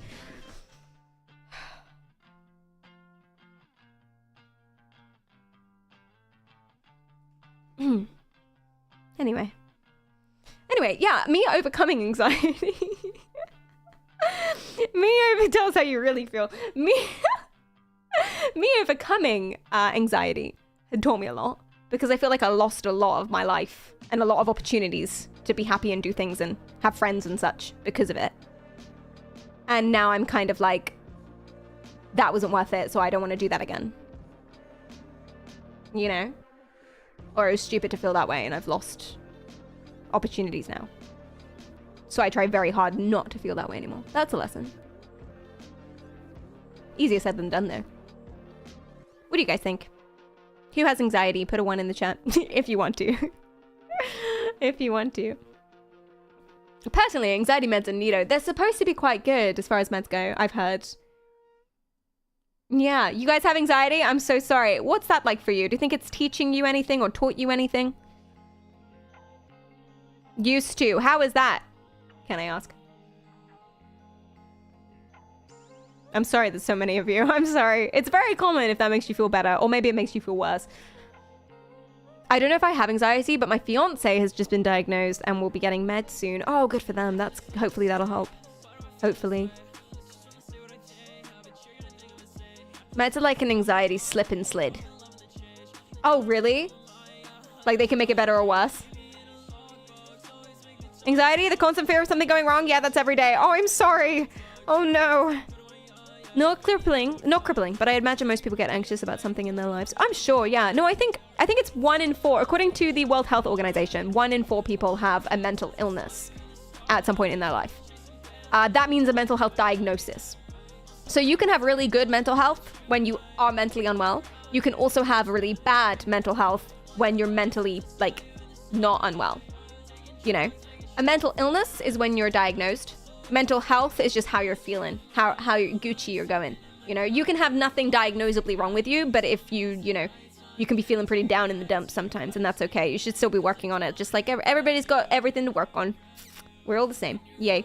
Why was I going with that? I was going with something. Totally forgotten. Absolutely forgotten, but you get it. ADHD, I don't take meds, gets overwhelming sometimes. Have you spoken to someone about it? Because if it gets overwhelming, then it might be time to try and... Not that I can give you any advice, and, you know, I realize that finding help for it is way easy. It's way easier said than done. Okay, I'm responding to the question, cause anxiety. Most likely. People have bad mental health? Never. Yeah, I mean, I've recently learned that doing exercise and eating healthy and staying hydrated and getting 8 hours of sleep and getting sunlight and stuff like that, getting all your vitamins and whatnot, and, you know, living in a clean house with clean clothes actually improves your mental health and your skin. And it's really fucking annoying. That's true. I hate that a lot. But that's mental health. You can have nothing diagnosably wrong with you and still have bad mental health. Yikes, I know. I was misdiagnosed with ADHD. No, when I was a kid, when I'm autistic. So I've been on the meds that I didn't need. Oh, that's so annoying. I'm so sorry. I'm so sorry. I have nothing to improve, Kappa. Oh no. Thank you for the hydrate. It's coffee. Does that count?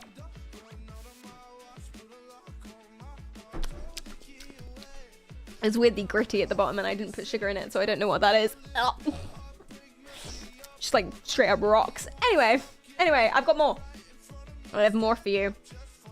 Okay, so I don't care about this video at all, but I did uncover the comments.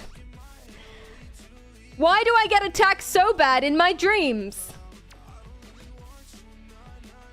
Attacked by demons. She means it's about being attacked by demons, this video. Spiritual warfare.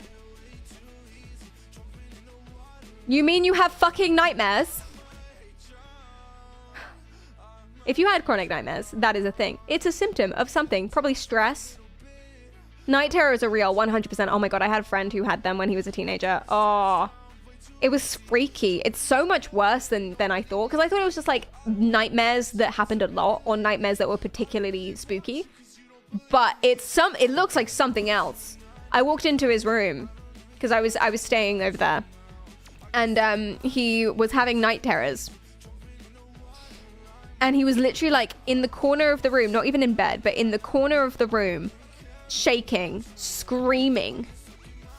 He looked like a fucking demon. Like, I understand why people believe in demons. He looked like a demon. And I was just like, I don't know what to do. I was like 14. I don't know what to do. And then his sister ran in and like woke him up or something. Fucking horrifying. So bad. So bad. There is a big difference between night terrors and nightmares, and I didn't know that. You've experienced your discernment awakening. That's what it was. He was a demon. Oh my god. I was the paralysis demon. Just like, what? Should have become a nun. I know, how selfish of him. Like, can he not? Do you want a glass of water? Are you okay? Oh god, but where does your perception of what a demon is and looks like? Good point. Movies, media. Very good point. Or just like human-like, but not. Actually, I don't know if we necessarily need movies and media to have an idea of what a demon is. I mean, we need to be able to classify it as a demon, so that has to come from somewhere. Movies, media, religion, etc. The word demon.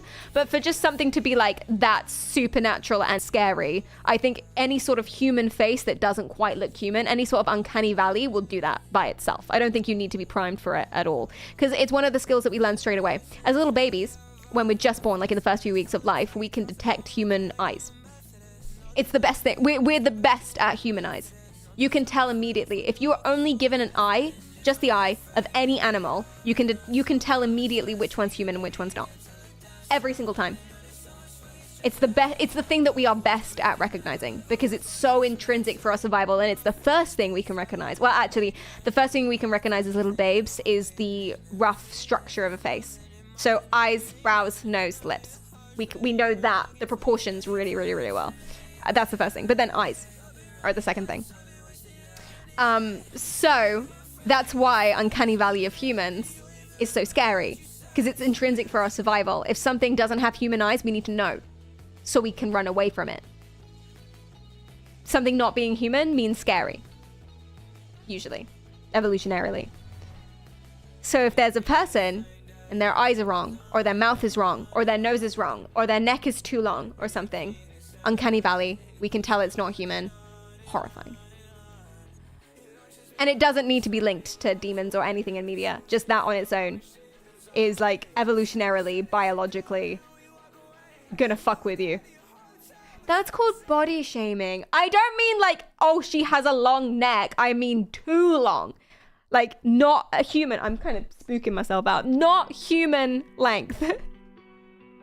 I fear being chased by a deformed demon giant toe, which is weird since I love women's feet. Maybe that's the demon, Ariotis, and because the demon, the giant demon toe, is making you love women's feet, which is the sin.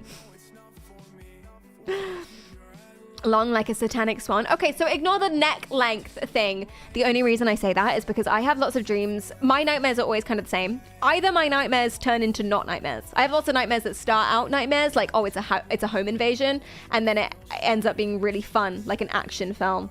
I just become a badass sort of Halo type character and I take them all down and I really enjoy it.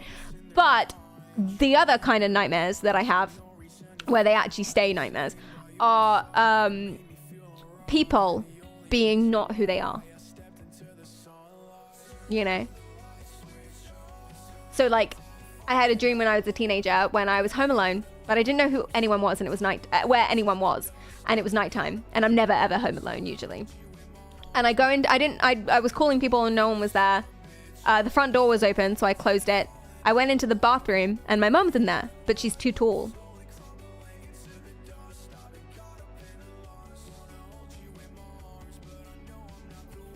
She's too tall. She's taller than my mum actually is. Fucking terrifying. And then I tell her that. And then her neck starts extending. Oh, I hate that. I hate that so much. What a horrible dream. I didn't wake up quick enough either. It was fucking awful. Yeah, Slender Mum. I don't know why. I know like Slender Mum is like Slender Man, but for some reason when you said that, I was like, Slender Mum. No one suspects a thing. Hashtag Slender. Yeah, other mother. Literally that. I hate that so much. I have those sorts of dreams all the time. Perry, that wasn't a dream.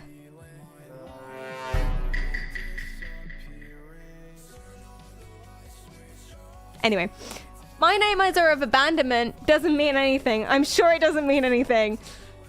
So Brandy says, why do I get attacked by demons so bad in my dream? And Audrey says it's because we're in our most vulnerable state and the adversary takes advantage of that. Always remember, you can call upon him and he will save you. Or you have night terrors and you should go to the doctor. Every bad thing that happens was done spiritually to manifest in this flesh. Or you have night terrors and you should go to the doctor.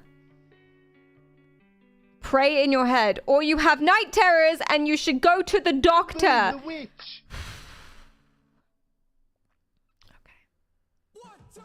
Okay. Here's some more.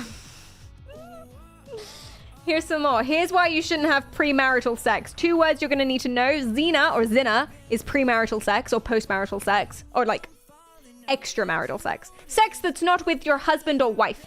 And dunya is like this life, this realm. 6 punishments of people that do zina. Oh, sorry. We're on to our next delusion. And that's that God always will punish you really harshly. So everything that goes wrong in your life is because God is punishing you. And that can, have you ever seen those like weird action movies where people are whipping themselves? That's that. Extreme self-blame, constant self-assessment, thinking that God is punishing you for everything. So for example, there's like, I don't know if you've seen Being Human, but there's a scene in Being Human where it was set, it's a period piece, and her baby dies. She's pregnant and she miscarries. And the priest at the local church says it's because God has decided they shouldn't be parents and this is a punishment for sins that the husband had done.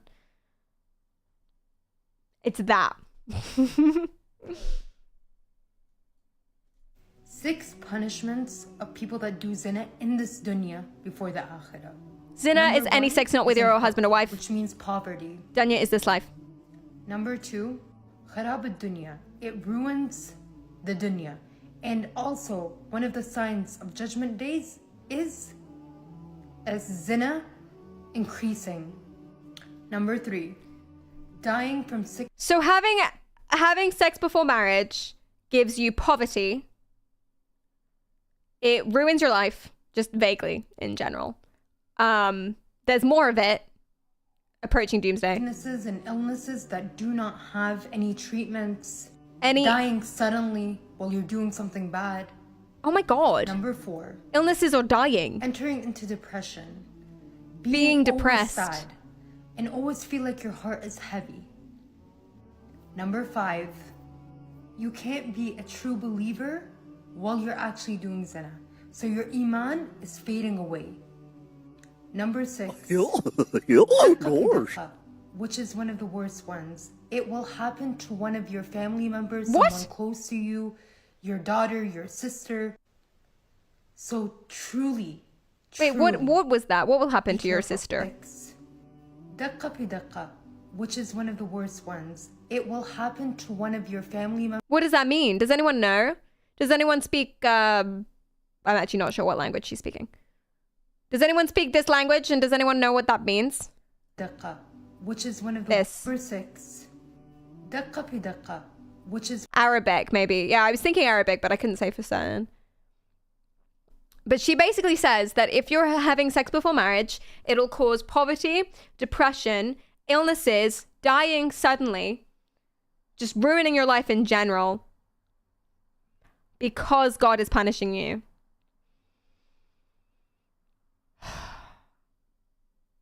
Dan, you want to see those balls in your face? Arbrington, please. Comments?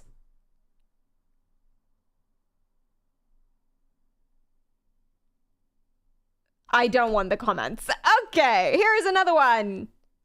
Here's another punishment from God. I was like 10 years old where... Now she's talking about her experiences. She used to be a Mormon. She's now an ex-Mormon, and she's talking about like bad things that she was told. I was like 10 years old where I hadn't paid my tithing yet that month. And tithing is giving money to the church. A picture of Jesus fell off my wall and hit me in the head. And it hurt really bad. I had a huge gash and was bleeding everywhere. And my mom came in to like help me and, you know, see if I needed stitches or anything. And I was so little, but I thought that the reason that it happened was because I hadn't paid my tithing yet. Oh my God. And I said that out loud and nobody corrected me. They let me think that. And I've looked back on that and thought like, holy crap, as a little kid, I really thought that I was being punished by Jesus for not paying my tithing, which would have been probably like $1. So I don't know. It really affected the way I looked at the world. When things that were bad happened, I often blamed myself for them and would point to certain things that had happened in my life thinking, I didn't do this good enough, so this bad thing happened to me, and it was God trying to punish me or remind me of what I should do. Imagine something awful happens, like you lose your job and your house, or something bad happens, like someone you love dies, or you get terminally ill, or you get an accident, and your only thought, or worse, something that you were actively told is, yeah, that's because you fucked up. You did this. Imagine someone you love dies and you're told this is your fault for not paying your tithing or something. That's awful. That is so awful, because people, when stuff like that happens, people already blame themselves. They don't need this sort of like stupid guilt sin belief. Savage Jesus, beating up kids for their lunch money. Oh my God, that's what that would be. It's beating up kids for their lunch money. This is horrible. What is tithing? Tithing is, apparently it's written in the Bible somewhere, but I haven't read the Bible, so I'm not sure, where they basically believe that you should give money to the church. You're supporting the church financially. Some people take that really, really far. Some people say that if you don't tithe, God doesn't love you anymore. Those people are crazy and wrong. Not that we use the word crazy, because everyone is entitled to God's love. I don't know much about Christianity, but I know that. And the other thing, sometimes people take that even further and they say you need to give 10% of your salary, which is a lot for some people. Some people say the more that you give, the more likely you're going to get stuff back. So there's something called the law of... Oh, what is it? It's not... Is it attraction? The law of attraction? I think. Maybe. The law of manifestation, the law of money law, financial something. Basically, the more you give to the church, the more likely you are to get it back. And they mean actual money. So if you give all your life savings to the church, you'll get a BMW. The prosperity gospel. Yes, thank you. Those people are scam artists. Genuine scam artists. So there it is. Here's a nice little argument for why you should never help anyone.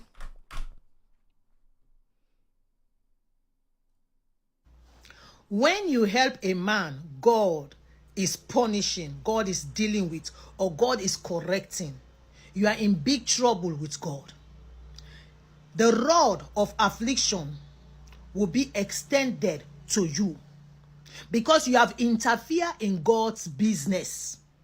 Before you help any man in this world, make sure you ask of the leading of the Holy Spirit.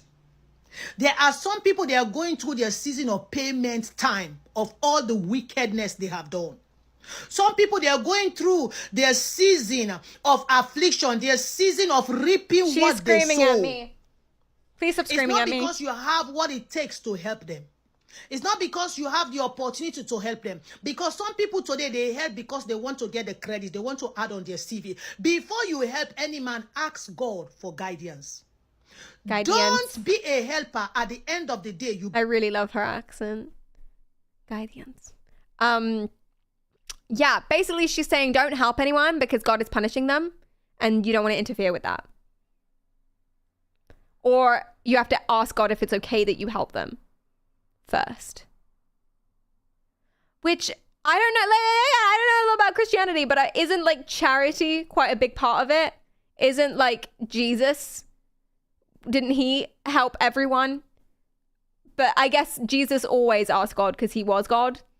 So he'd kind of maybe he bypassed that one. That is brutal logic. I mean, listen though, it kind of makes sense for the logic. If you believe that every single bad thing that happens to everyone, including really shit extreme stuff like terminal illnesses and extreme poverty, happens to people because they do something wrong, then you must also believe that you shouldn't help them because God is punishing them. You got to let it happen. And that's horrifying. It's horrifying.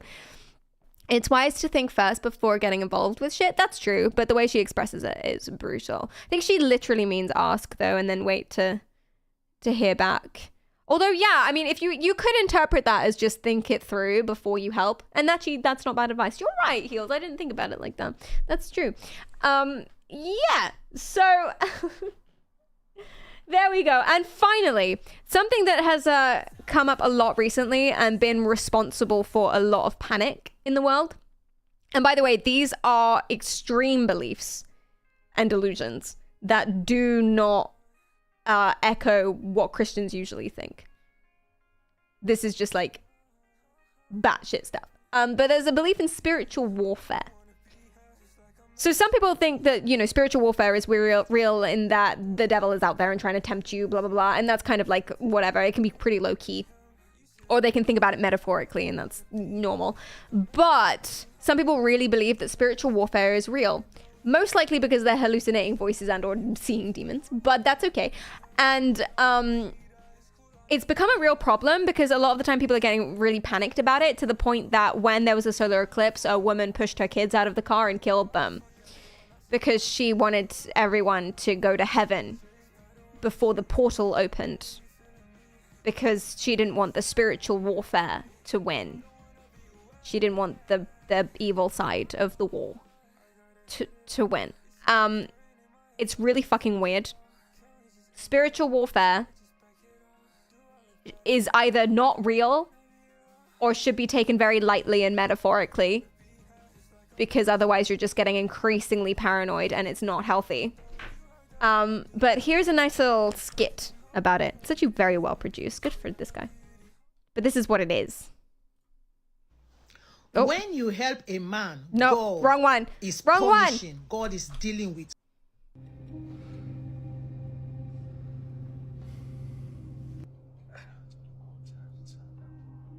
Are you praying?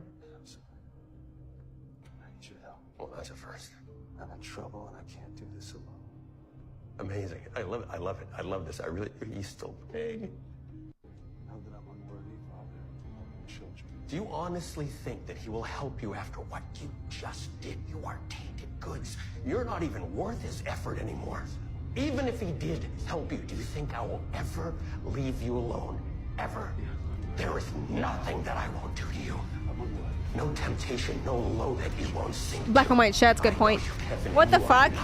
I feel so unnerved. I am greater than him. I am certainly Ah! But he won. Therefore submit to God, resist the devil, and he shall flee from you. James 4:7. So that is the idea about what spiritual warfare is. It's like the demons and Satan are trying to like get in you and you have to not let them through light and love and such. Some people believe in that metaphorically. Like they have negative thoughts and doubts and, you know, they're trying to just live a nice life. So they do their self-care. Some people, minority, very few people, they mean it very literally. And it's very hard to tell who means it metaphorically and who means it literally.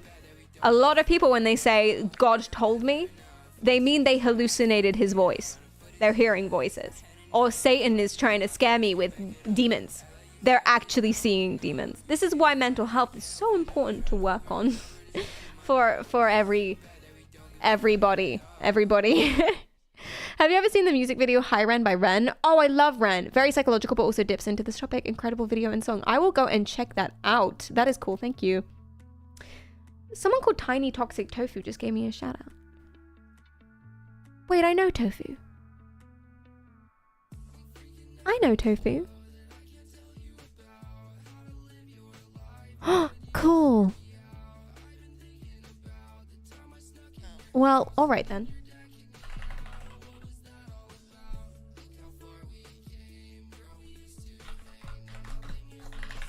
Guys,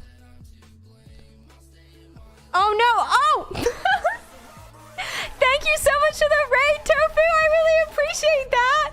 That's so nice. That makes sense now. Thank you. How are you guys doing? What's up? Lab rats are coming. I love that so much. How was your stream? What were you up to? I saw you were doing physics questions. I'm a creeper. I'm in your walls. How did that go? If that is true, and that is what happened. Thank you. And how are you doing? And if you guys don't know me, my name is Perry or Pericarial. I'm a psychology streamer. And today, Marty, stop it. And today we were talking about shit, what were we talking about? Oh yeah, there was a Atheism is Evil online training course with quizzes. So we were doing that, and it's very, very fun. But then we moved on from that, and we were talking about delusions and hallucinations that can mess you over, including actually literally seeing demons and then being like, God is punishing me because I had sex before marriage, and that means that's why I have cancer, and I'm not exaggerating. That's what some people believe. So, you know, stuff like fun, light-hearted stuff like that. We did some sound stuff. We made the Doppler effect and played Bioshock Infinite. That sounds so much fun. Did you do the... There we go. Please go check out Tiny Toxic Tofu. Thank you so much. You're big fans of my conspiracy talks. Oh, I appreciate that. Thank you. That's so nice. Different definition of fun. It was fun. You didn't have fun? Put a 1 in the chat if you had fun. I really need to clone myself so I could watch you and Perry at the same time. That is so sweet. We must have stuff in common then. We should hang out. Oh, you guys are actually putting 1s in chat. I thought you wouldn't. I was sure that it would be dead silent. You're so sweet to me. Look at them go. Is it because I wore you down with talks of demons? The quiz was the best part. The quiz was pretty fun. It didn't make any sense, but there was a guy named Greg who believed that atheists were evil and had some very awesome logic,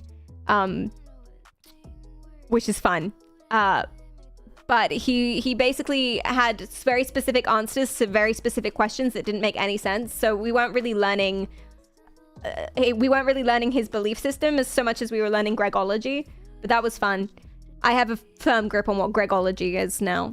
So please put the gun away from my head. Guns down. Guns down. Greg and his big banger. He says that there must be God. And we have no idea. We have no idea what the truth is. I personally don't believe in anything spiritual, but that is just as valid as belief as anything else. But the point is we don't know, do we? We have no fucking clue, which is pretty fun. But he is 100% certain that atheists are evil and that God has to be real. And one of his arguments for like evidence is that if there's a bang, there has to be a banger. Like if someone knocks on the door, there has to be someone knocking. So if there's a big bang, like the universe creation, there has to be a big banger.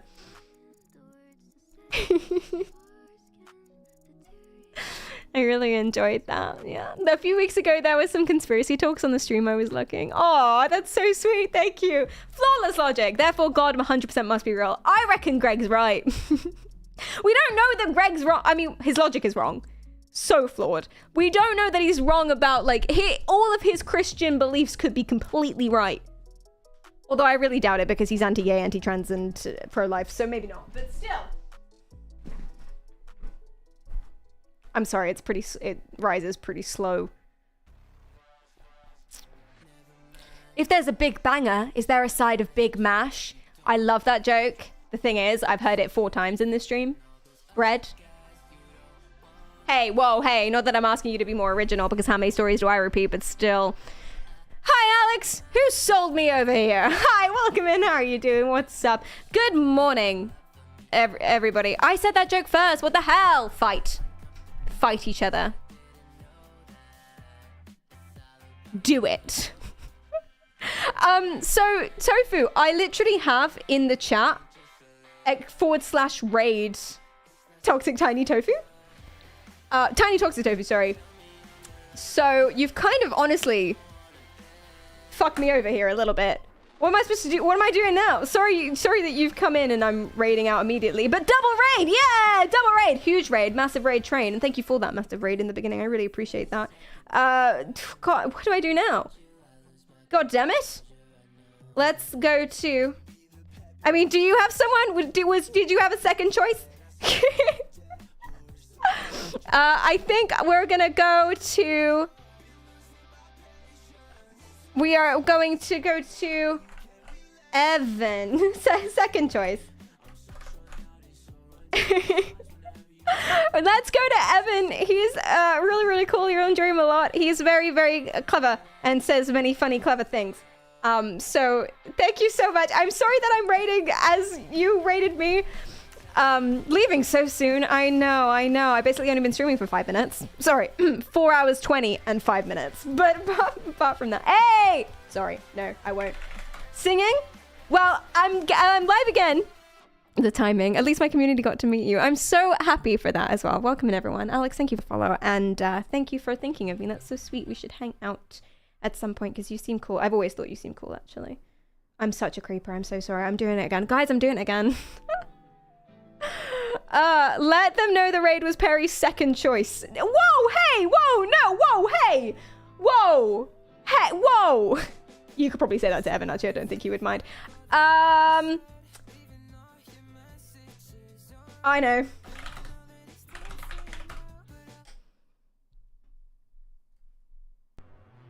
I think this song is pretty good.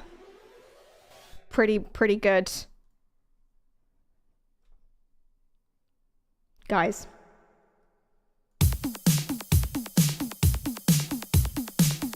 Thank you so much for the stream today. If you like what you see, remember to follow. If you don't, do it again. Twitter for announcements, Instagram for pictures, and Discord for everything else. Go to TikTok and YouTube, and I post regularly, so make sure to subscribe or follow or whatever the free one is, and a Twitch. Thank you so much. I'm live again tonight at 11 p.m. BST. That is in approximately 10.5 hours from now, I think. No, it's not. 5.5 hours from now. Fuck. So please come back, and thank you so much. And that's the stream. Woo! And then if you're not around tonight, I'm live again Thursday at 1 p.m. like normal. And that's the stream. Thank you so much for being nice. Evan spammed that raid message. And I think... Wait, have we gone already? That was quick. Did I accidentally press something? Why does this happen sometimes? Where's Evan? I'm in so much trouble now. Did we raid? We're still here. The raid message has disappeared from me.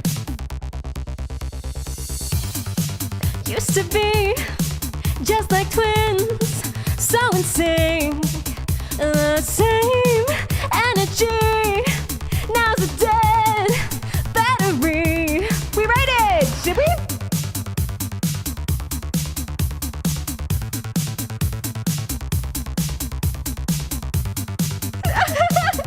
I usually have a timer. I don't have a timer. Cause you're hot, then you're cold. You're yes, then you're no. You're in when you're out. We're up when you're down. We're wrong when it's right. We rated wicked is white. We fight, we break up. We kiss, we make up. You don't really wanna stay, no. You don't really wanna go. Oh, cause you're hot, then you're cold. You're yes, then you're no. You're in when you're out. Very real. When you're down. It can't happen anymore. Call the doctor. Got a case I miss gaming, man. bipolar. Where was when are we getting the thing done? We can do it this week, actually, if you want to. This week I have way more time. Mother's Day is over. The mom has been dropped off at the airport. Woke up. We're still pretty here. early I'll show today, you. drop her off, dude. No more. Bye, everybody. See you tonight.